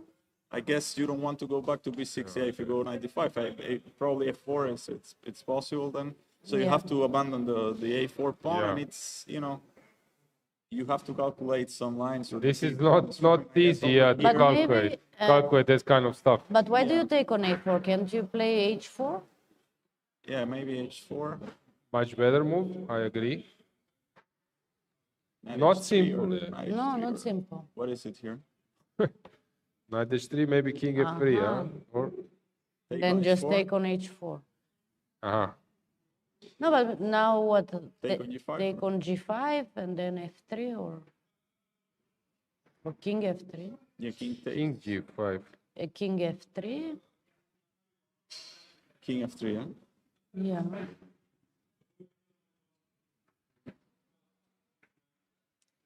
Okay, I Yeah, mean, maybe you knight f4, knight d3. Knight f4. Takes knight d3, b3. Yeah. Okay, maybe it is not enough. It's so hard to, 95, 94. 95, yeah. so hard to calculate this. Not so easy to go for this as black. You Yeah. don't know if, it's maybe you're giving a Because pawn. here is sort of waiting. Now, this bishop e7, as you mentioned, he's fighting against h4. Yeah, now some bishop move here on the diagonal, probably bishop a6 or something. Bishop e2. Maybe bishop a6. I mean, if you don't want to commit, let's say. Uh-huh. So h4 is now possible. Yeah, now h4, and you get to h5. Yeah. Yeah, but then this is the other question. Yeah, after you get to h5, how to, let's say, stay Then at what? king e6, which is probably what Luke is planning to do. King e6. For me, it's quite a reasonable choice because I have a feeling that we will end up in opposite colors bishops, and there, if he sees some senses that it's possible to hold even 2 pawns down, Taking on g5 is not good, yeah? also an option. It's possible, yeah, you have this weakness on g5. Also an option for me, maybe even But reasonable. then, yeah, anyway, I can wait with king e6, king f6, no? But if something happens, you're much faster, yeah. No, also reasonable option. He took in the Yeah, I think it takes g5. It's At least there is a target. yes. I And then have a feeling that it's a better move. bishop e3, bishop e3, king, King f6. He will wait forever. Like from some kind of. It is some kind of fortress. Yeah, you have to play c4. Yeah. I mean, the other Yeah. option it's to get the king to a3, but it's not going to work. Yeah. Even after you get But there. can I It looks somehow- horrible that black can wait this way because white is completely dominating, but it's the fortress. Yeah, but sometimes it happens, yeah, that it's like this. And now bishop takes g5. Yeah. And Thinking about it, but not really. no, not really. c4, I think that, as you mentioned, C4, When, but it- then when you start running with the king there to b1 or whatever, can I push e4 and king e5 Yeah, probably. and create some counterplay?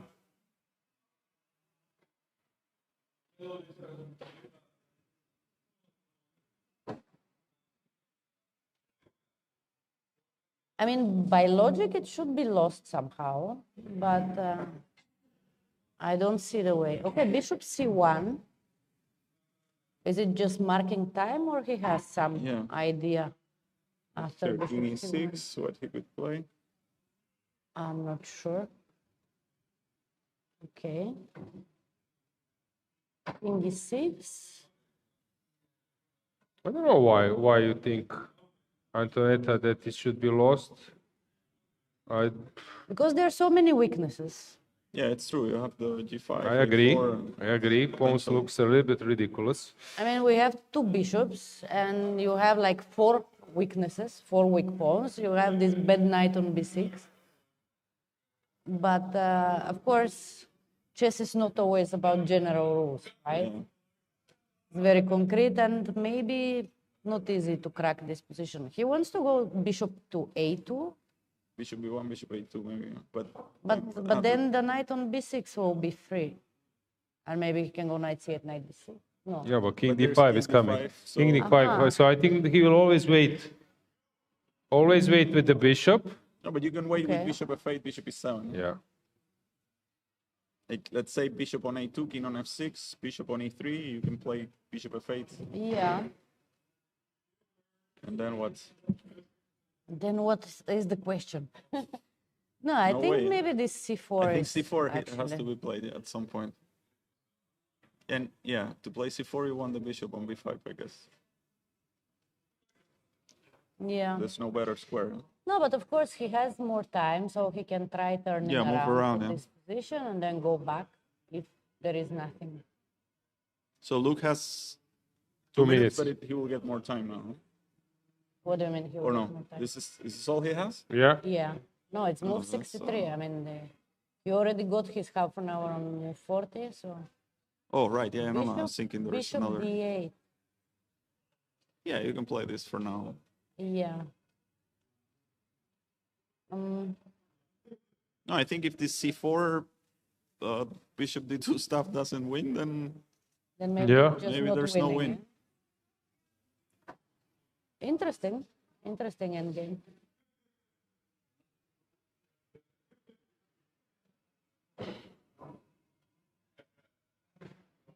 Oh, but I really like it. But that really, this idea you mentioned, I'm curious one? now. Let's say that the bishop is on d5. I have c4. You're waiting, right? With bishop. Okay, and then I sack on g5. King takes e5. How do you move on? Believe in this. Yeah, probably like opposite colors bishops. Maybe it's because on knight. You mean to take on Yeah, take on G5, take on E5, and then bishop E6, F4. This is the idea. Yeah, but my bishop. Yeah, I'm dominating the knight. But The problem is B2 pawn. yeah, I always have bishop Yeah, F6. the right? problem is a B2 pawn. No, I don't think this is. Yeah, this shouldn't be, because at least I'm dominating this knight. When I place the bishop on E6, pawn on C4, Yeah. and king is on E5, F4, F5, F4 is coming. But bishop F6 is an issue. Cannot fight against it. Yeah, no, I think that would be great chance for Luke, but I don't think it will happen. So bishop was placed on A2. Now what? Bishop D5. I was thinking bishop D5, C4, let's say, but I have the bishop on D5. D5 and C4. And then go for bishop D2, bishop A5, maybe, no? But But anyway, then bishop D6, bishop C7, the same stuff, right? and I can wait. Yeah, but then maybe after there is a pin, maybe bishop C6, Okay. and threatening just to take on A4 at some point, and hoping that this. Yeah, but then no, because he'll take on A4, take on C7, take on B2, And king then D5. take on C4. Yeah, king D5. Maybe that's an idea. Yeah, but I guess black can, if it's the only idea, black can probably just prepare for that. No, it's not like. But how to prepare when he cannot move any pieces? Yeah, but I mean, you go C4. I already know you want to go to A5 and so on. So Yeah. bishop, let's say, bishop D8 or bishop D6, bishop D2. Let's say I wait, bishop B8. Yeah, it's. Or maybe bishop D2, bishop C7, bishop C3. Yeah, with the bishop on D5, I cannot go to E6. Yeah.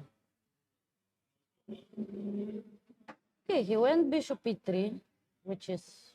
I know, but by the way, with the bishop on D5 and pawn on C4, you cannot play bishop A5. Yeah, when my bishop is on C7, you just yeah. take on D5. True.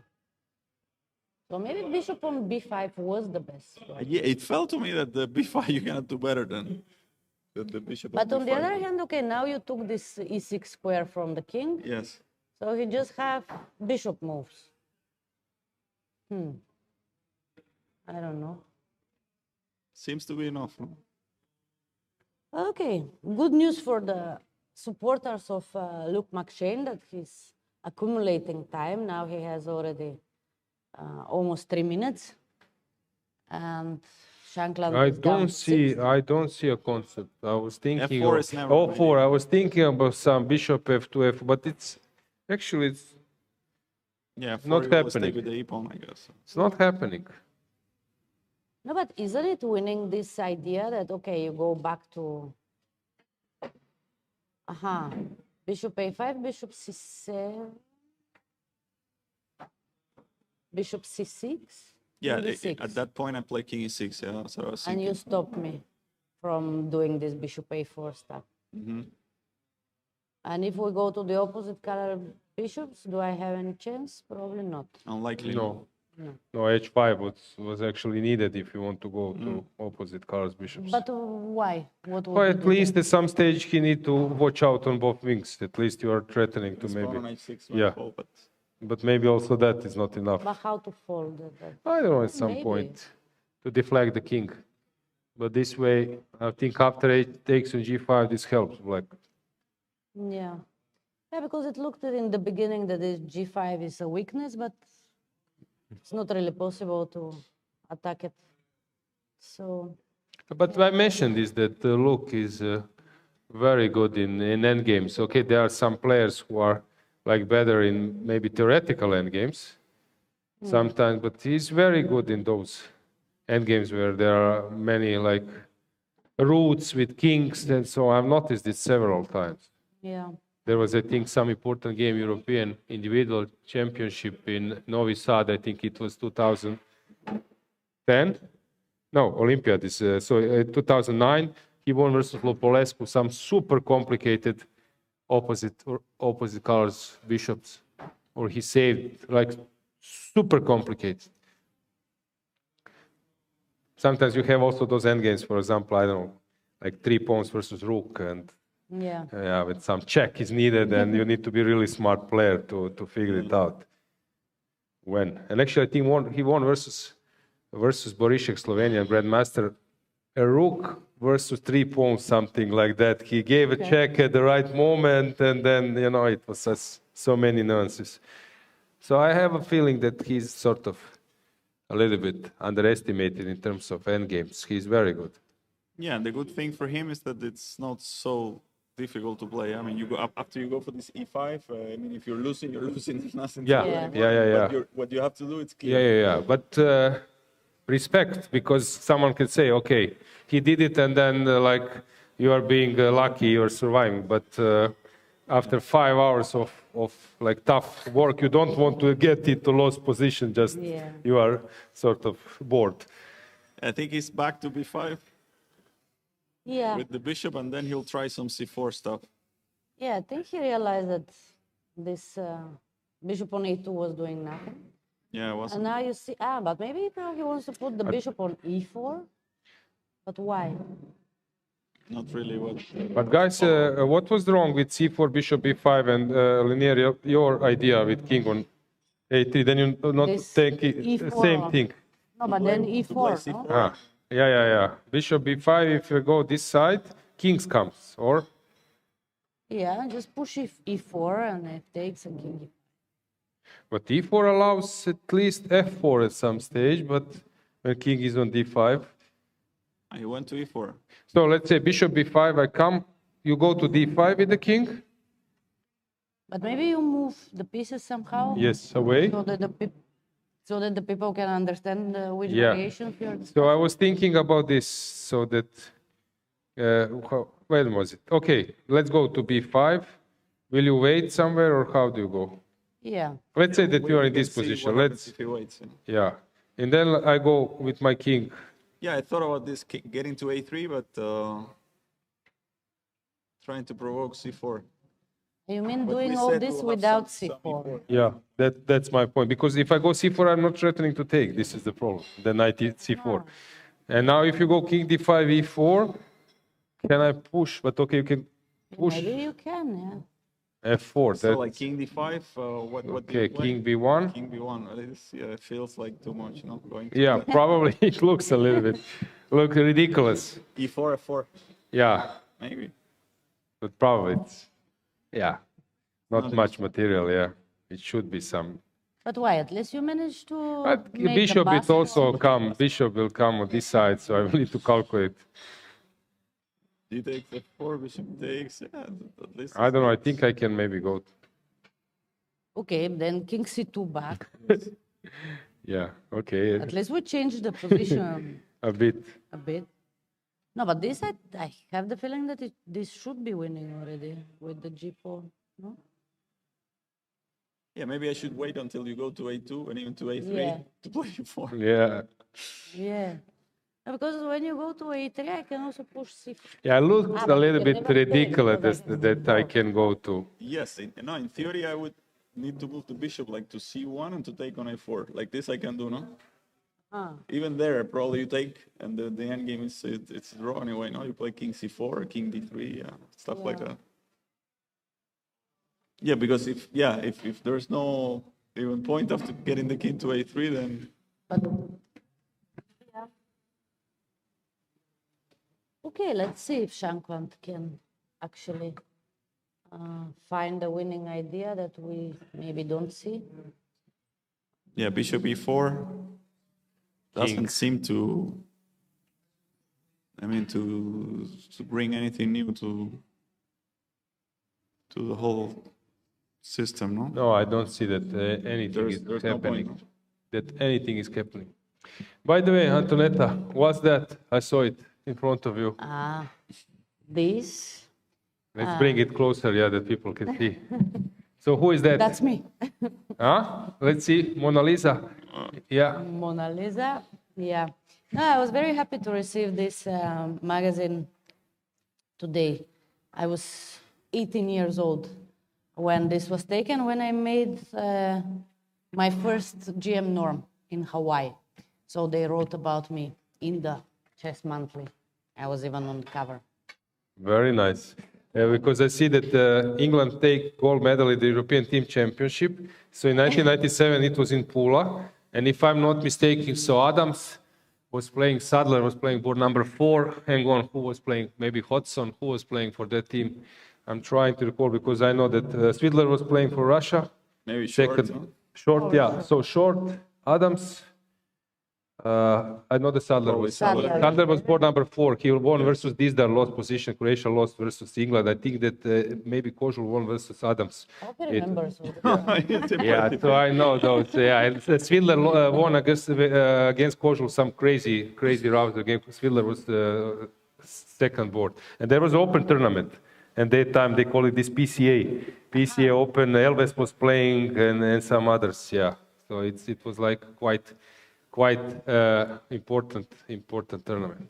So you're wondering why they are not on the cover and I'm on the cover. Yes, exactly. I'm wondering. So let's see if there is about that European Team Championship. Okay, so Chris Ward reports. Hang on. Yeah, Hodson playing versus Felix Izeta. So Short was playing, I think, board number 2 or board number 1. So Dizdar Sadler. Dizdar was winning. Okay. There is a game, and then blunder some tactics. Dizdar was at that time very good in terms of developing, and he was. I remember this, and he blundered e4. He blundered 93. I know this. Yeah, it was quite recently, maybe 30 years ago. Leputian was playing. Matthew Sadler looks very different, I must say. 7 out of 9. 7 out of 9, great score. Spielman, yes, we forgot about him. He was very. Leputian was. Since you were playing Greenfield, Lanier, you probably recall his games with the white pieces versus Leputian versus Greenfield with the white pieces. He was quite a tough opponent. I remember the game he lost to Gary, but he probably won some too. Chernin was playing for Hungary. Yeah, quite okay. So we have England, Short, Adams, Spielman, Sadler, Hodson.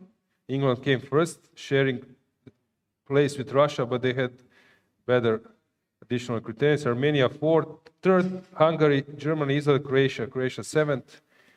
Lalic was playing, Kožul was playing Palac maybe, Cvitan, Georgia, Belarus, Bosnia, Holland, Poland, Azerbaijan not strong at that time.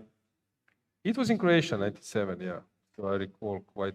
No, I remember some games because at that time we used the chess informant, like it was one of the main. And I remember the Pula 97, it's many top games. I think Lego was also there and so on. Oh, Antoaneta, that's you? Yes. Nice games. Oh. Nice games. With the white, D4, F5, you play E4, this Chinese line. Against the Dutch defense. Very aggressive at that time. Yeah, you mentioned those informants, chess informants. I believe at that time it was super important. You were so happy, for example, if you launched some novelty and ended up in chess informant, right? Yes, that was the main point back then. And it was a famous thing when people were lazy. Then you just wrote it clear position. And then well known. It's burning, and suddenly you just put like unclear play. Very nice. By the way, in our game, he went to A2 with the king. But with this scenario of bishop. But with bishop on E4. Yeah, his point was to avoid all possible counterplay with E4 and then go to A3 and just be closer to this pawn. I just don't understand why black went king C7. Yeah, probably just not to allow bishop C6, but there's bishop C2 now. No? Like king D6, bishop C2 is the line. Or... Well, whenever you take, I play C4. Play B4. Yeah, you cannot really take on B4. No, but for example, you play king D7. No, I was thinking king D6, bishop C2, and king D5. And if you take on A4, I can even take, I think, and play king C4, king D3. Well, he went king D7. And what's this idea? Bishop C2? That you cannot take simply. You take on B4. Yeah. Still far away. So how was maybe we can use this opportunity to speak about more. So you're originally from Cuba, right? Yes. And how was that time to develop? We have glory of Jose Raul Capablanca around. So you became like super strong very, very early, right? Like being 16 years old, you Yeah. were already a grandmaster. Yes, I became a GM at 17, but I was, making my first norm when I was around 15. Yeah, there was a huge, of course, chess culture, tradition because of Capablanca and also the World Championship match played in La Havana. Even Yeah, before Lasker lost versus... Yeah, he lost to Cava, but also before Steinitz played Chigorin, I think it was, in 1890s or something. It's actually Capablanca, I think, was going to the match, and he was very little or something like that. So there is a culture, but I was fortunate that I was born in those times we didn't have the luxury of doing Skype sessions with top GMs and so on. So it was very hard to make progress, yeah, as you well know, and it was much slower process. But I was fortunate I had a very good coach. My first coach was, in the sense that he was, this guy who initially just puts in you this passion for chess, yeah, the love for chess history, books, and that's the main thing, because it's what makes you work then in the future, and then later on, of course, I also had like great coaches, great people that worked with me, and started to have some experience. Bruzoni was your sort of... Yes, we had a tremendous rivalry, and I think it helped us, both of us, because we were, when you have this, it's good always, because you push in each other, and otherwise you might just stay at a lower level. But like this, we kind of, always this fighting for the Q1 championship, and not only, eventually became like the national championship, but since we were 10 years old, we were playing like in this youth, 14 and under, 12 and under, 14 and under, and the juniors and so on. So then became when we were grandmasters, still fighting. I think it was very good for both of us, and at some point we started to realize that maybe we have chances to even get to a higher level. But it was much different than today. Yeah, you did. Lazaro was, if I'm not mistaken, around 2700. Yeah, we both got to, he also got to 2700 at some point. But I recall, as I said, that Oropesa 1999, you came together, and already you were like super strong, yeah. Yeah, we played 98, 99, and 2000. I think Bruzon didn't play 2000. He actually won the World Juniors in 2000. And but I did play the 3 years in a row. And I think my best, I said it yesterday, was second in 2000. Vallejo won, and I was second. Under 20 or? No, 18 and under. Under 18. Yeah, I never actually played the World Juniors. Junior. Never played. Have you played? No. Yeah, but it was funny. I think at the beginning it was 25, then 23, and now the barrier is the under 20. Really? Yeah, at the beginning it was 25 when Karpov played, and then there was this tournament in Barcelona where Croatia became World Junior in 1965. I think it was under 23 or maybe even under 25. It's funny, you have this Igor Miladinovic, grandmaster from Serbia. He was 26, 40 at some stage. So he became a World Junior champion. Let's say he became if I'm not mistaken, in India. But he was actually allowed to play. He became World Junior champion a year younger. Then next year, he's going there, and it was in Philippines somewhere. And because of some flights and something, he missed first round. And he loses first round, and no one has repeated.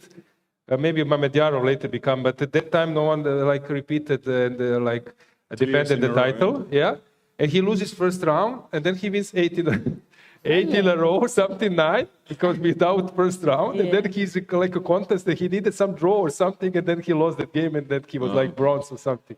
But it's funny, after missing because it was long haul flights. Yeah, he became a World Junior.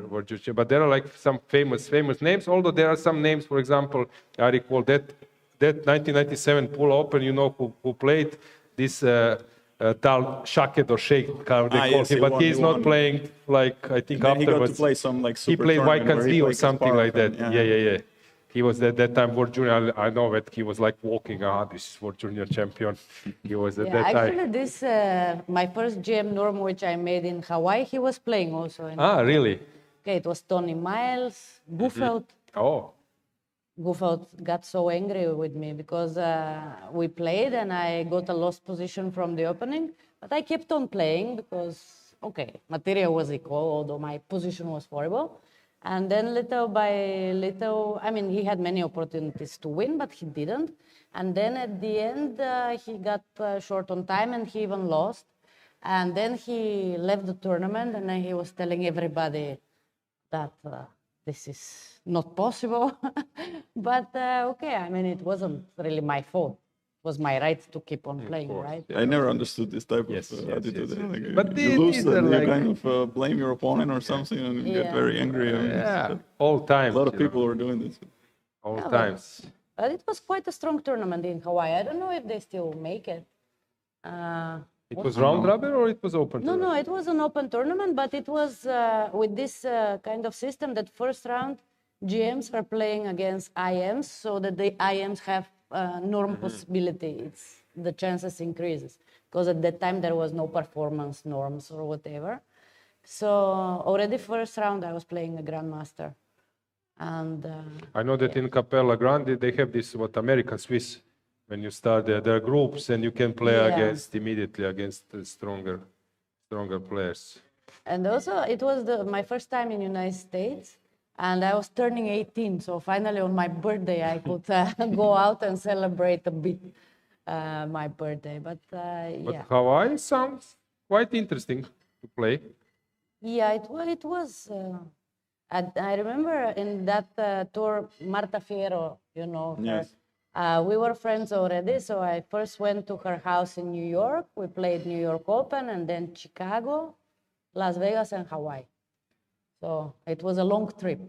Very nice. By the way, here in the game, we were sort of like trying to provoke C4 and it happened, and now it's like a dead draw. And again, nothing, yeah? Now it's a dead draw after, and it's funny that here it was made instantly. We were thinking without. We were happy to change without the structure, and suddenly it was like whatever. made instantly and it's a dead draw afterwards. Just give me the space. I'll be happy. So maybe there was no way to win this. I think it was a draw, probably, objectively. Yeah, very impressive And feeling. if I go back with the king? Yeah, you cannot go too far. Like it's C2 and then. But now you see this knight became active somehow.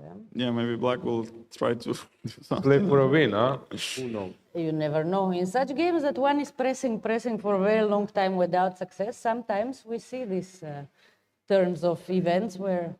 But I think that here people are so happy now, or like organizers, arbiters, when they need to stay last game, which is probably ended in a draw. You know that sometimes it's so funny to hear when they start already taking the pieces somewhere, and you're like the last one to play, and it's always a special feeling for everyone. And tomorrow is the rapid for everybody. Yes, exactly. Yeah, so he completely closed it now. With the knight on f4, now he's free to move the bishop in the Which I think that 71 diagonal, but maybe bishop e3 is the only hope, no? But then there's no plan anyway. Yeah. Yeah. You can just play bishop d6 or whatever. That's about it. Yeah, bishop few more d5 moves, but not much is going on. Yeah, amazing defense by him. But in general, I think that the tournament is a huge success. Yeah. I don't know about you, but I believe that you share the same opinion. I'm so impressed with the playing hall and all this setup. Playing at the stadium, it's really, really impressive. No, and also all these side events, what they have is so nice for the young players and the spectators that they can follow different events. In some of the events, they can face these super grandmasters who are playing the round robin. like in the Rapid, which starts tomorrow, and it's open for everybody, and they have over 300 players. But also they had today the Blitz team. Before that, they had Backhouse pairs and many other events. And I really think that this is a great example, this London Chess Classic, how to promote chess and make a tournament interesting for everybody. Yeah, it's not just about watching chess, because sometimes you also want to play, and this is nice when you have a chance that you play in some blitz. I sense this similar atmosphere at the YKZ. So after the tournament, so after the round, you go to some bar and there are chess sets and people are there, they want to play. And this is, I think, something which is quite appreciated, although chess is these days mainly for online audience. But it's very nice to see that especially in London, which is like limelight, that there are possibilities for people to come. I've noticed that there are many like chess tourists these days, so people want to go somewhere, pay a visit to some nice city with the chess tournament involved. So I believe that kind of things. And many nice things are happening in London in the last years. So it's great to see such events. But also the Open, you saw how strong it was. Yeah. And yeah, I wish one day in Sofia we can make something like this. But I recall famous tournaments, of course, in Sofia. It was very good to follow those tournaments. When Topalov was playing, Kamsky was playing. Yeah, also there were some matches for the World Championship, but they were not really surrounded by other events. It was just those events, and I really prefer the system here that you give everyone a chance to participate and for different levels, and yeah. What was your like best place to play chess? Which tournament you like? For example, Magnus says that he likes to come to Zagreb, which of course it's a big PR for my country. How about you? For me, I mean, if I think about results, Spain was always great in general. I had great results, won tournaments, almost always played well. So yeah, I played this tournament in Greece also in 2013, which is one of my best tournaments, maybe the best. Yeah, so those are the ones that come. Which tournament in Greece? It's the Grand Prix at that time. Okay. In Thessaloniki. Okay. Yeah. But was it that tournament where Kamsky won versus Bakro, that's Rook versus Knight? No? No, that wasn't. Maybe it was Grand Prix, I think. Yeah, but maybe another one because yeah, the cycle had different. Yeah, I don't think it was there. Although Kamsky was there and Bakro as well. Like Kamsky was second. I was fighting for the first place with him. You sure? Because usually my memory is not bad. Okay. Yeah, no, I remember the players well. You haven't played in candidates? No. Yet? No. Yeah. So how close were you to qualify? I think last year, I mean, 2 years ago, I was the closest. By rating, I had some chance, so I had to try to gain rating, but yeah, it wasn't possible at the end. You didn't find the right system. Yeah. People get very creative these days. And US, what do you play? Which kind of tournaments? When you are playing instead of Grand Chess Tour and St. Louis, do you St. Louis is just very nice, yeah. Some rapids or something? Yeah, but the whole setup and the way they treat the players, I mean, it's one of those places that people, and not only the chess people, the organizers and so on, but you can start to see that people outside of that, they kind of value and appreciate chess and chess players, which is, it's nice. Regarding hobbies, Antonetta, of course, you are a mother and you have enough duties to do, right? I'm a mother, I have a dog. Uh-huh. So yeah, not too much time for hobbies, but okay, lately I took on Tai Chi. So you can say balance in your life. This is my hobby now. Oh, very cool. You? Some no, hobby? For me it's tennis. It's lately my you playing? My passion. Yeah, okay. I'm playing. I mean, not too well, but I'm playing, and and following just everything. I've been following it for years. Okay. And so I have also two boys. My oldest one is 11, and he started to play tennis like 3 years ago, and so he became quite good. He's playing tournaments and has a coach and all that. So it's something that we share, which is nice. Yeah, it's old enough now that he can beat me and so on, but we can have a good time and play and yeah, that's. Usually in US it's hard court, right? I think in Croatia we mostly have clay. Yes. Yeah, but I'm a big like addicted already. I can say even because it's possible for me that I play like 7 days in a row tennis.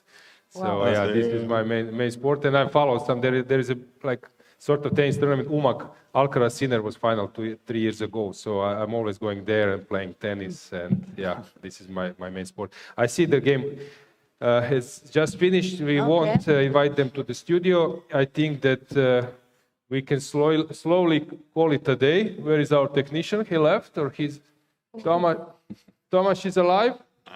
So we are searching for our technician to finish the broadcast. Yeah, I can say that I'm quite happy that you joined me, or I joined you. So, and in the sense of games, it was, I believe, quite interesting. When you see last round, it's not so common that the game lasts for what, 100 moves. Yeah. Your final thoughts? Maybe start with you. I'm just happy that I've been here with this great tournament, also with the workshop, and hopefully we'll finish on a high note with the rapid tournament.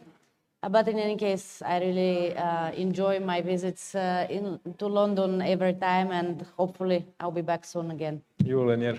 Yeah, for me too. I mean, I came a bit later, but definitely enjoying quite a lot my time here in London. I mean, it's such a great city, and it's nice to have the tournament and the whole festival. So enjoying my new role as a commentator. It's always fun to, of course, to speak about chess and analyze and so on, not only play. But tomorrow I'll be playing the rapid, so it should be fun too. So yeah, so far everything's been great. Yeah, from my part it was quite a hectic period from European Club Cup, European Team Championship, the European Club Cup Youth Championship, Goa World Cup, and coming to London, and also something in between. So I'm quite happy, and yeah, it was very nice to see the games of that level. And yeah, thanks for that. Congratulations to the organizers. Congratulations to Malcolm Payne. I think that he did a tremendous job, and all his team with Aga, with Teresa. And yeah, I think that we can finish our broadcast. So yeah, greetings from our side. Yeah. Thank you.